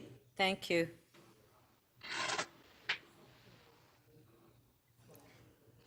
Councillor Layton, questions? Yes, thank you very much, Madam Speaker. We're going from the very global picture that the mayor's bringing to the debate, and I'm going to talk about one very specific thing. In the fall economic statement, my MP, our Deputy Prime Minister, announced a program around energy retrofit. It was like $1 billion across the country or something thereabouts. Do we know if the federal government has reached out to the city of Toronto around the delivery of that particular program, as well as the other programs for delivering energy efficiency in municipal buildings? So rather than be not 100% certain, I'll defer either to Josie or Jim, who may be on this call.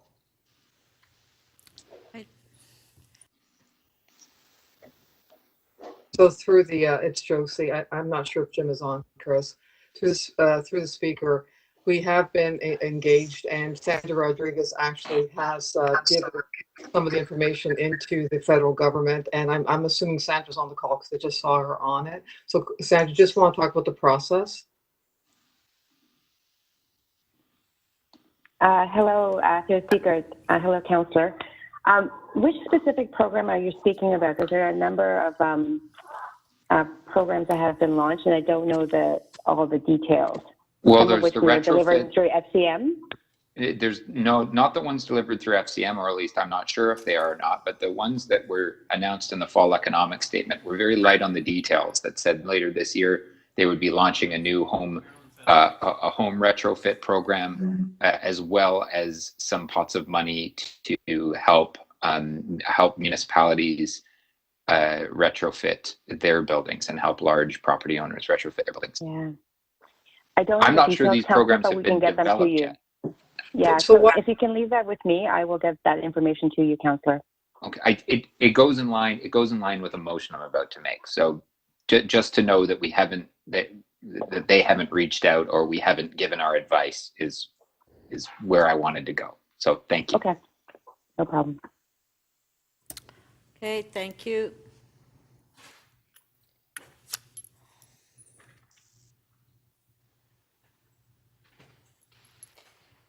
Are there any further questions?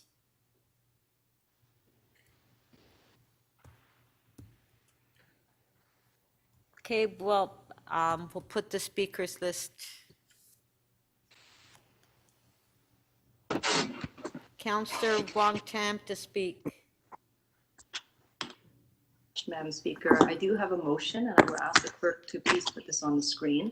My motion is to make a request of the city manager to work with the business community, the Canadian Urban Institute, the business improvement areas, MPs, MPPs, city councillors in the TO core catchment area, and to work with us to develop a downtown economic recovery plan, and to report these outcomes as a part of his quarterly update to City Council on the COVID efforts to recover and rebuild, and to focus that work specifically on the following things, but not limited to enhanced wage subsidies, fixed cost relief, as well as addressing liquidity challenges for businesses, trying to accelerate high impact public investments, improving visitor experience through safe and inclusive initiatives for the urban core, and localizing public procurement to support buy local campaigns.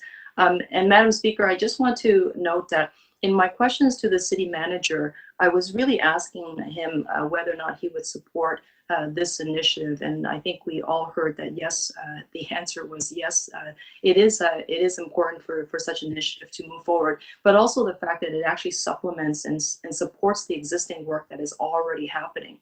And Madam Speaker, the reason why I placed this motion is that in my conversations with the business community in the downtown core, they are very, very much mindful that there's lots of effort that's being made at all orders of government. They recognize that everyone is trying to do everything they can to support businesses.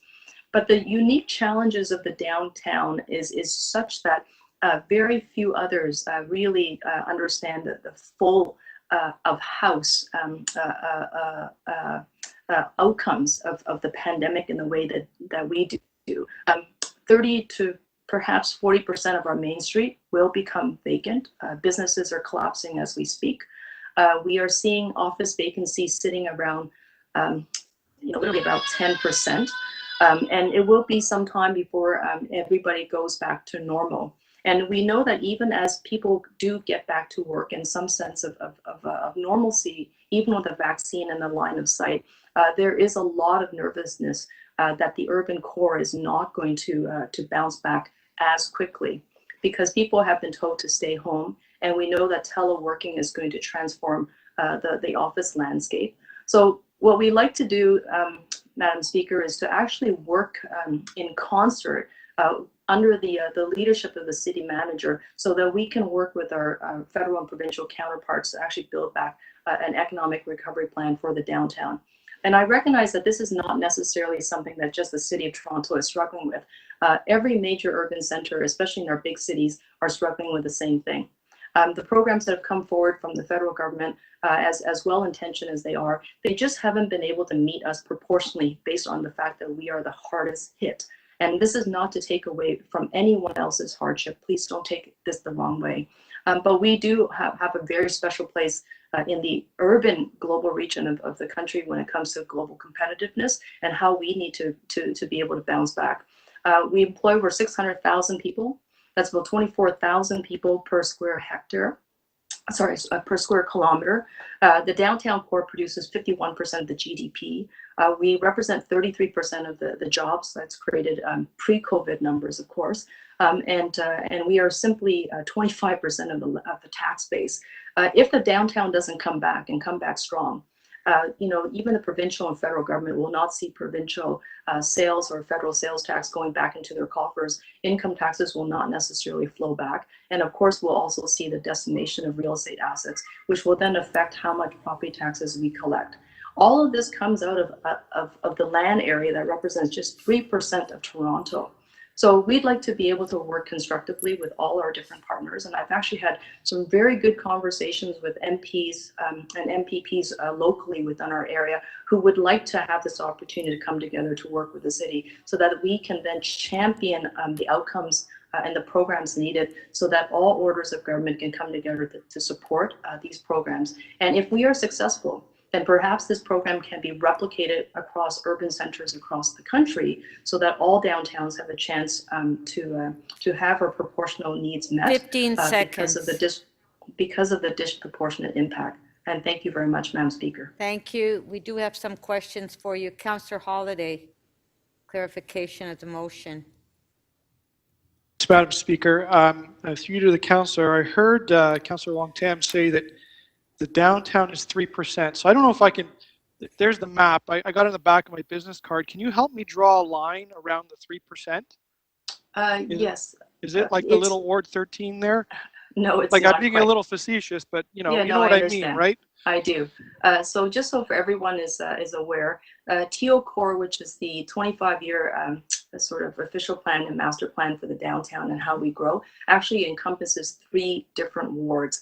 It runs, the boundaries were drawn by the city planners, and it runs from Bathurst to Bayview, from Bloor down to the water's edge. And that's the area that I was citing when I was talking about the 50%, 51% of the GDP and the 33% of the job creation.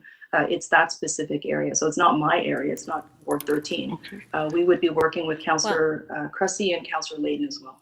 Thank you. So I was being a bit facetious, and I apologize for that. But just to be clear, the program would qualify people on the east side of Bathurst, but if you live on the west side or you have a business on the west side, you're out of luck. If I got that right? No, I mean, Councillor, you can create a City of Toronto recovery strategy, and that's what's been happening. We've created a City of Toronto recovery strategy, but we don't have a downtown recovery strategy. And I know that there are efforts to try to sort of be all things to all people. But in my conversations with the downtown business community, they are feeling that they need to have a very specialized group that has to come together to pull together the efforts so that they can get some of so they can have their Mets needs. So just for example, even with respect to fixed costs, so the basic costs that every business has got to operate under, the insurance premiums are more expensive. With respect to the base mortgage costs are more expensive because the land values are greater. These are costs that they are not going to be able to have any order of government properly subsidized, because the subsidies come in between 60 to 70%, but they're disproportionately impacted. Thank you. Sorry. Thank you. Thank you. I do have a question. Councillor Wong-Tam, you're saying that you don't want us to take it the wrong way, but I've taken it the wrong way. Our residents in Etobicoke, York, North York, Scarborough, we all pay taxes. And for you to focus just on downtown, I'm really not happy with your motion that you feel that downtown is more important than the suburbs. We pay taxes. We have businesses that are closing. You have all the development charges and Section 37 money downtown. We don't. So why is this motion only focused downtown, not as the city as a whole? We are the highest hit in our area as far as the COVID. But yet your motion is just focused downtown. So I'm really surprised that you would even put forward this motion.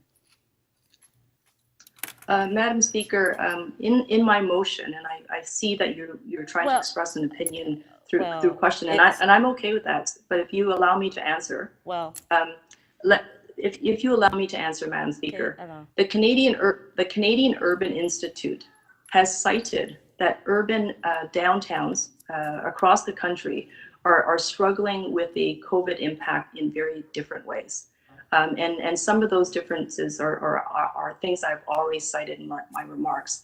But this is not a club that, this is not necessarily trying to create an exclusive club. And trust me, Madam Speaker, we don't want to be in the club where we're disproportionately impacted because the tourism economy has collapsed. Well, I think, Madam Speaker, would you please allow me to finish? I think my residents and businesses matter just as much as the downtown. So that's my comment. Thank you. I have never said that they didn't. Okay, thank you. Mayor Tory, questions?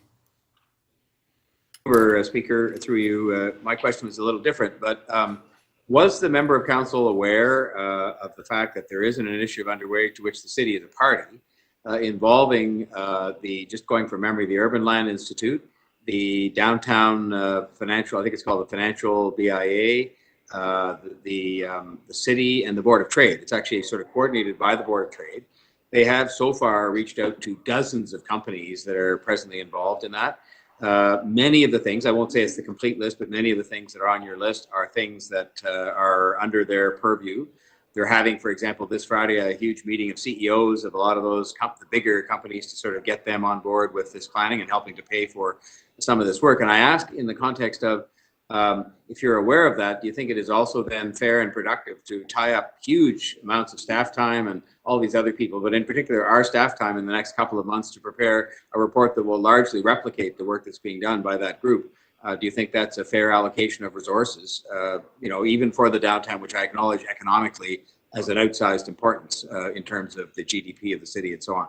Do you think that's a fair allocation of resources?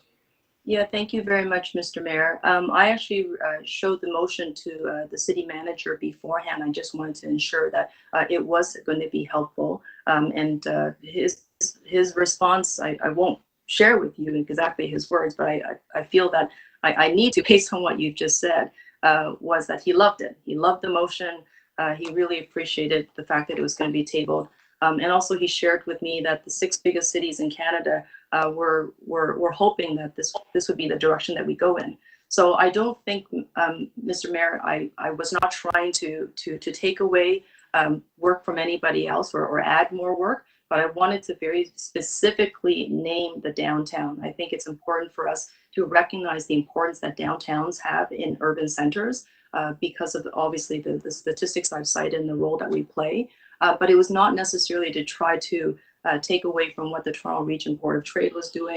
But the Canadian Urban Institute was very specific that there needed to be a downtown specific lens. And in my conversation with local business communities, and perhaps I'm not speaking to all the CEOs, you will have that opportunity that I don't have, but for the businesses on the main streets that I've been speaking with, and going into the restaurants and just basically trying to connect to see how we can be of support from City Council, there was a request that they would like us to focus very strategically with great precision on how can we do more to support them. Thank you. Speaker, you're aware, Councillor. Yeah, I've got 12 seconds left, Speaker. Yeah, just to be sure that you're aware of the fact that the Board of Trade, Urban Land Institute, working with the Canadian Urban Institute, by the way, and the city, that is a downtown exercise. It's not a citywide. It's downtown. It's a downtown recovery exercise. So you're aware that that's what they're doing, all of them, in concert with us, and that you're proposing something in parallel with that.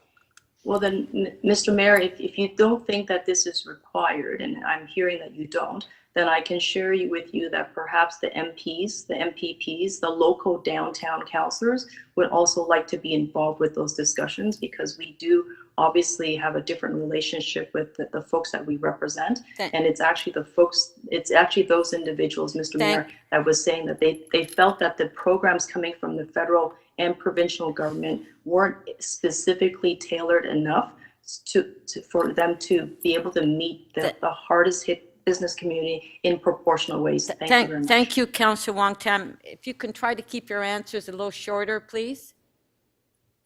Councillor Carroll, 3 minutes.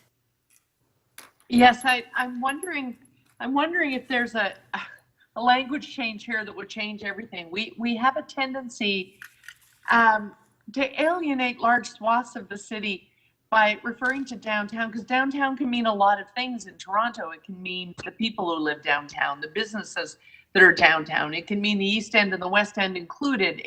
The definition of that term is always evolving. And T.O. Core isn't largely known to a lot of people, whereas universally and across the globe, if you said Central Business District, everyone knows what you mean, and they know that that's a key economic pillar and need of any city.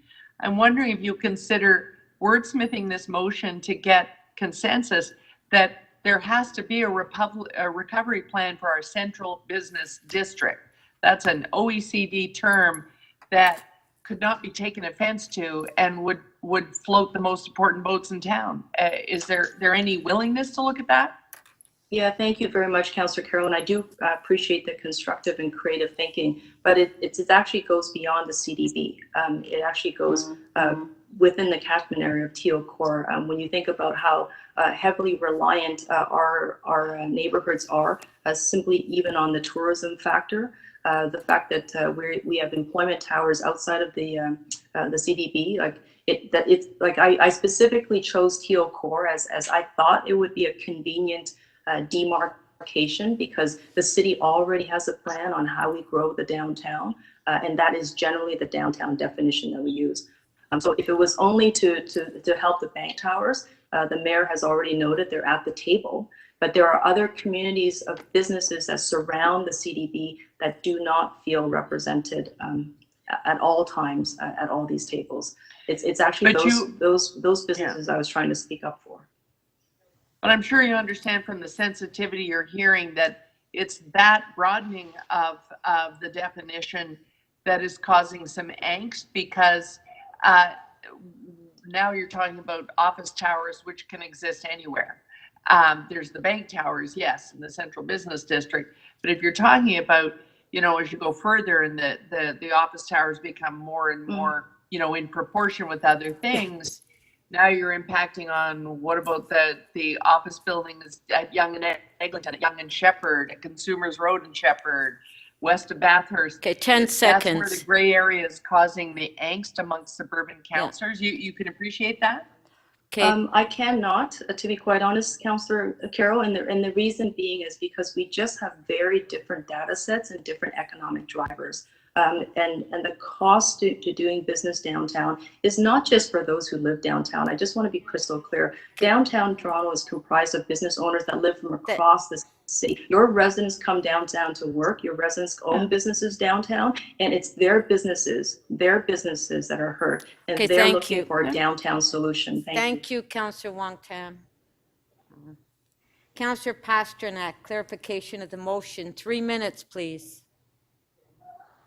Madam Speaker, as far as bad motions are concerned to divide the city, I think this ranks as one of the worst I've seen in 10 years. But I'd ask the councillor, I'm looking through the summary of recommendations before us, and are you aware of the suffering in the northwest part of the city and that they need special attention too? Exactly. Thank you very much, Madam Speaker, for your comments. And thank you, Councillor Pasternak, for yours. You'll probably notice that the City Council has approved a number of equity strategies, all driving from the Board of Health, which I am happy to vice chair with Councillor Cressy. We have been spending a lot of time trying to address the social and health inequities that have disproportionately hit other communities, and I think that it would be I would be surprised if we couldn't be intelligent enough to carve out the fact and to recognize that the downtown is a major employment driver. We are a major tax base, and there are some very specific harms that COVID has caused the downtown that not necessarily is impacted everywhere else. And just so you are aware, and this is the portion that keeps coming. This is the piece that keeps coming back, is that some of the programs from the federal and provincial government cannot meet our downtown cost needs, largely because our fixed costs are that much higher, and the liquidity challenges that our businesses are facing. Okay, we don't, thank you for the lecture. No, I appreciate it's not a lecture. I'm trying to explain. I listen to a lot about Scarborough. I listen to a lot about Scarborough. I listen to a lot about the different communities. And whenever we try to stand up for the downtown, it's actually quite extraordinary how City Council decides that downtown is. When we mention downtown, it's about all the things that we have and all the things that you don't have. We are one city. There's not a vote that I don't support your communities. And the fact that I'm simply saying that the downtown is a very unique economic driver, a very unique urban campus that requires a different solution. Okay. That's all. So I'd like to try and squeeze in one more question, a clarification of the motion, by the way. So I'm looking at attachment 1, and it's 10 pages long. I don't see any reference in here to something you're amending. I mean, are you rewriting the TOR report, or? There's nothing here that you're enhancing on. I don't see any specialized focus on downtown or any unique references. This is a citywide document. We're all in this together. You'll also recognize that in the attachments, there's a bunch of subdivisions on different initiatives that are coming out from different places. And it's, I believe, Councillor, the TOR report doesn't necessarily speak to the fact that you cannot amend and ask for different work. During the TOR consultation, I specifically organized on my own time with my own resources, different consultations for Saad Rafi and his team so that he can speak to disadvantaged communities. Like, I did that because I wanted this report to actually represent those who weren't represented. And not that he wasn't going to be able to meet them, but I think he was very grateful that I made sure that he had face-to-face time with people living with disabilities. Thank you. We're going way over time. Councillor Wong Tam, you're taking too long to answer the questions, not enough time to ask the question. Councillor Ford, question. 3 minutes. Thank you very much. Yes, Madam Speaker, thank you. So I'll be brief, but I do have one question.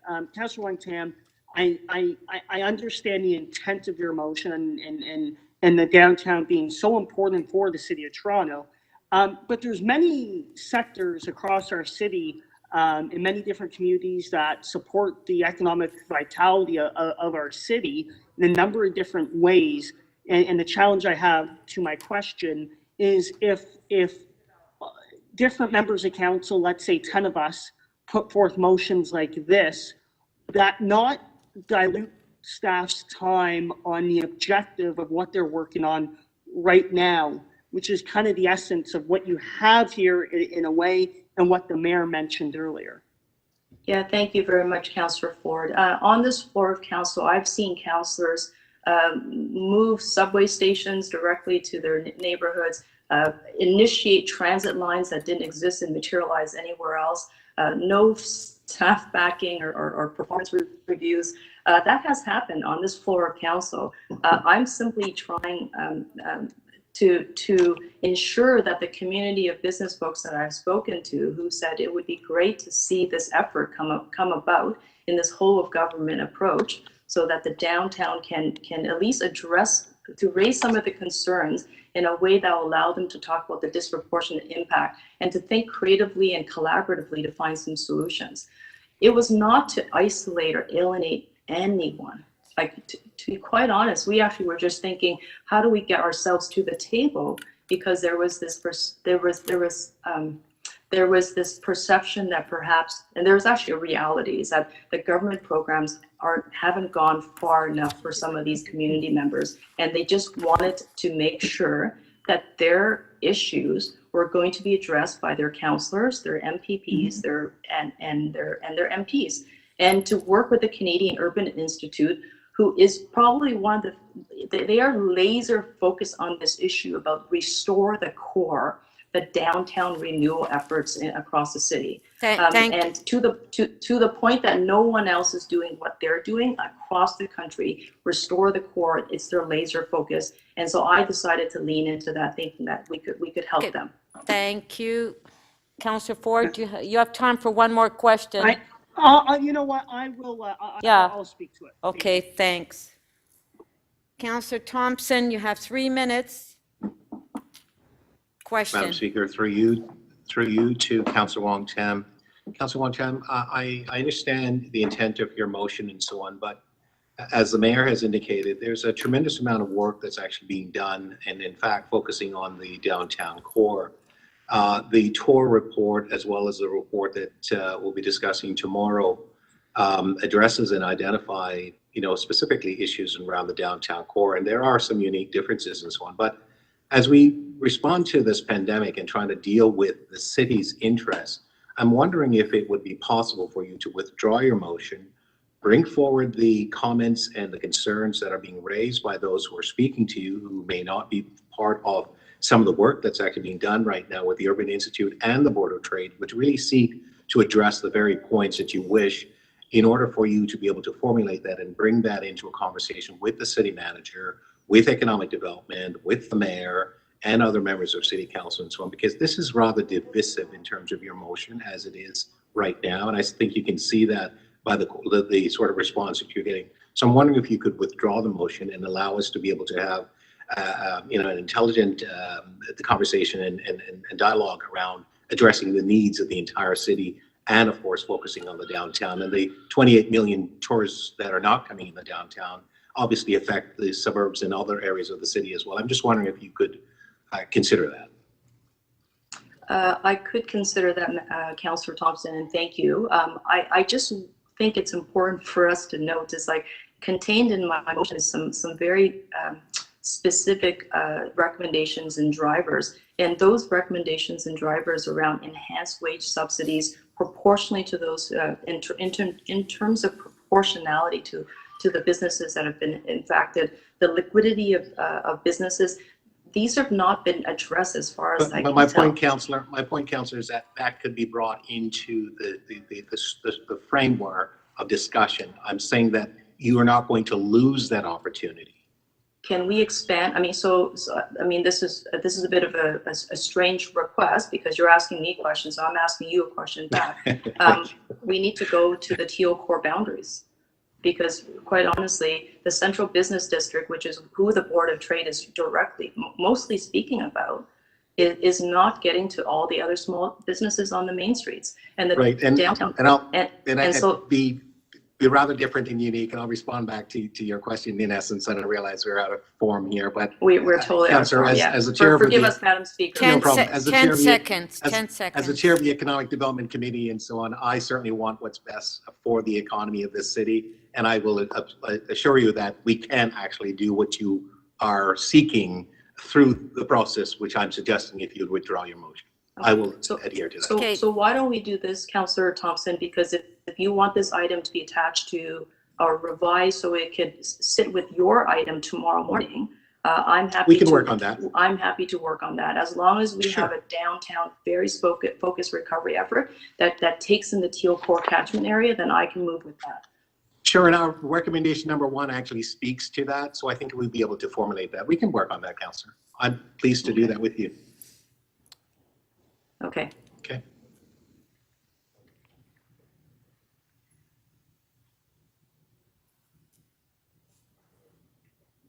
Councillor.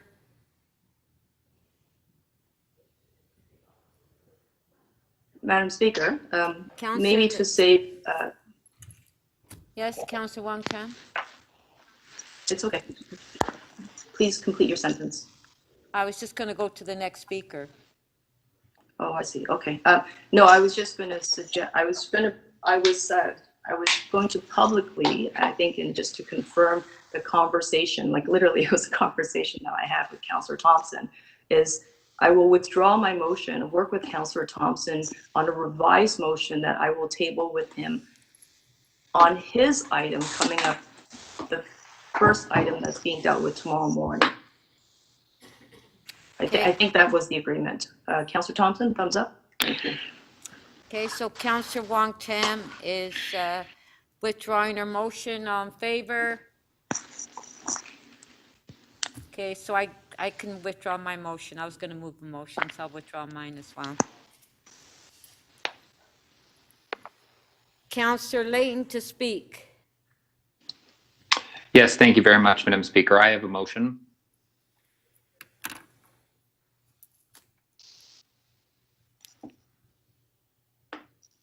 Sorry, I forgot I have to look at my other screen.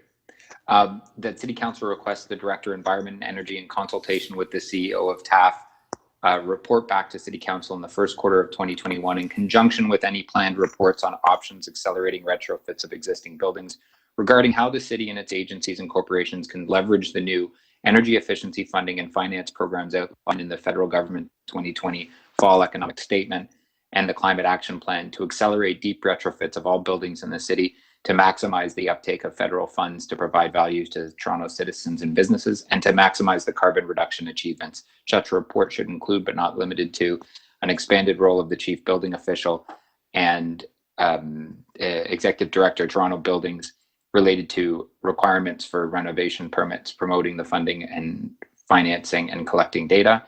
B, providing market development and support services for instance, the Energy Coach program in British Columbia, the Toronto Atmospheric Fund multiple unit residential building focused retrofit delivery center, the Toronto Environment and Energy Navigator program, and the Green Will Initiative.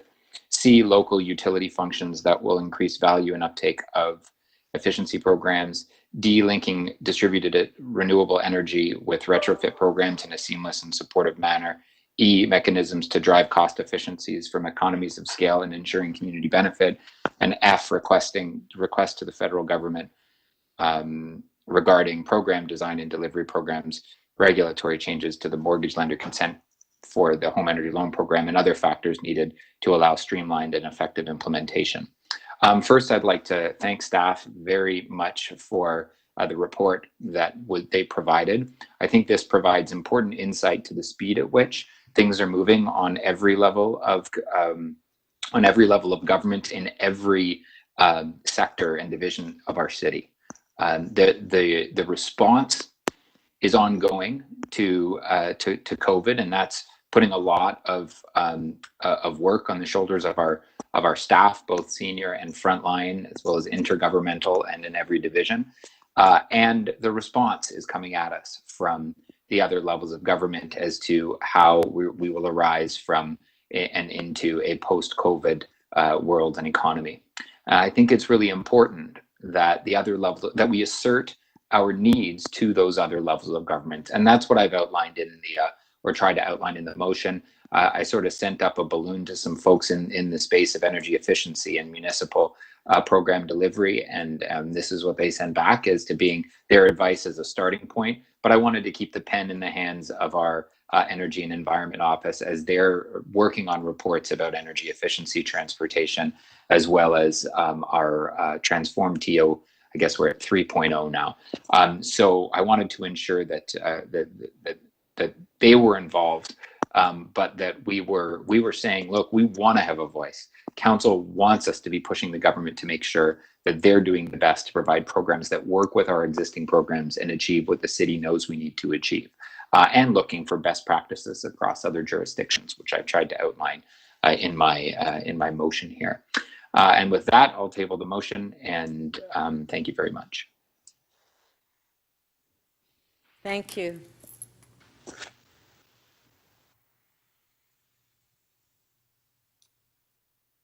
Councillor Bylaw, you'd like to question the mover, 3 minutes?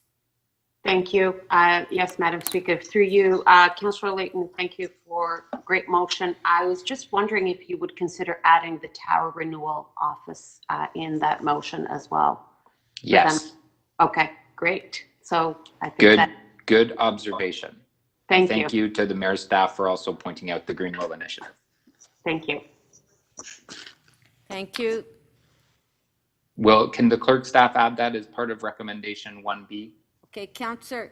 Oh, no, as part of within recommendation 1 after the Toronto Atmospheric Fund. Okay, Councillor Holiday has a question. Councillor Holiday. Thank you. Thank you, Madam Speaker. I think it's straightforward. C and D talk about electricity, and Toronto Hydro is a special case because it's an arm's length utility, and I just wondered if it was reasonable to expect that the Director of Environment and Energy would also consult with people like Toronto Hydro when making recommendations contained in C and D, just because of the complicated nature of the business. And us as shareholders, we need to make sure we understand it. Yep. If you, Councillor Holiday, if you'd feel more comfortable if that was explicit, beside the Tower Renewal Office, we'll put the CEO of Toronto Hydro. I know that they are in close contact because of a previous council request to look at how we can have Toronto Hydro help achieve our Transform TO goals, but I'm happy to add in Toronto Hydro. I don't need to sort of micro, smith this, just as long as it's your intention that they would work together. I think that's clear enough for anyone listening. You can micro-smith away. All right, thank you. Thank you.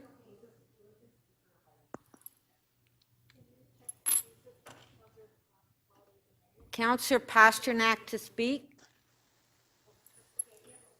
Thank you, Madam Speaker. I really put my name on the list just to speak against Councillor Wong-Tam's motion. I wanted to thank Councillor Wong-Tam for withdrawing it, and I wanted to thank Councillor Thompson for encouraging Councillor Wong-Tam to withdraw it and write up something better. The last thing we need at this time is a divisive debate. where we try and put a disproportionate amount of resources in one part of the city and not look at the needs in the other. I can tell my colleagues, they know, especially the councillors who represent the Jane Street corridor, the suffering in the northwest part of the city. I've been to helped out with, I've been to food banks and toy drives and PPE donations, and the need is real and the suffering is real.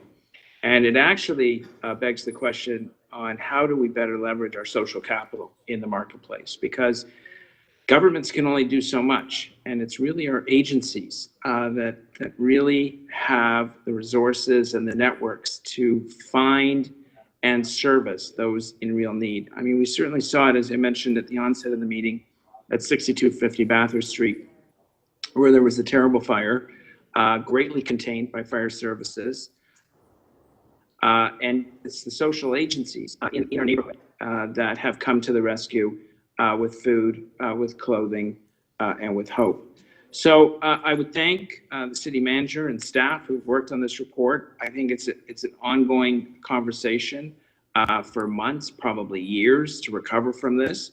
But I think we're on the right path, the right road, and I know that Toronto is a very resilient city and can rebound better than others. So I thank all involved who are in this report, and let's put policy into action. Thank you very much.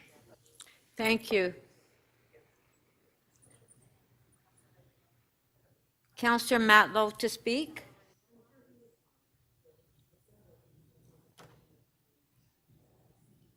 Madam Speaker, I simply want to express my gratitude to the city manager, along with the many unnamed, I'm sure, but incredibly hardworking staff that are just working just like the rest of us in situations in front of their home computers and kids running around and all of that stuff that happens, getting this work done on our behalf. I really appreciate it. And I simply also wanted to reiterate what I've said privately, publicly, that I'm very grateful to the work, certainly on economic development and community development, by the leadership of Deputy Mayor Michael Thompson, who the amount of time that he puts into it, I think you'd be surprised. It's amazing, and it's very impressive. You saw an example of his leadership skills just a few moments ago, where he, in a very sensitive, very diplomatic, very caring way, resolved an issue that could have been more divisive if he hadn't intervened, and I really respected that. I really appreciated that. And then lastly, but certainly not least, I want to publicly acknowledge Mayor John Tory, who has been certainly throughout this pandemic leading with honesty, with confidence, with strength, with integrity, and in a really inclusive and warm way that I really feel has heard a lot of different voices and brought them into working with other levels of government and everyone, inclusive in our organization, in a really wonderful way too. So just want to express my gratitude to everybody who's been working on this. And I know that all of us, no matter where we're coming from, no matter where we represent, we want our city to build back better. We want our communities to be healthy and well. We care about our small businesses. We care about everyone here. And I look forward to working with you to that end. Thank you. Thank you.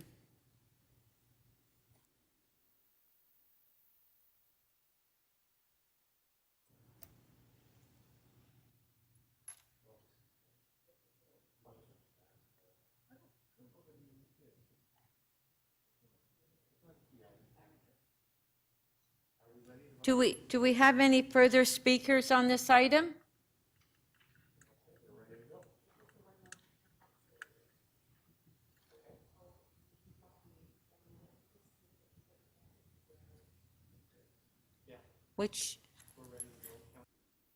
Okay, we just have the one motion by Councillor Layton with the friendly amendment. On favor? Show of hands. Carried. Item as amended, all in favor? Carried.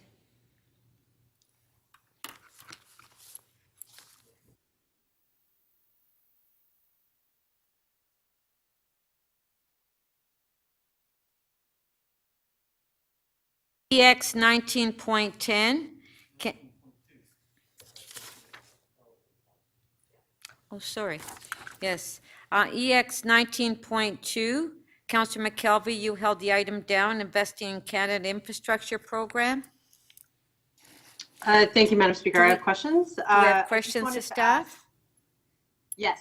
Okay, questions to staff. Thank you, Madam Speaker. I just wanted to ask staff, what are the next steps in the submission, and when do you think we would find out if our proposal is accepted?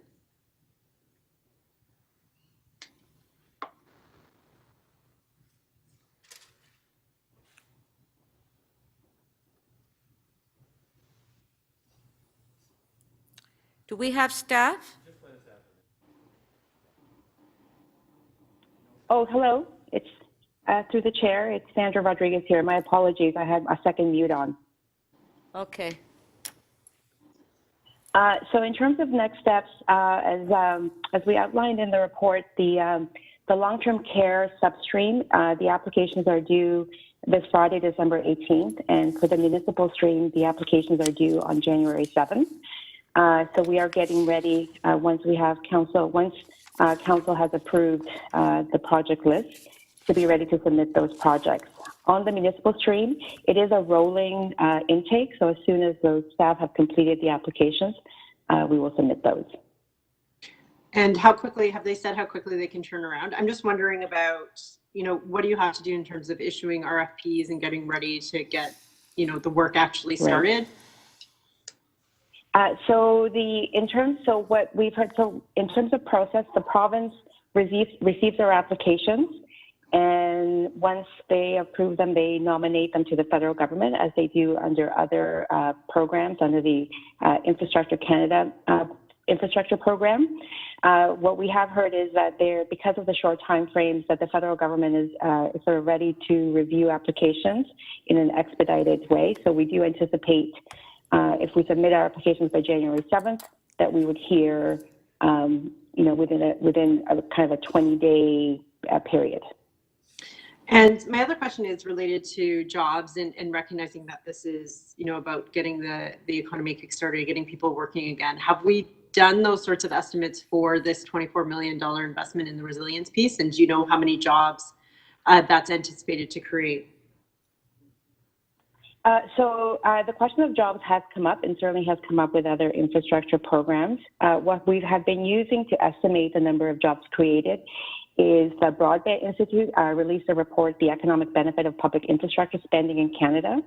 They use a formula that estimates that 9.4 jobs are created per 1 million invested in infrastructure spending.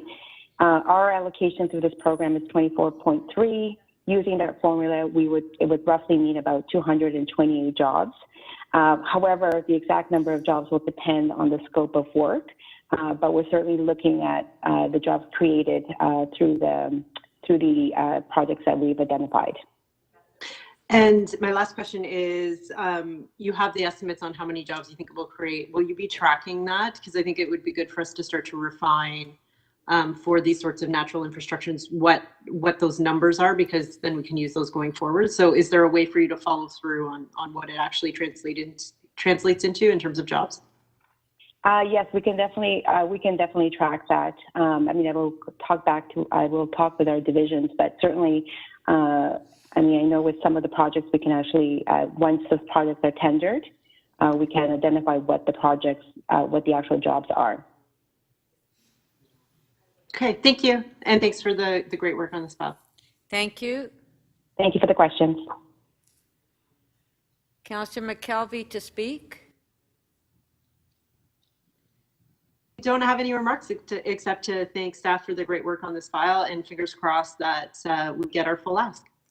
Okay, thank you. On the item, all in favor? Show of hands. Carried.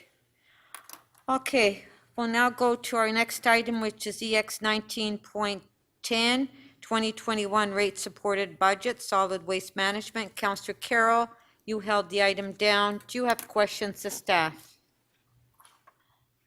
Thank you, Madam Speaker. Do you have questions to staff?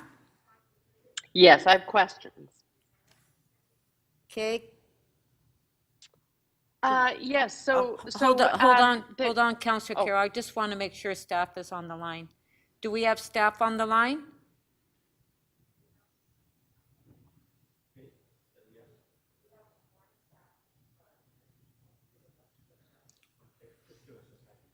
Okay.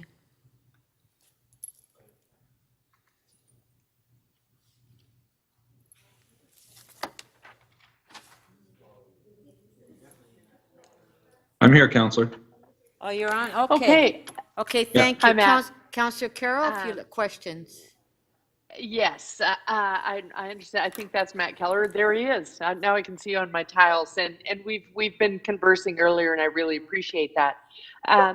So as we know, the budget really is moving along quite nicely in terms of our long-term strategy. The sticking point this year was a proposal in the efficiencies, and the breakdown of the efficiencies that I believe are a total of about 4 million. One of them was to change the way we deliver the solid waste calendar to single family dwellings. What was the cost of just that efficiency? So through you, Madam Chair, to the council, it was approximately $850,000 overall. Okay, 850. And for the folks who were present at the budget committee, the deputant that we had, as we always do, it's something that they watch carefully. Toronto Environmental Alliance was there. They were asking questions about how we surveyed to find out how people felt about that. How did we go about surveying the public to find out if the calendar is useful to them and if they would be okay with a new model? So through you, Madam Chair, to the council, there wasn't a specific survey done with residents on if they found it useful or not in terms of continuing the program. There was surveys done through focus groups to help us identify ways that more information could be shared with residents, and putting the calendar online was one of them. Also, the use of the waste app that is promoted right now is another way. So there were other mechanisms that could be done to augment the formal print calendar through those types of digital efficiencies. Okay, and how do we go about conducting that survey? So there was a focus group, a number of them that were done, and a briefing note was drafted and provided during the executive committee overview of the entire process. So more than happy to walk you through that. So really, we had groups be brought in, and we did surveys with a company, and we went through and we chatted with a number of residents in the city on ways we can improve our communications on our waste material. And ultimately, the focus from them was putting it online was a great initiative, and looking at ways that we can align with the corporate strategy of digital and meeting those outcomes with reduced costs. This was one of the measures that was put forward as an option in this year's budget. Okay, well, and as you know, because we've discussed this earlier, there's just one more question, Madam Speaker. As you know, I'm planning to move a motion because this proposal hasn't gone over well in my community. So I'm planning on moving a motion, but we do want to make changes because there's a disconnect between those who want to keep the calendar and those who are interested in looking at other models. I think those interested in looking at other models didn't know it was going to be one would be at the expense of the other. And my motion is missing one thing. It doesn't talk about, could we get together and discuss, counselors, and look at your survey data, your focus group data, and actually look at a program going forward. This just came forward as a budget proposal. Is there a point in the long-term waste strategy reporting that's coming forward to Works Committee or somewhere where councillors could engage if we were to say, let's not cut it until you've engaged us in what the education program is going forward. Is that already built into some of the long-term waste strategy work that is coming to works in the next year or two? So through you, Madam Chair, to the councillor, that is part of the long-term solid waste management strategy update and review, is to come back to committee and council on the successes that the program has had in the first 5 years, and then outline the next 5 years of work. And of course, we will work with all councillors in terms of soliciting feedback and comments on how to develop the next 5 years of the long-term strategy. Yes. So I don't need to add that to my motion. That's already your intention to put energy to that. 10 seconds. Okay. That's correct, councillor. Okay. Thank you. Those Okay. are my questions, Madam Thank Speaker. you. Thank you. Thank you. Councillor Crawford, questions? Thank you. Yeah, thank you, Madam Speaker. And thank you, Matt. I just want to congratulate you and your team on the work that you've been doing this last year under very difficult circumstances. So you were able to bring to executive and to hear a budget that is a 1.5% increase, and you were expecting, if COVID wasn't here, to be being a 2.7. So can you just explain briefly how you managed to do that? So through you, Madam Chair, to the councillor, there were a number of efficiencies that we looked through for the organization, understanding that overall we don't want to impact our outcomes of collecting material in a safe and efficient manner, and making sure that those materials are managed in an environmentally safe way. So a number of efficiencies that were brought forward were the calendar, and when we're looking at the calendar, it was to remove it from the 21 different versions that we produce now, to be able to send it to all residents within the city, down to a version that would be included within the utility bill, where residents would understand or receive information on when their collection day would be, and also provide communication materials through that means versus the existing print version. There are other initiatives as well with contract cost reductions, as well as over $4 million in staffing efficiencies that we've been able to find to really maintain a flat budget from 2020 to 2021. So there's been a lot of work, and when we look at the depth of the review, we were down to on the calendar piece, down to the pennies, to be quite honest, looking at the difference between a direct mail versus a mass mail program, between 10 cents and 30 cents in the difference per item. And so we really went through everything that we possibly could to generate a flat or a balanced budget with our long-term strategy objectives intact. Thank you. So I recognize that, as my councillor colleague Carol mentioned, and it was part of the discussion at executive, it was also the discussion at budget about the calendar.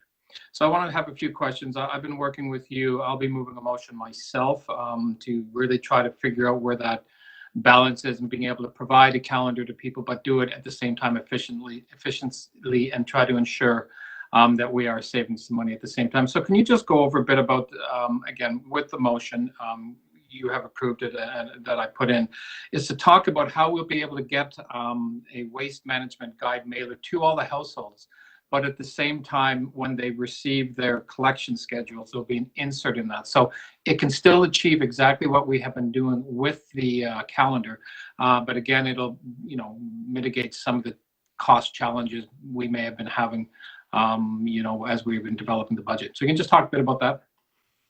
Absolutely. So through you, Madam Chair, to council, one of the options that we've moved forward is instead of having 21 different calendars for all of the residents within the city, moving that towards one waste management guide to generate efficiencies for that printed material. So not only will it be able to be sent to all residents and multi-res and curbside, but it can also be used this year and next year as well.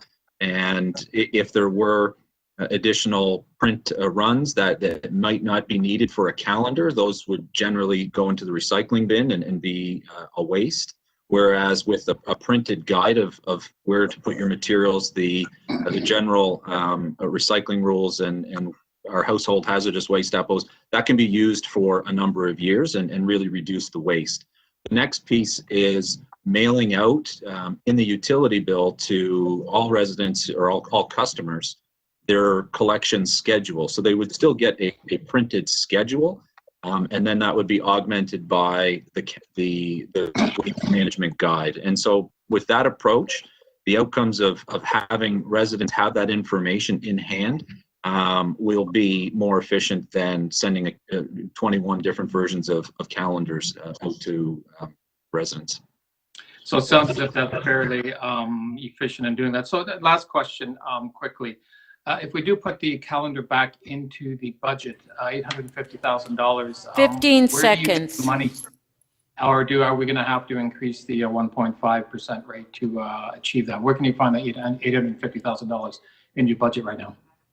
So through you, Madam Chair, to the council, the option that we're proposing at this point with the mail-out guide to all residents and then augmented with a calendar or a waste schedule within the bill, it's around $300,000, and that can be absorbed within the existing communications budget. And you know, the budget was put forward a number of months ago, and there have been changes due to COVID and the vaccine, and right now working with corporate communications, their projections for material that generally solid waste would put out, you know, billboards and bus signs, those are really going to be held back till probably May at the earliest. So that has provided us some room in order to fund that $300,000 for that approach.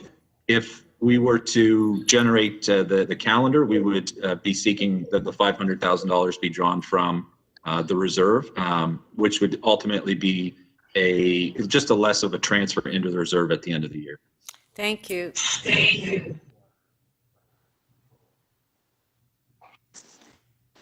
Councillor Cole, questions?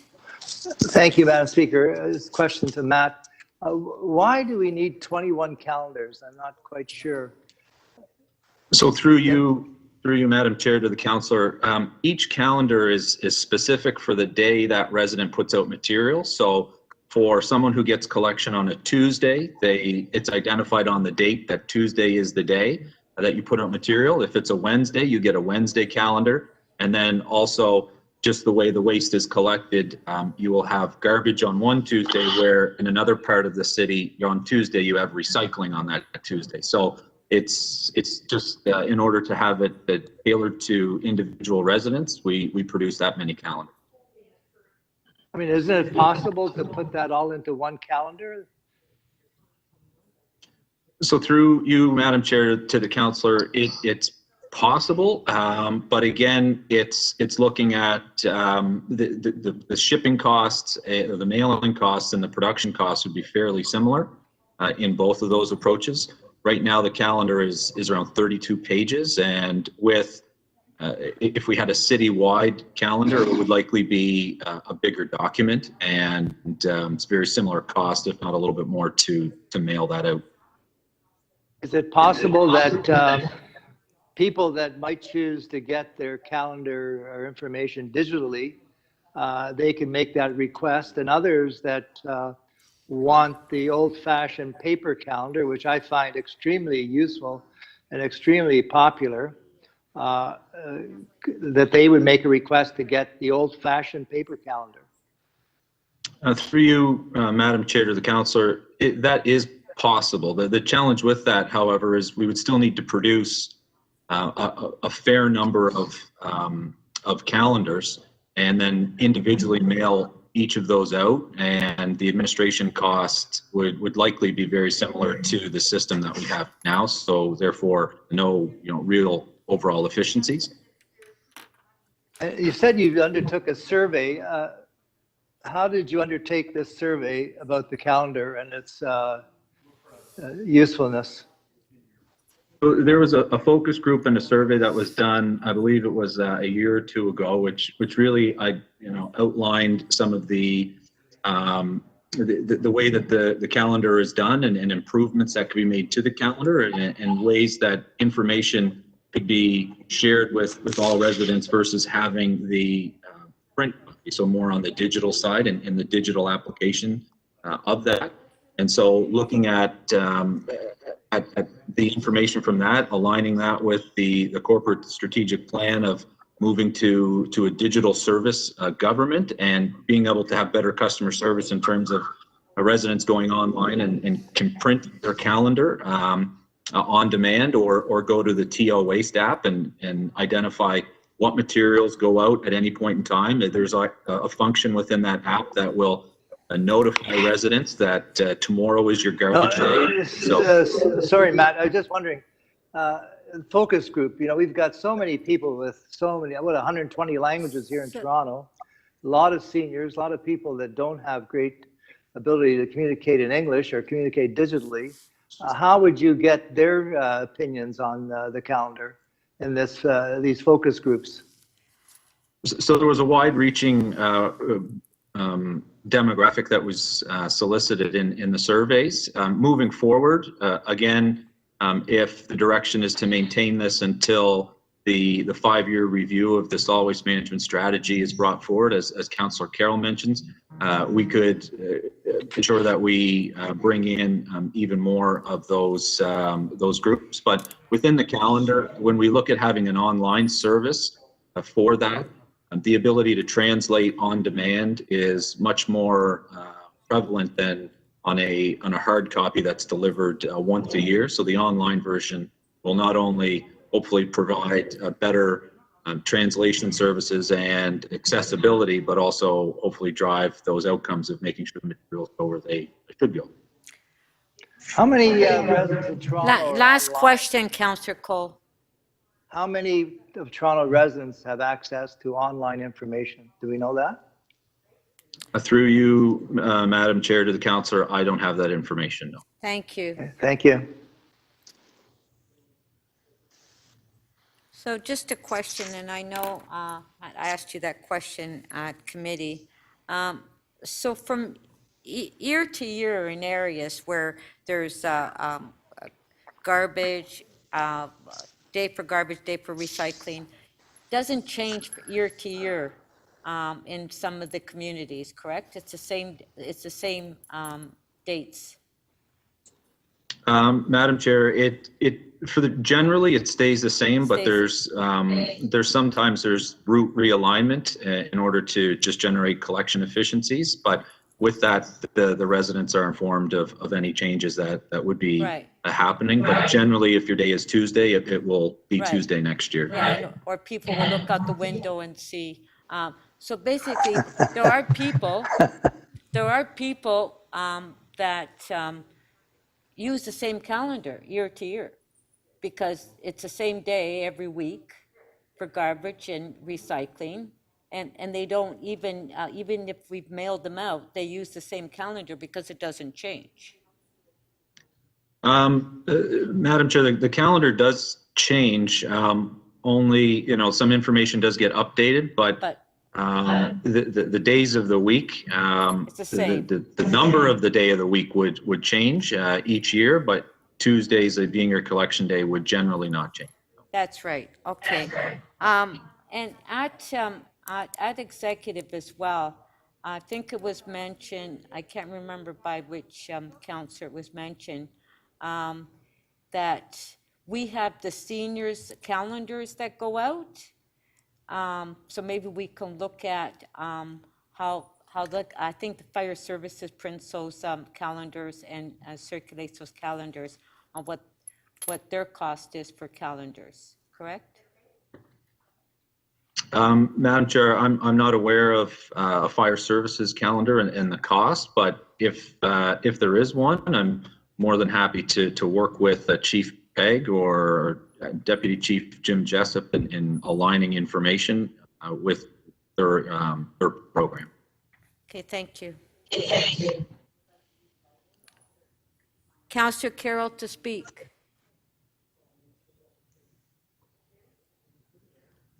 Speaker, I think that staff can put my motion on the screen. I haven't got a written copy of it now, so it It's would on be the helpful screen. to me. It's on There the you are. screen. That City Council amend the 2021 Solid Waste Management Services rate budget by directing the GM Solid Waste Management Services to continue the production of the annual calendar, to be funded by staff adjusting their communications campaigns, and a $550,000 reallocation from the contribution to reserves. Councillors, we put a lot in the solid waste reserve every year. We build that reserve up so that we can stabilize those bin rates, and so that we're also saving for our long-term waste strategy. So there's a fair amount in there. Here's the problem. I really think that just removing the calendar as a program and changing to something else, it's not just a calendar. To me, this is a policy change. It's really not best to be happening in the middle of the budget process. It's something that ought to have been discussed, and the findings of a focus group and the survey should actually come to works and be discussed so that we can really be a part of the solution. If we're moving on to another program, we can really understand what it's doing now and what a replacement might do. Honestly, though, as we run out of landfill capacity, my bottom line is we should be doing more in terms of education, not less. In terms of digital, people tend to tailor their digital needs to their exact interests. And so the wealth of what shows up in their waste calendar that they might not go looking for is never going to be in front of their eyes if they choose what they look at. That's the limitation that digital gives you. They might go to it looking to see where what goes out when. But when it's a calendar hanging on the fridge, you just walk into the kitchen knowing it's time, and you glance at the fridge to find out which bin to put out. You also find yourself looking at what's in the margins here. Oh, what is that? It says about the drop box. Oh, what is that? It says about what shouldn't go in the blue bin. Oh, look at that hazardous, oh, that broken teacup. I threw it in there and I'm not supposed to. That's education. And we should be investing all we can in education as we head towards the end of our landfill capacity. Consider the experience of the city of Vancouver. They seem to be the theme today. In Vancouver, when they started to realize they were running out of landfill capacity, they may soon need to increase incineration capacity. They already had one burning in Burnaby. But what they said was, let's invest all we can in education. If we have to go down that road, we got to reduce the volume as much as possible because that's so expensive. And guess what happened? A few years of just pounding away at education and reducing those diversion rates in all housing forms and commercial led to them realizing we don't need to build a new incinerator. We can clean tech the one we have and increase its capacity a little bit and buy another 15 to 20 years. We have to be doing all we can in diversion and reduction. And so if there's a segment of the population that needs to receive that waste calendar and having it tailored to their area so that they really do refer to it every couple of weeks because they need to know what's going out tonight, that's our education opportunity that slips away if we go digital. And so I'm suggesting that we put this back in this budget, produce the next calendar, but have a much more in-depth conversation about education at the Works Committee. Now, I hadn't included that in my motion. I hope someone will, but even if they don't, we heard Mr. Kelleher say that's his intention in any case, to come to Works Committee with a deeper discussion about diversion education. And so those are my comments, Madam Chair. Thank you. We do have a question for you, Councillor Fletcher. 3 minutes clarification of the motion. Councillor Fletcher? Yes, Councillor Carroll, you're really bringing up a point that there are certain segments of the population that don't just first go directly to digital to figure out what's going on. Would you think seniors would be one of those that are in their own homes and like to have the waste calendar to see what's happening? Refer to that. Well, I've got to tell you something. If I one of my market research people is my own husband. The man spends a lot of time on the internet, and yet when it's time to empty the garbage, goes to the fridge door, looks to see what's going out tonight. I don't think it's age-based. I think it's housing type-based more than anything. We created a very successful education tool, and people are really using it. So why would we take it away without really having deeply examined what we're replacing it with? And do you think there's anything else that the city provides that people have in their homes 365 days a year in a prominent location that says City of Toronto service? Not really.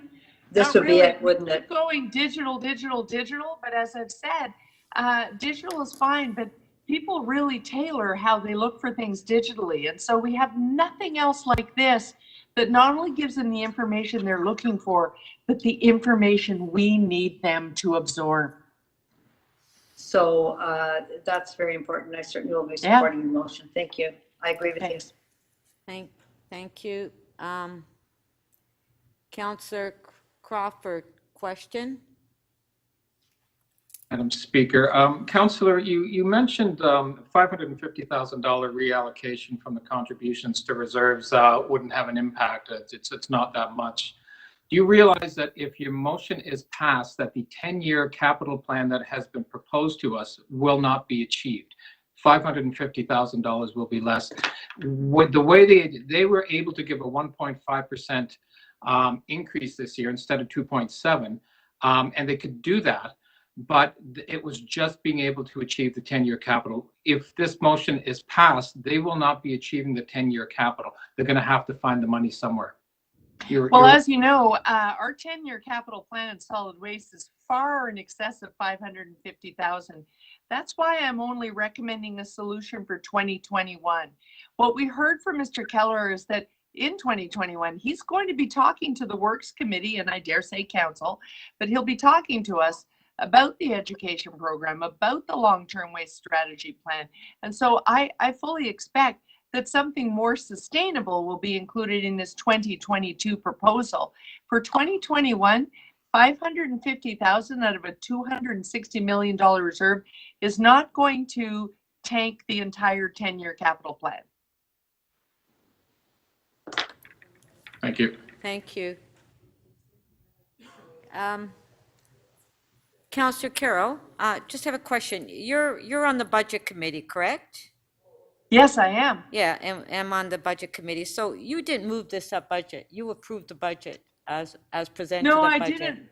But you did not No, move. I didn't. No, but you did not move this motion at budget committee.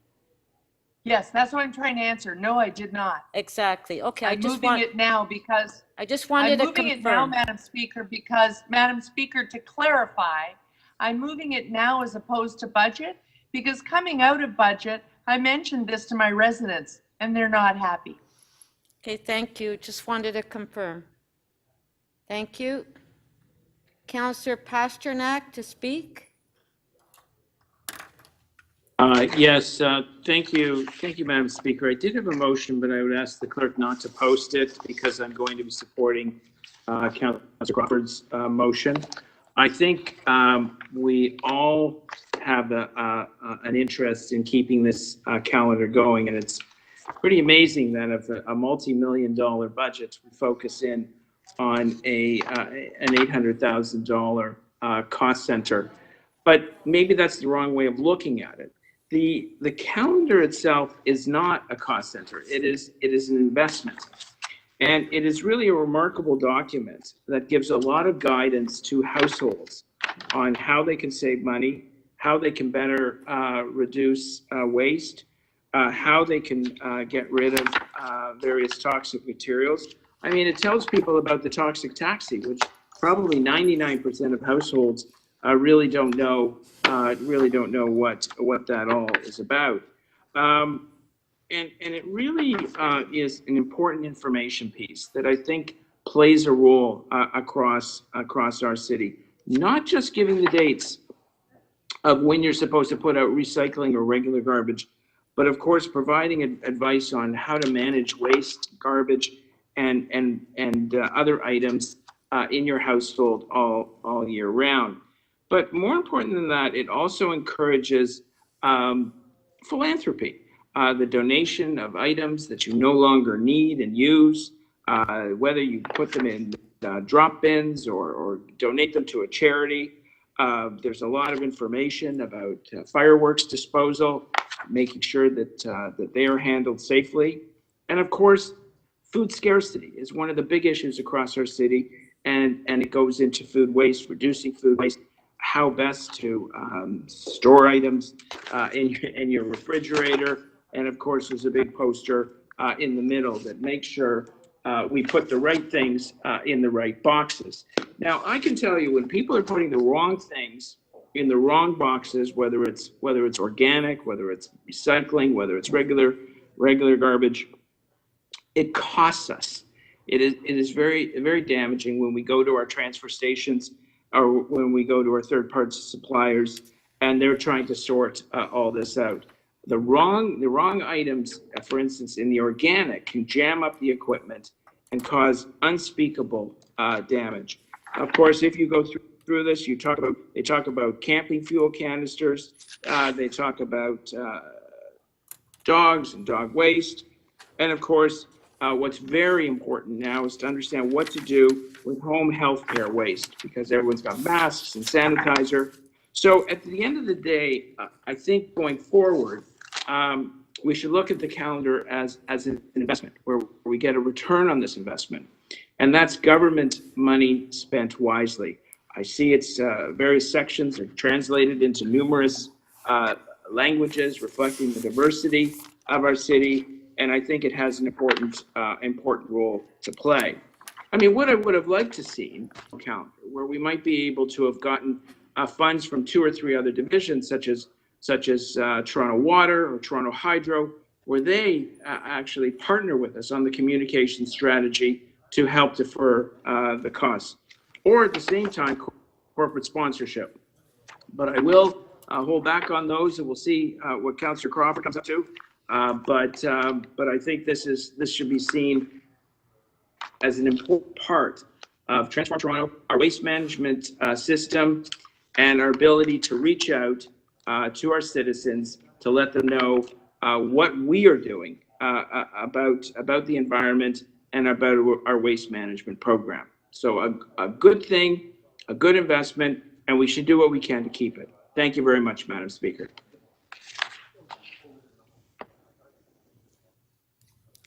Thank you. Councillor Crawford to speak. Yeah, thank you, Madam Speaker. I do have a motion I'd like to move. If clerks can put it up, please.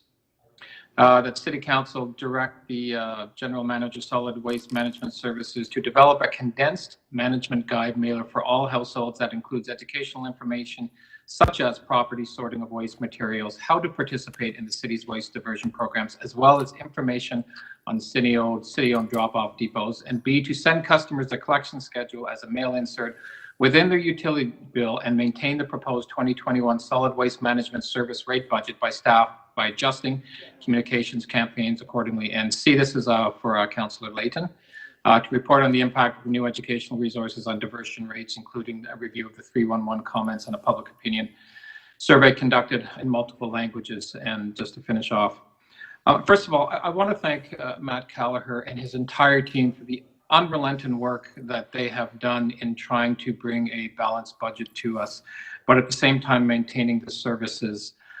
There's a theme happening here, and it has been happening in 2020, and it'll continue happening in 2021 through the budget process. It's about managing this pandemic. It is about keeping and providing the services that we all need in this city, but also recognizing the affordability factor for people. So I think what the solid waste has achieved is to bring in an affordable increase, 1.5%. It was supposed to be 2.7 combined this year, but they recognize the affordability challenges that the city and residents have been facing. They're going to bring in a 1.5%. So I commend them for doing that. And yes, they had to look very carefully, line by line, at a lot of their budget. There was approximately, I think it's almost $5 million in savings that they have been able to do to maintain that 1.5%.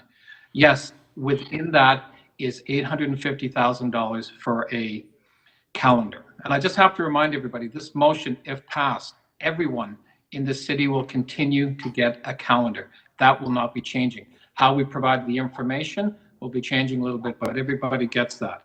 And I need to, re-emphasize to councillors that we are in a pandemic. It is not business as usual. We are attempting to manage to survive and to keep the cost of everything down, but to manage the services. And thank you very much to the provincial and federal governments for being incredible partners with us in recognizing the need to provide those services for residents. But it's not business as usual. I'm seeing, as we're going through this budget process, division after division and agency looking at their dollars, looking at where they can save money. $500 million, as the city manager has mentioned, in 2020 alone. We're going to need to continue doing that in 2021. And this calendar is just a small example of creatively looking at a service, which in many respects a calendar is, but trying to provide it in a little different means, trying to save some money. Again, $850,000, and I'm quite surprised that my colleague would actually, Councillor Carroll mentioned, we have plenty of money in reserve, and it's not a big amount of money when we're looking at $260 million. Can you imagine if we had that attitude going into every service we're trying to provide? We'll find it somewhere else. We'll find it somewhere else. We'll figure it out later. That's not the way you manage money at all. I'm sorry. You just do not do that. But recognizing that we do need to look at things a little bit differently. And if this is just one example, as we go into the hundreds, if not thousands of different services we have to, so be it. I think the people of this city recognize that we need to be looking at that kind of fiscal responsibility. But at the end of the day, and again, I want to thank Matt. We did sort out, we looked at, instead of getting rid of the calendar fully, and I respect that a lot of people in the city need that. Let's figure out a way that we can balance it and still provide the service, but do it a little bit differently. So there'll be a bit of a cost, but they can manage the cost. That is the best way to be doing this. So on that, I request that everybody supports this, but recognizing that this is just one example. When we get into the budget in 2021, I'm hoping we can look at the bigger picture sometimes and realize that we do have to do business differently. And if it means changing a calendar around a little bit, providing the same service, but doing it a little bit differently, those are the sort of things we need to be looking at. Thank you. Thank you. We do have a question for you, Councillor Carroll, 3 minutes, clarification of the motion. Yeah, I'm sorry that I'm asking it because it makes it seem like we're battling motions, but I'm struggling with the insert idea. I get the insert going into a bill, but if my drop-off schedule for my bin is on the insert, why don't I just put that on the fridge and throw the calendar away? Well, again, the reason we're trying to figure this out, Councillor, is where's the balance on number one, ensuring that we're not taking that $500,000 or $850,000 out, but looking at a way to be able to achieve that. Yes, an insert's going to be coming in.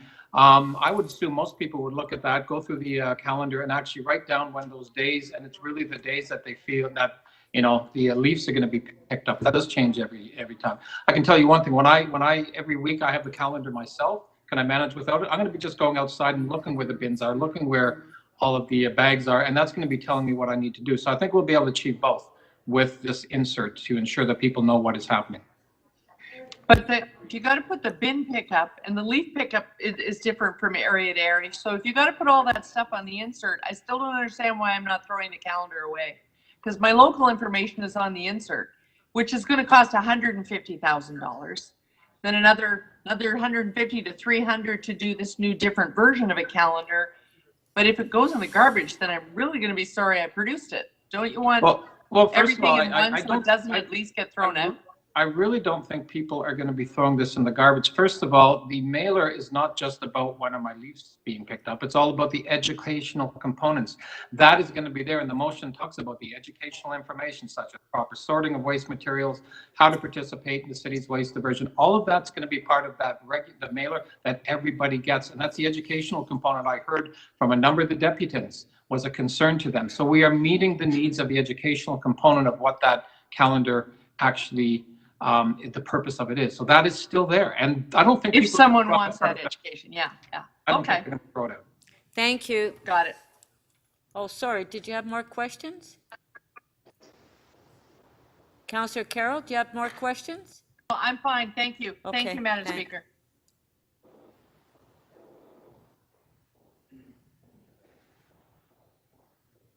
Councillor Perks, question, 3 minutes.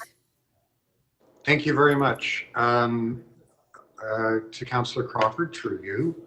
Councillor Crawford, how do you plan to account for the fact that renters don't receive the utility bills?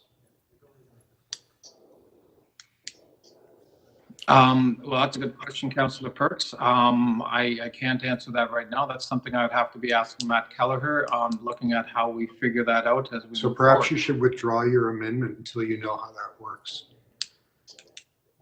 Thank you, Councillor. With respect, I'll continue this. I think that is something we can look at afterwards with the advice from Matt Kelleher.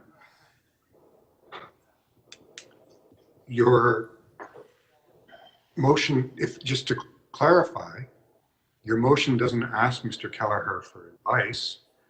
Your motion directs the city manager to send customers their schedules in the mail insert with their utility bill. And given that renters won't get it, your motion effectively decides that renters won't get this. So are you prepared to accept that renters should not get the same information as owners? Again, first of all, Council, the renters will get the calendar. They will continue to get a mailer that will talk about the educational information. They'll talk about the proper sorting of waste materials, all of that. They will continue to get that. They will, when we were done, I don't, unfortunately can't speak to the Matt Keller right now, but the vast majority of people in the city, when you're looking at the digital component, there are a lot of people, renters included, that look for other ways on figuring out how, number one, what day is, what's coming, going out on one particular day. There still are opportunities. The director of solid waste said they are continuing to look at ways to improve, to ensure that we can reach everybody across the city. And that's a commitment that outside of this motion, outside of Councillor Carroll's motion, they are continuing to do. So I'm confident that they'll be able to work within their means to ensure that everybody has the ability to be educated properly on their solid waste. So if I understood your answer, you're saying that renters will all go look it up online, but somehow owners aren't expected to do that? Not necessarily. I think solid waste staff have been and will continue to look at different ways. There's a digital component, yes, and that needs to be looked at. So when you're looking at the vast majority of people, do they use digital or not? Some don't. They'll be continuing to look at ways to ensure that we can, educate people on everything that they need with regard to the waste pickup. So I just want to make sure I understand. Your motion, Part B, does not direct staff to look at ways to get the information out. It says to put the calendar in mailers. That was your last question. Am I correct?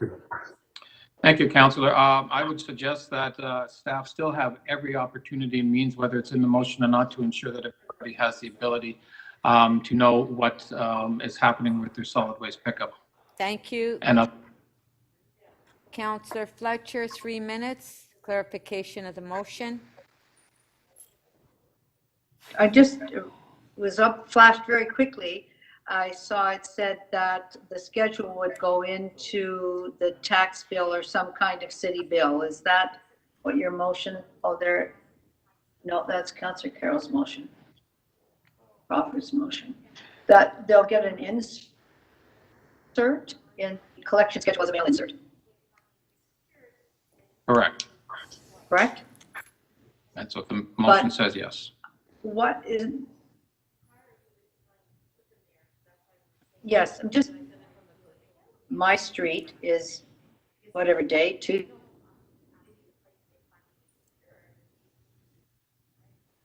Tuesday. How would that work? When I get the calendar, I'm sure you'd agree, the calendar comes to everybody in that zone.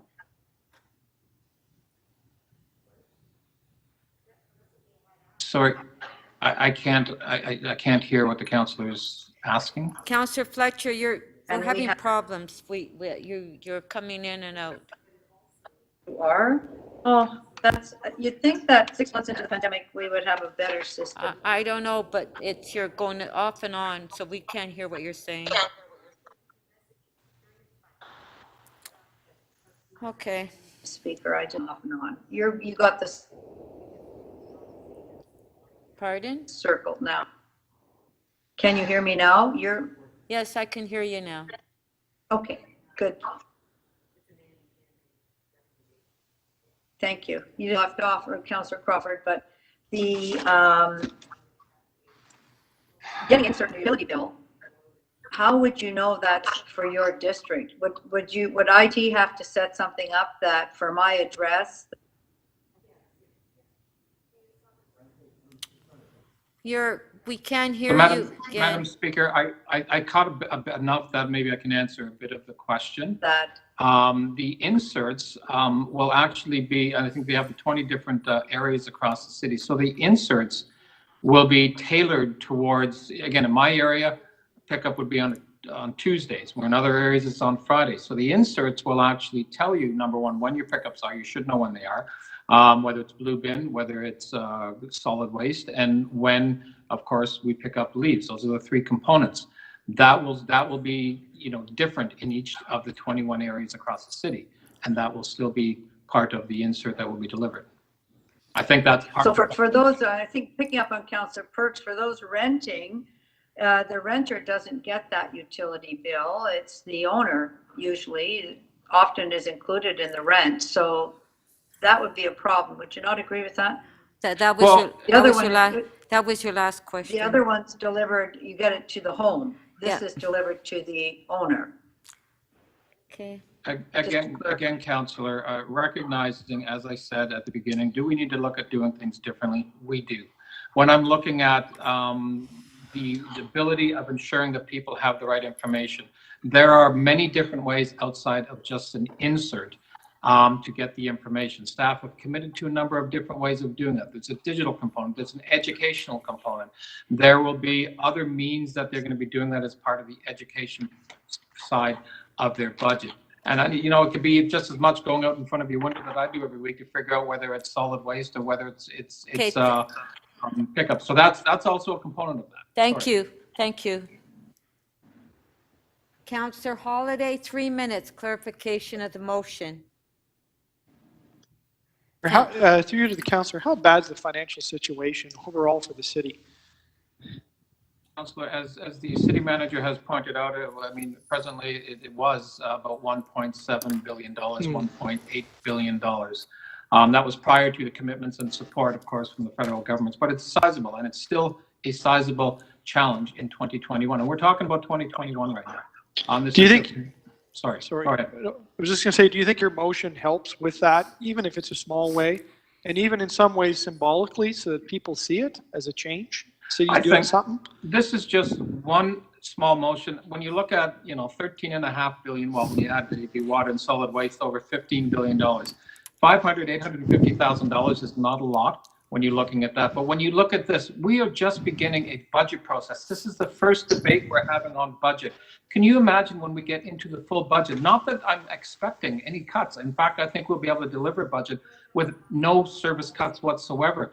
But when you're looking at these small adjustments and trying to figure out how we have provide a service, and I think staff have done this very creatively, and I think they've solved the problem, and I recognize the issue with renters, and we need to figure that out.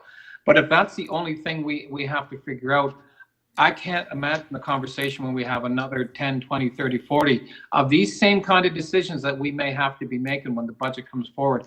It's huge. And it does send a message that, it's not business as usual, folks. We've been going through a pandemic. We've been keeping the city affordable, and we will continue to do that and provide your service. That's the message. And in your budget, is there not provisions for moving towards a digital city?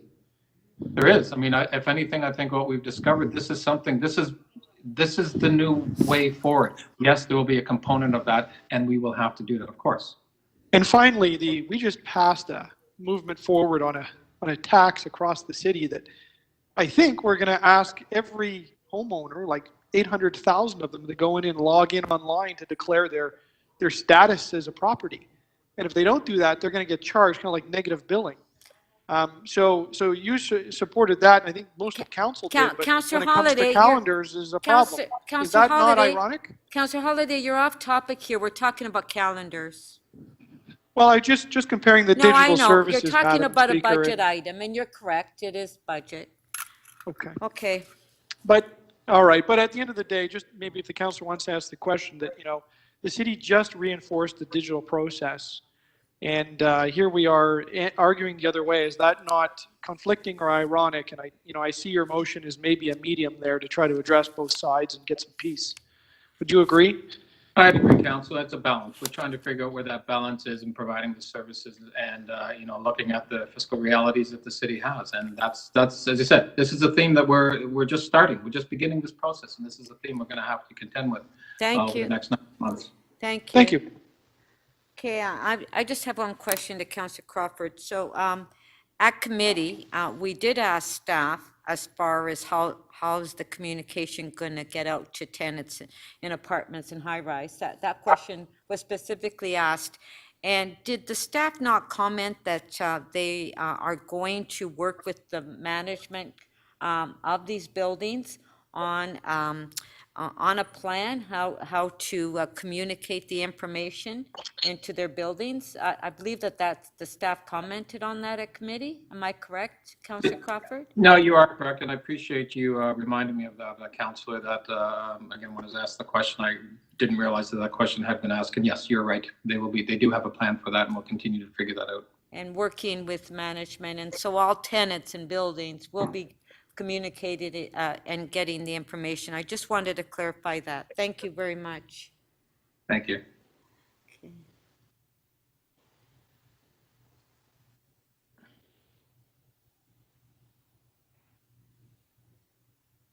Councillor Cole to speak.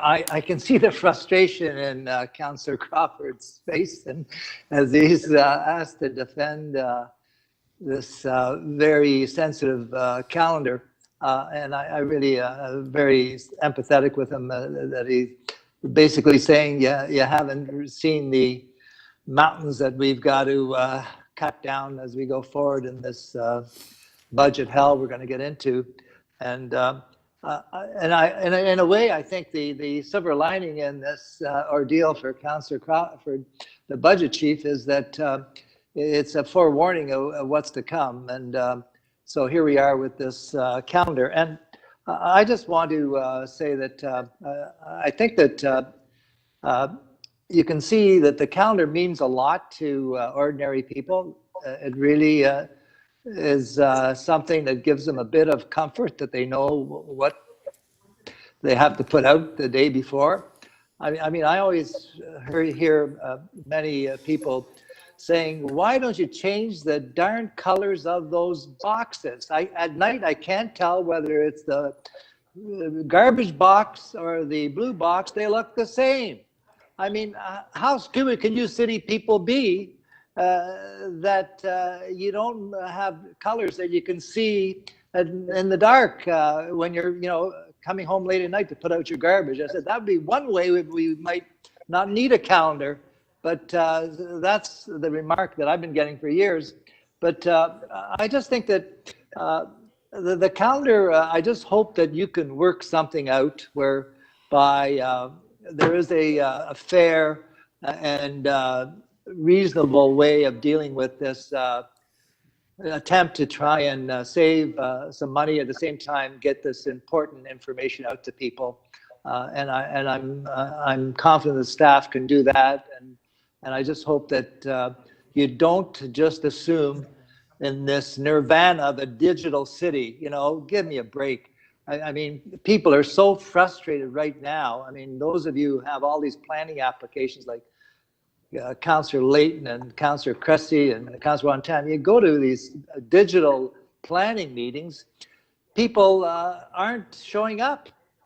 They're basically find them very, very intimidating, difficult. And so you can say we're having all these Zoom meetings and WebEx meetings. Digital, they say, yeah, well, I want to see someone in person. I want to ask questions in person. So we've got to be very careful before we go down this digital road without including people who aren't online, who can't navigate the online complexities. And just to think instantly everything is going to go digitally is a big mistake, because it really, I think, depreciates our democracy when we are going to rely on this digital new world, brave new digital world. So I just think maybe this calendar is the tip of the iceberg. So let's be very careful to ensure that people have something that they appreciate. They really do appreciate these calendars.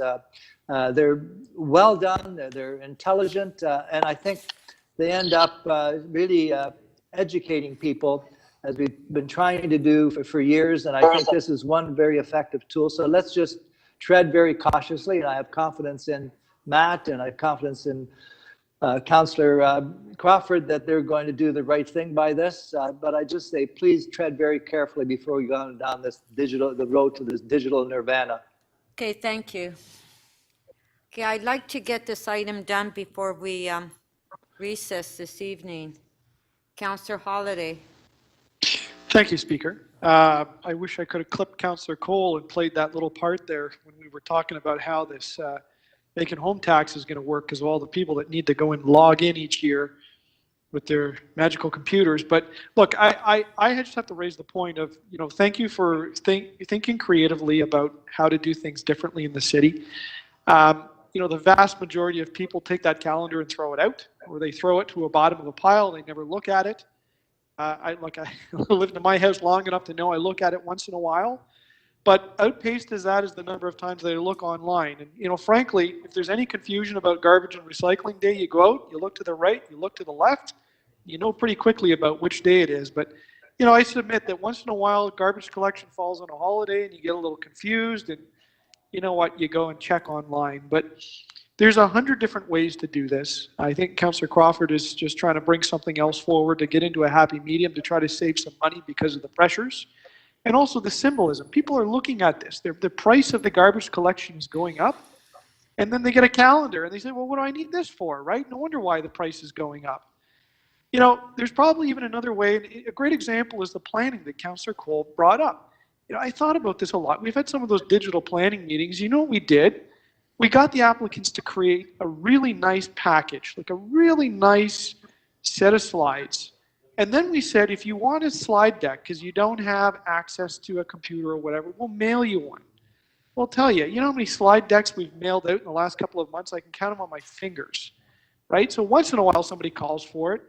And you know what? You print the thing off, you put it in the mail, right? People call our offices once in a blue moon and say, can I have a calendar? Sure, you drop it in the mail and away it goes.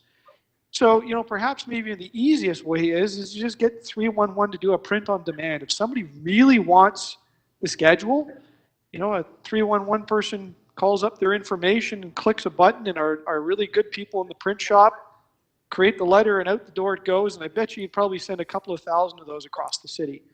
Not a million of them out there and have to worry about this version and that version. That's just me making something up on the spot, but there's 100 different ways to do this. So good on the staff and everyone thinking about ways to save money. And, I had intent to speak, but, one of the things that bothers me in this and saving money is I went to the Environment Day this year at Disco Road. It was a consolidated one, COVID. It was really good. It was well produced by staff. It covered a number of wards. It had lots of people attend it. They showed up. And I thought, maybe this is the year where we might consolidate some of those environment days and save a couple of $1 million or whatever it's worth, and just have super event days and make sure that we maximize stuff. But, we haven't got there yet. We've got more environment days on this, but, there's all kinds of things in this budget that can be looked at. And here's one that I would have thought would have been a safe bet. Is something that is antiquated and is probably underutilized en masse and just ends up getting thrown out. Save and effect, there's a few people that really like them, and there's probably a way that we can look after those people. But I think it would be on a demand basis. So, I support the original recommendations before us, and I hope we continue along this path about thinking how to do business wisely, because I think the public expects it of us. I think there's a license to make changes right now because of the financial situation and the fact that COVID has disrupted everything. And I think it's our responsibility to trust the staff to come forward with these good ideas and support them when they do it. So thank you. Okay, I just want to remind members of council that it's 5:30. We'd like to have this item completed before 6. We have a number of members' motion to put forward, and we have a huge agenda. So I just want to remind members of council of that. So Councillor Fletcher to speak.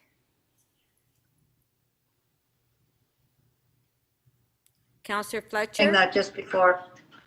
Amaya? Yes. Thanks for reminding everybody that just before I'm speaking, I'll try to go faster than 5 minutes. I haven't said very much, but I really do want to urge us to have a second look at this particular issue. A number of years ago, the recommendation came in to end all environment days. I don't know how many of you were on council at that time, but that didn't work. It's one of the things that the public really likes. And Councillor Holiday, they were lined up for 2 hours after it was over at the two events that we had in the East End. And they were running their cars for 2 hours waiting to get in. I don't think it was very environmental, as many people pointed out.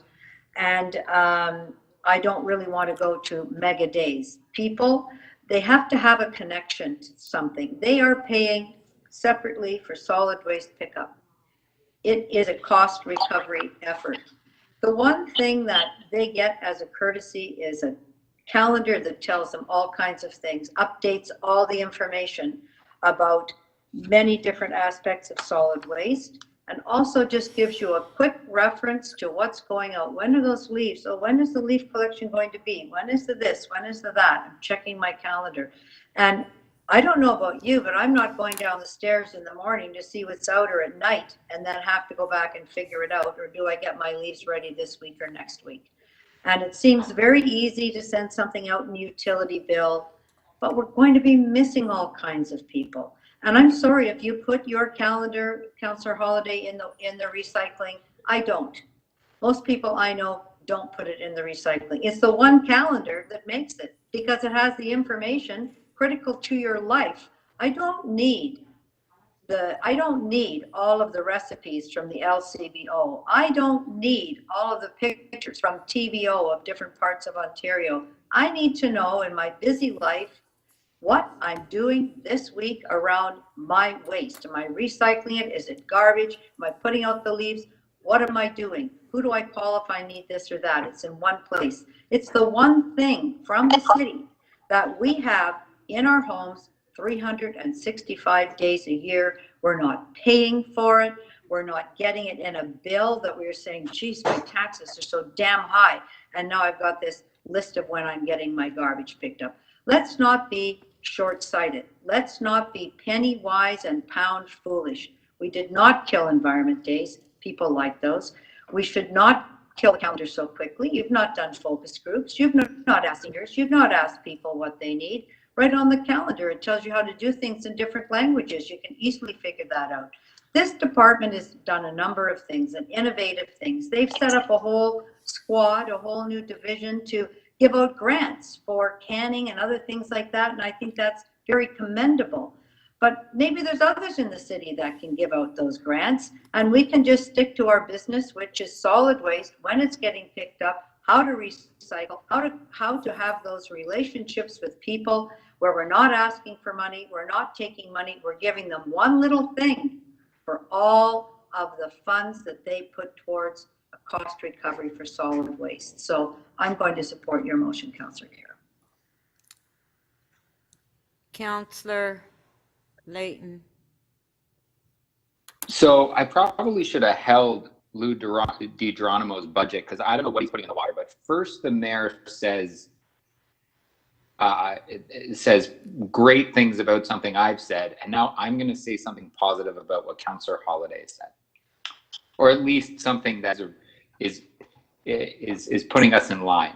See, I was on the fence about this because I consider to Councillor Cole's point, I consider myself an ordinary person, and I don't keep my waste calendar, partly because it doesn't magnet to everyone's fridge anymore now that they've updated what fridges are made out of. It doesn't stick to the fridge anymore, or maybe it's just that I have a better, a reasonable understanding of what goes in what bin. But I use the Waste Wizard, just Siri Waste Wizard Toronto this thing, and it comes up immediately.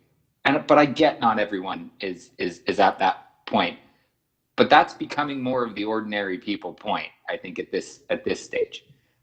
That being said, and so there's my support for what Holiday said. I'm the type of family, we're the type of family that put it in the bottom of the pile. The calendar doesn't get used. And as Councillor Holiday said, I think it's probably most. But I don't think that that's the point.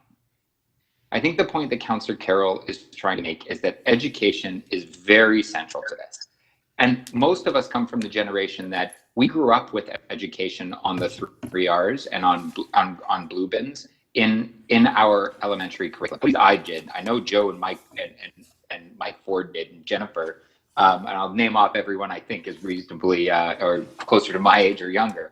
But education drove, not you, Councillor Ainsley, education drove our shifting to source separation, right? It drove our recycling rates. And it will always do that, particularly in communities that are new to Canada. This will, the education budget should reinforce that at every stage. And at the center of that budget is the calendar. Despite the fact that it ends at the bottom of the pile, we need to make sure whatever we replace is something that's going to work. And I was quite compelled by Councillor Crawford's recommendation. He shared it earlier, and I actually think that's probably the direction that we should be going in.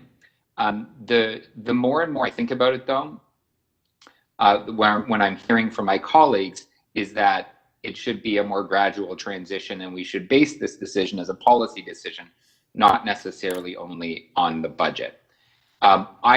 I was prepared to, and I will support Councillor Crawford's motion, but if there are those at council that would like a more gradual progression, I'm prepared to support Councillor Carroll's motion as well.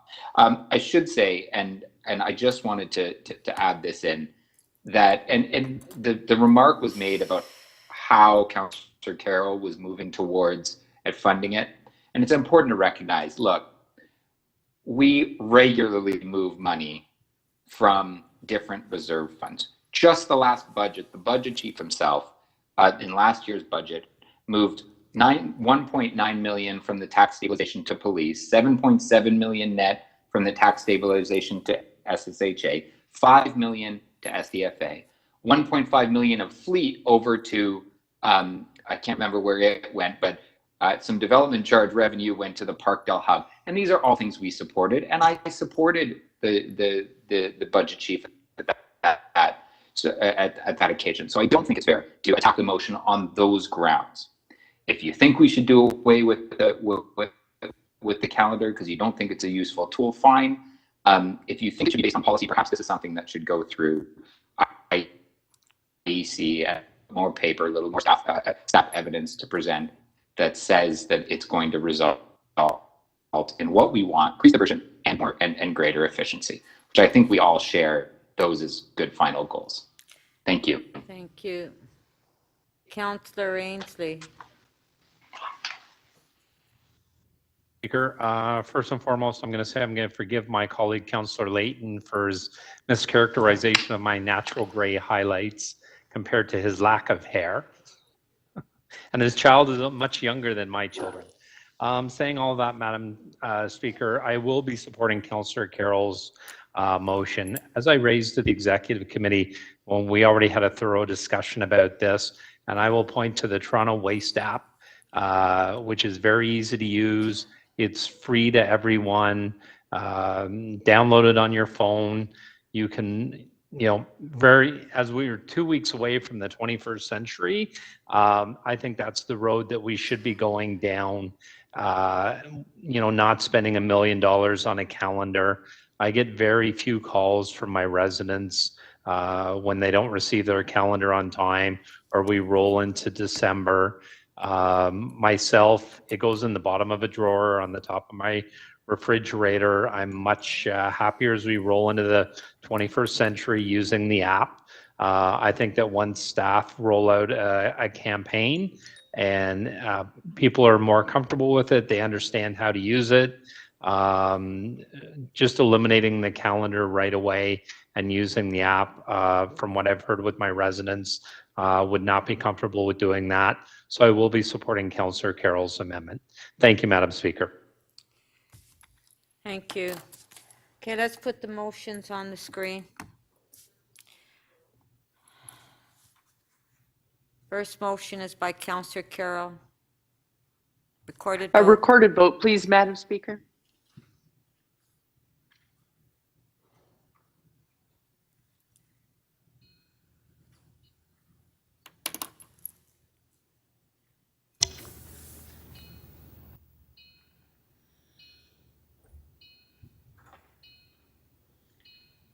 Councillor Parks, I've been booted out of my voting thing.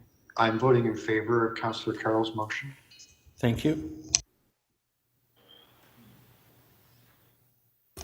Councillor Grimes.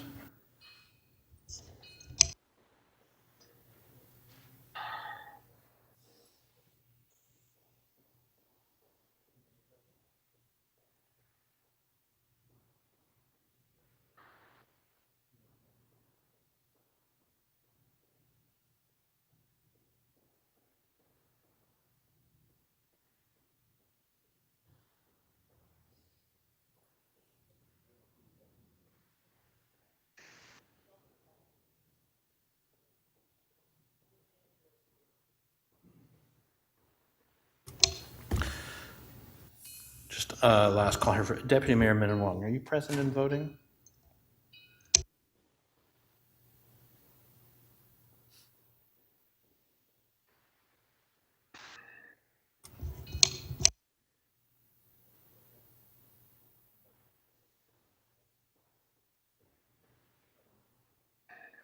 Madam Speaker, motion 1 does not carry. The vote is 11 to 13.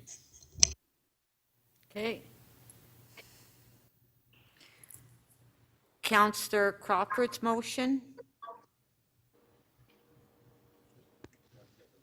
Recorded vote, please, Madam Speaker, and on the budget as well. Recorded vote.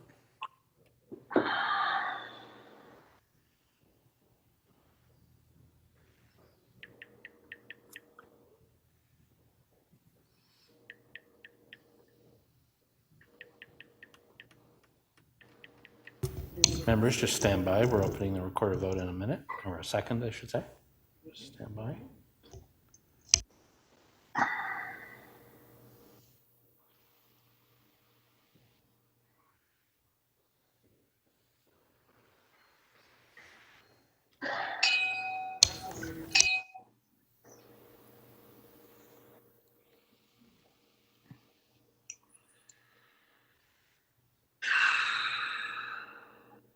Somebody has their mic on. I can hear them breathing.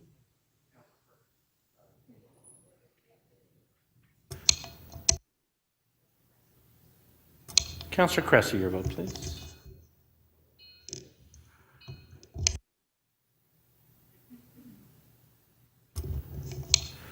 Motion 2 carries, Madam Speaker. The vote is 19 to 6.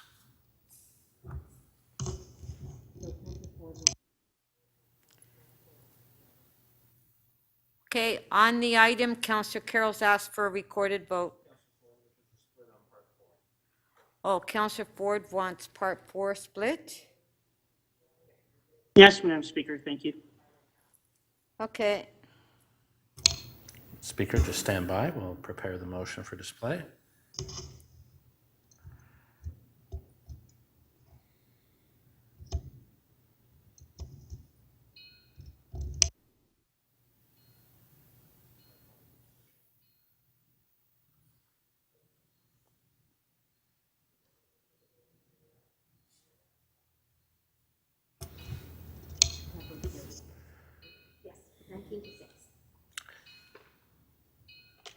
Councillor Matlow, please.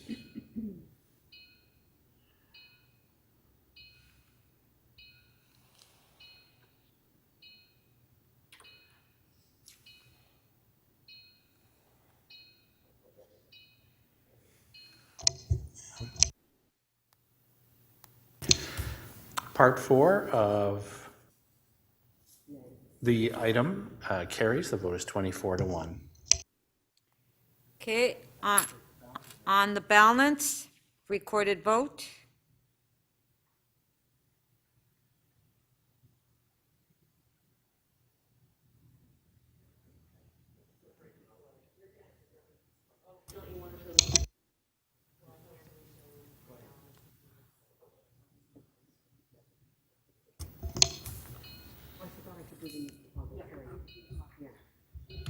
But it's also the amendments wouldn't be reflected there either, right? So. What do you want?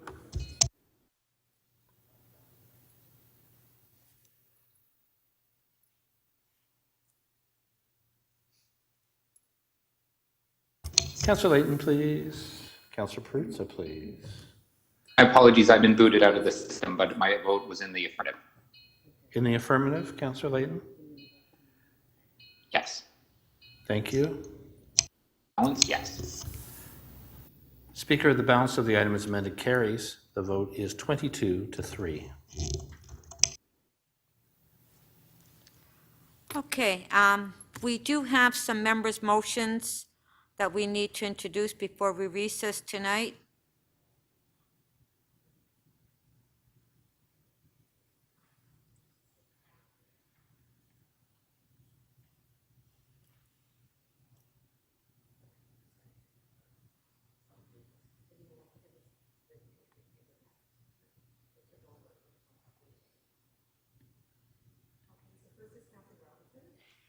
Councillor Robinson.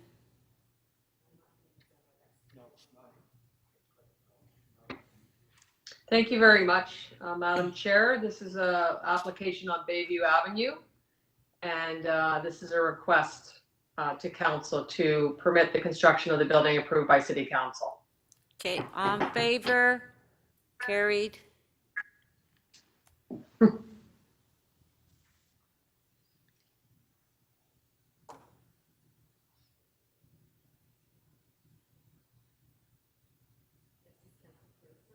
Councillor Perruzza.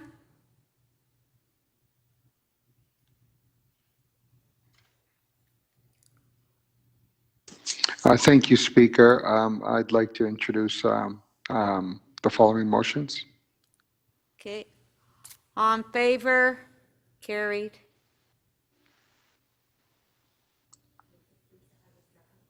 Councillor Perruzza, you have a second one? I do.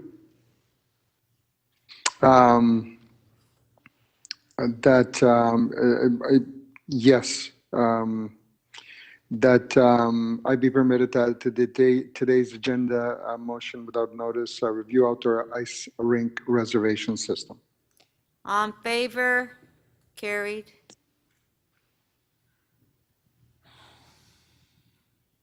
I had a third one, Speaker. Yeah. Do you have it? Yeah, we'll get to it. Okay. Councillor Fletcher?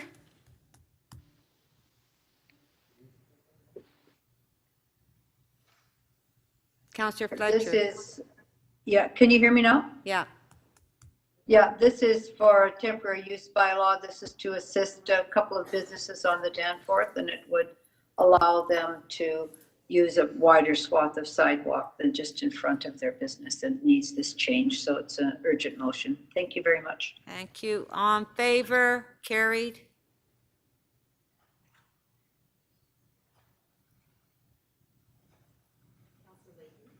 Councillor Layton?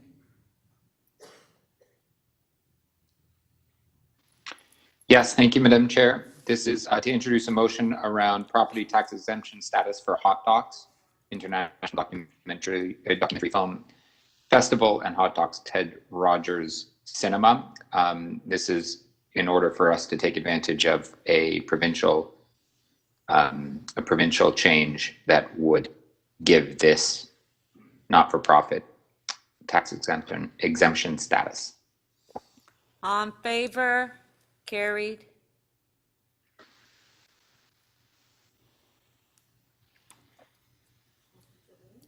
Councillor Fillion?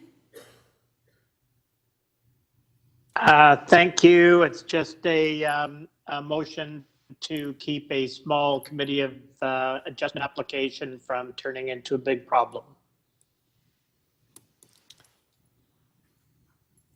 All in favor? Carried.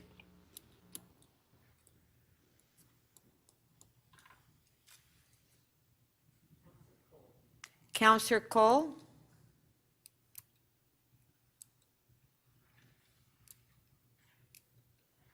This is again supporting the staff to go to the Toronto Local Appeal Tribunal and represent the city at a hearing. All in favor? Carried.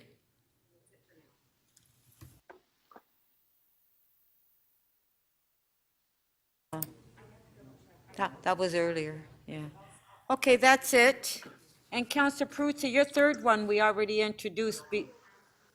Oh, okay. Thank you. Do we have any quick releases before we recess tonight? Madam Speaker. Councillor Pasternak? Councillor Yes, thanks, Pasternak? Yes, thank you, Madam Speaker. I'd be prepared to release IE 18.9. This came to council without recommendations. I've been told by the General Manager, Solid Waste, that he's spoken to committee members and answered their questions. If another committee member wants to hold it, they're welcome to it, but I'm advised that all questions have been answered. So what are you moving? I'm releasing it. No, but it's here without a recommendation. Yeah, you're just moving receipt? I'm moving receipt. Okay. So Councillor Pasternak Oh, is, no. If you could just hold that down for a second. There are recommendations as part of this? Are there not, or is No. it just receipt?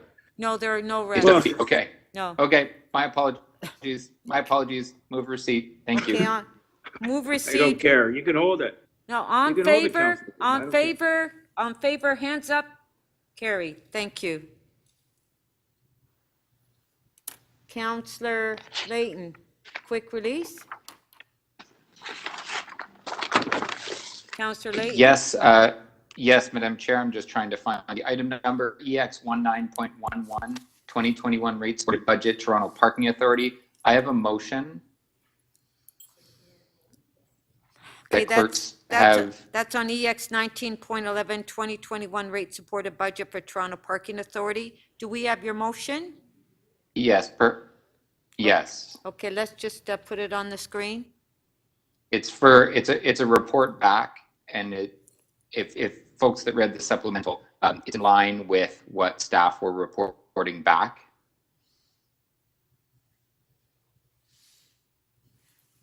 And this is the feasibility study for expansion of the cycle of bike share. Okay, the motion is on the screen.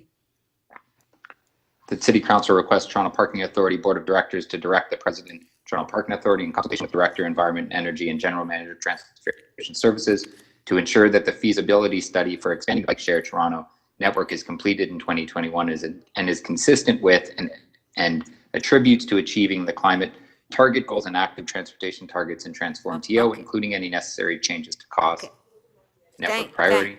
Yeah, thank you, Councillor Layton. It's on the screen. All in favor? Recorded vote, please. Recorded vote.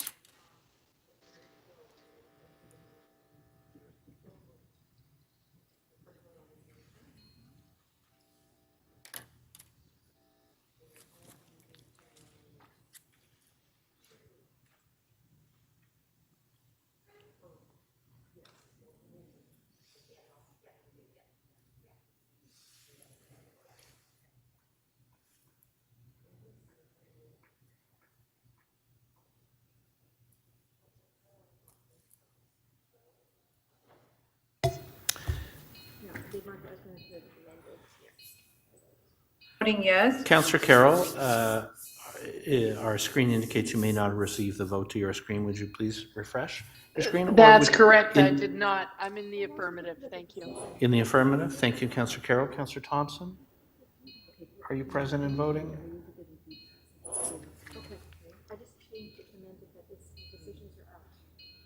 He's not here.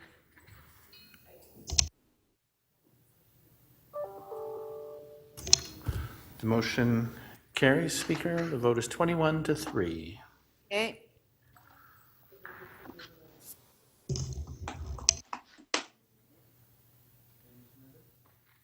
item is amended. On favor? Carried. Councillor Bailao, quick release.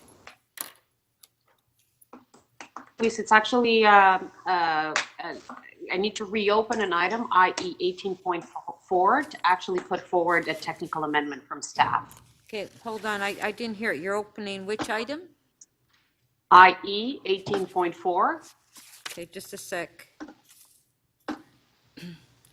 The update on council requested road safety initiatives?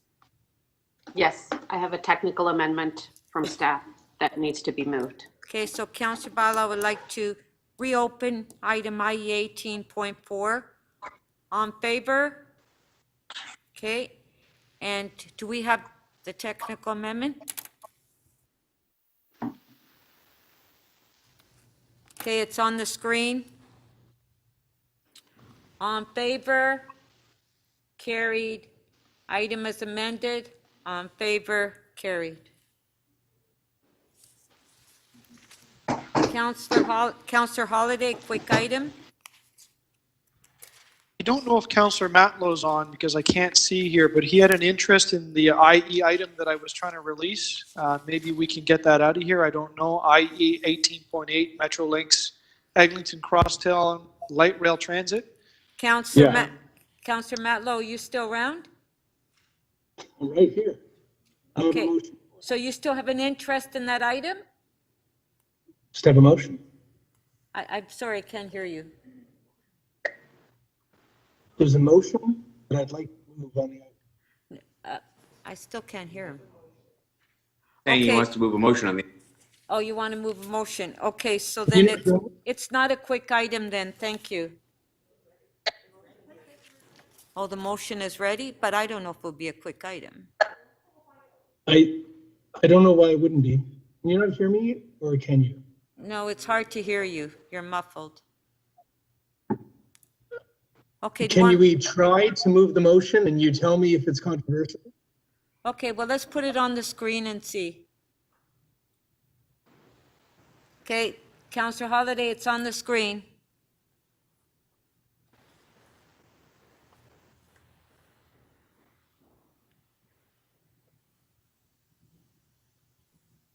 Metrolinx has said that they're open to entertaining the request.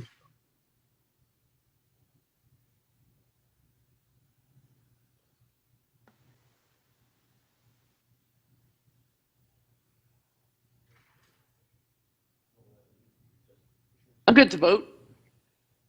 Councillor Holiday? Councillor Holiday? Oh, no, I have no concerns with Councillor Matlow. I had some concerns with the original item, and I no longer do. Okay, so you're okay, so we can do it as a quick I'd like to release hold that. then? Okay, I have some questions. yeah, okay, I knew that it was going to be held, okay. Mayor Tory, quick release? Mayor Tory?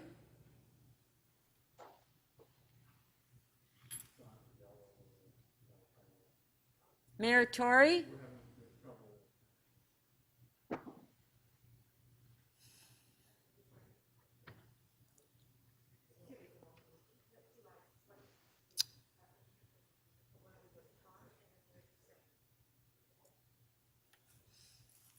Okay, let's go to Councillor Perks, and we'll go back to the mayor. Councillor Perks?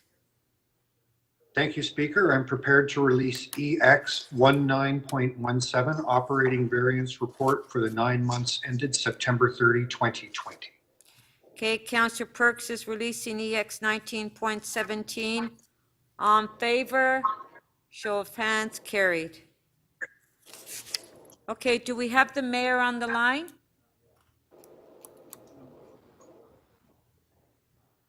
Okay, Councillor Ford, can you move that we can extend just for 5 minutes so we can get this? Moved by Councillor Ford, all in favor, carried.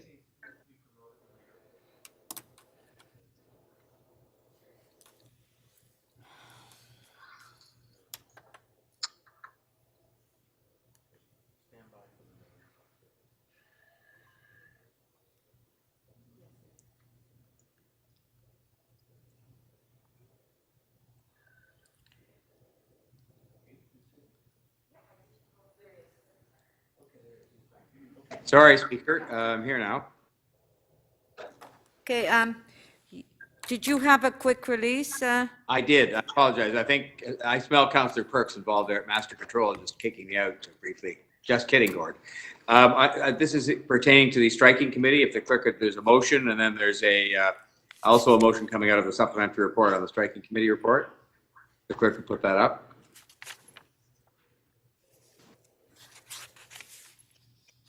There we are. So the motion 1A is to appoint the following members to the striking committee for a term of office ending on November 14th, 22. Councillors Crawford, Ford, Holiday, and Nunciata. Deputy Mayor Menon Wong having already been assigned the chair under authority given to me by the council procedures. And then there's a supplementary report on this item, which we'll also put up, which I think will be supported broadly, which says, I'll read it while we're putting it out. Oh, there it is. City Council applied to the Minister of the Environment, Conservation and Parks to allow the City of Toronto to maintain its current composition of appointees to the Toronto Region Conservation Authority at 50% council, 50% public members. I move both. Okay, thank you, Mr. Mayor. Okay, so if we can put the first amendment on the screen.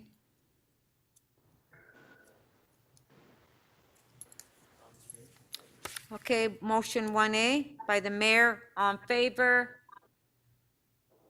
carried. Motion 1B, That because of, I think it's a really important motion, Speaker. Don't mind, please. I'm sorry, I didn't hear you. I said it's a very important motion and I would like to have it recorded. Okay, thank you. Recorded vote?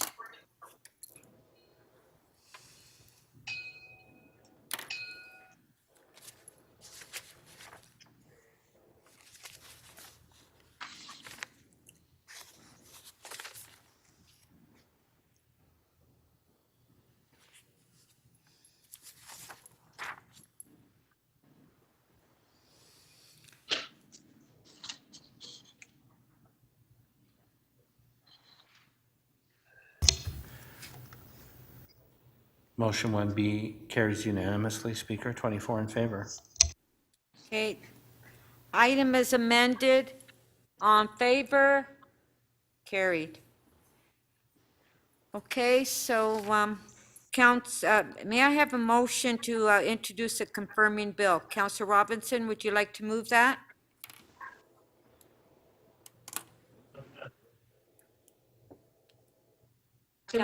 Yes. We're going to put it on the screen. Okay, thank you. There it is. That leave be, thank you, Madam Chair. That leave be granted to introduce a bill to confirm the point of the introduction of this motion, the proceedings of City Council meeting 27 on December 16th, 2020. Thank you. All those in favor, show of hands. Opposed, if any, carried. Shall this bill be passed and declared as a bylaw? COVID is over. Pardon? Shall this bill be passed and declared as a bylaw? On favor? Opposed, if any, carried. Okay, we're recessed till 9:30 tomorrow. Thank you.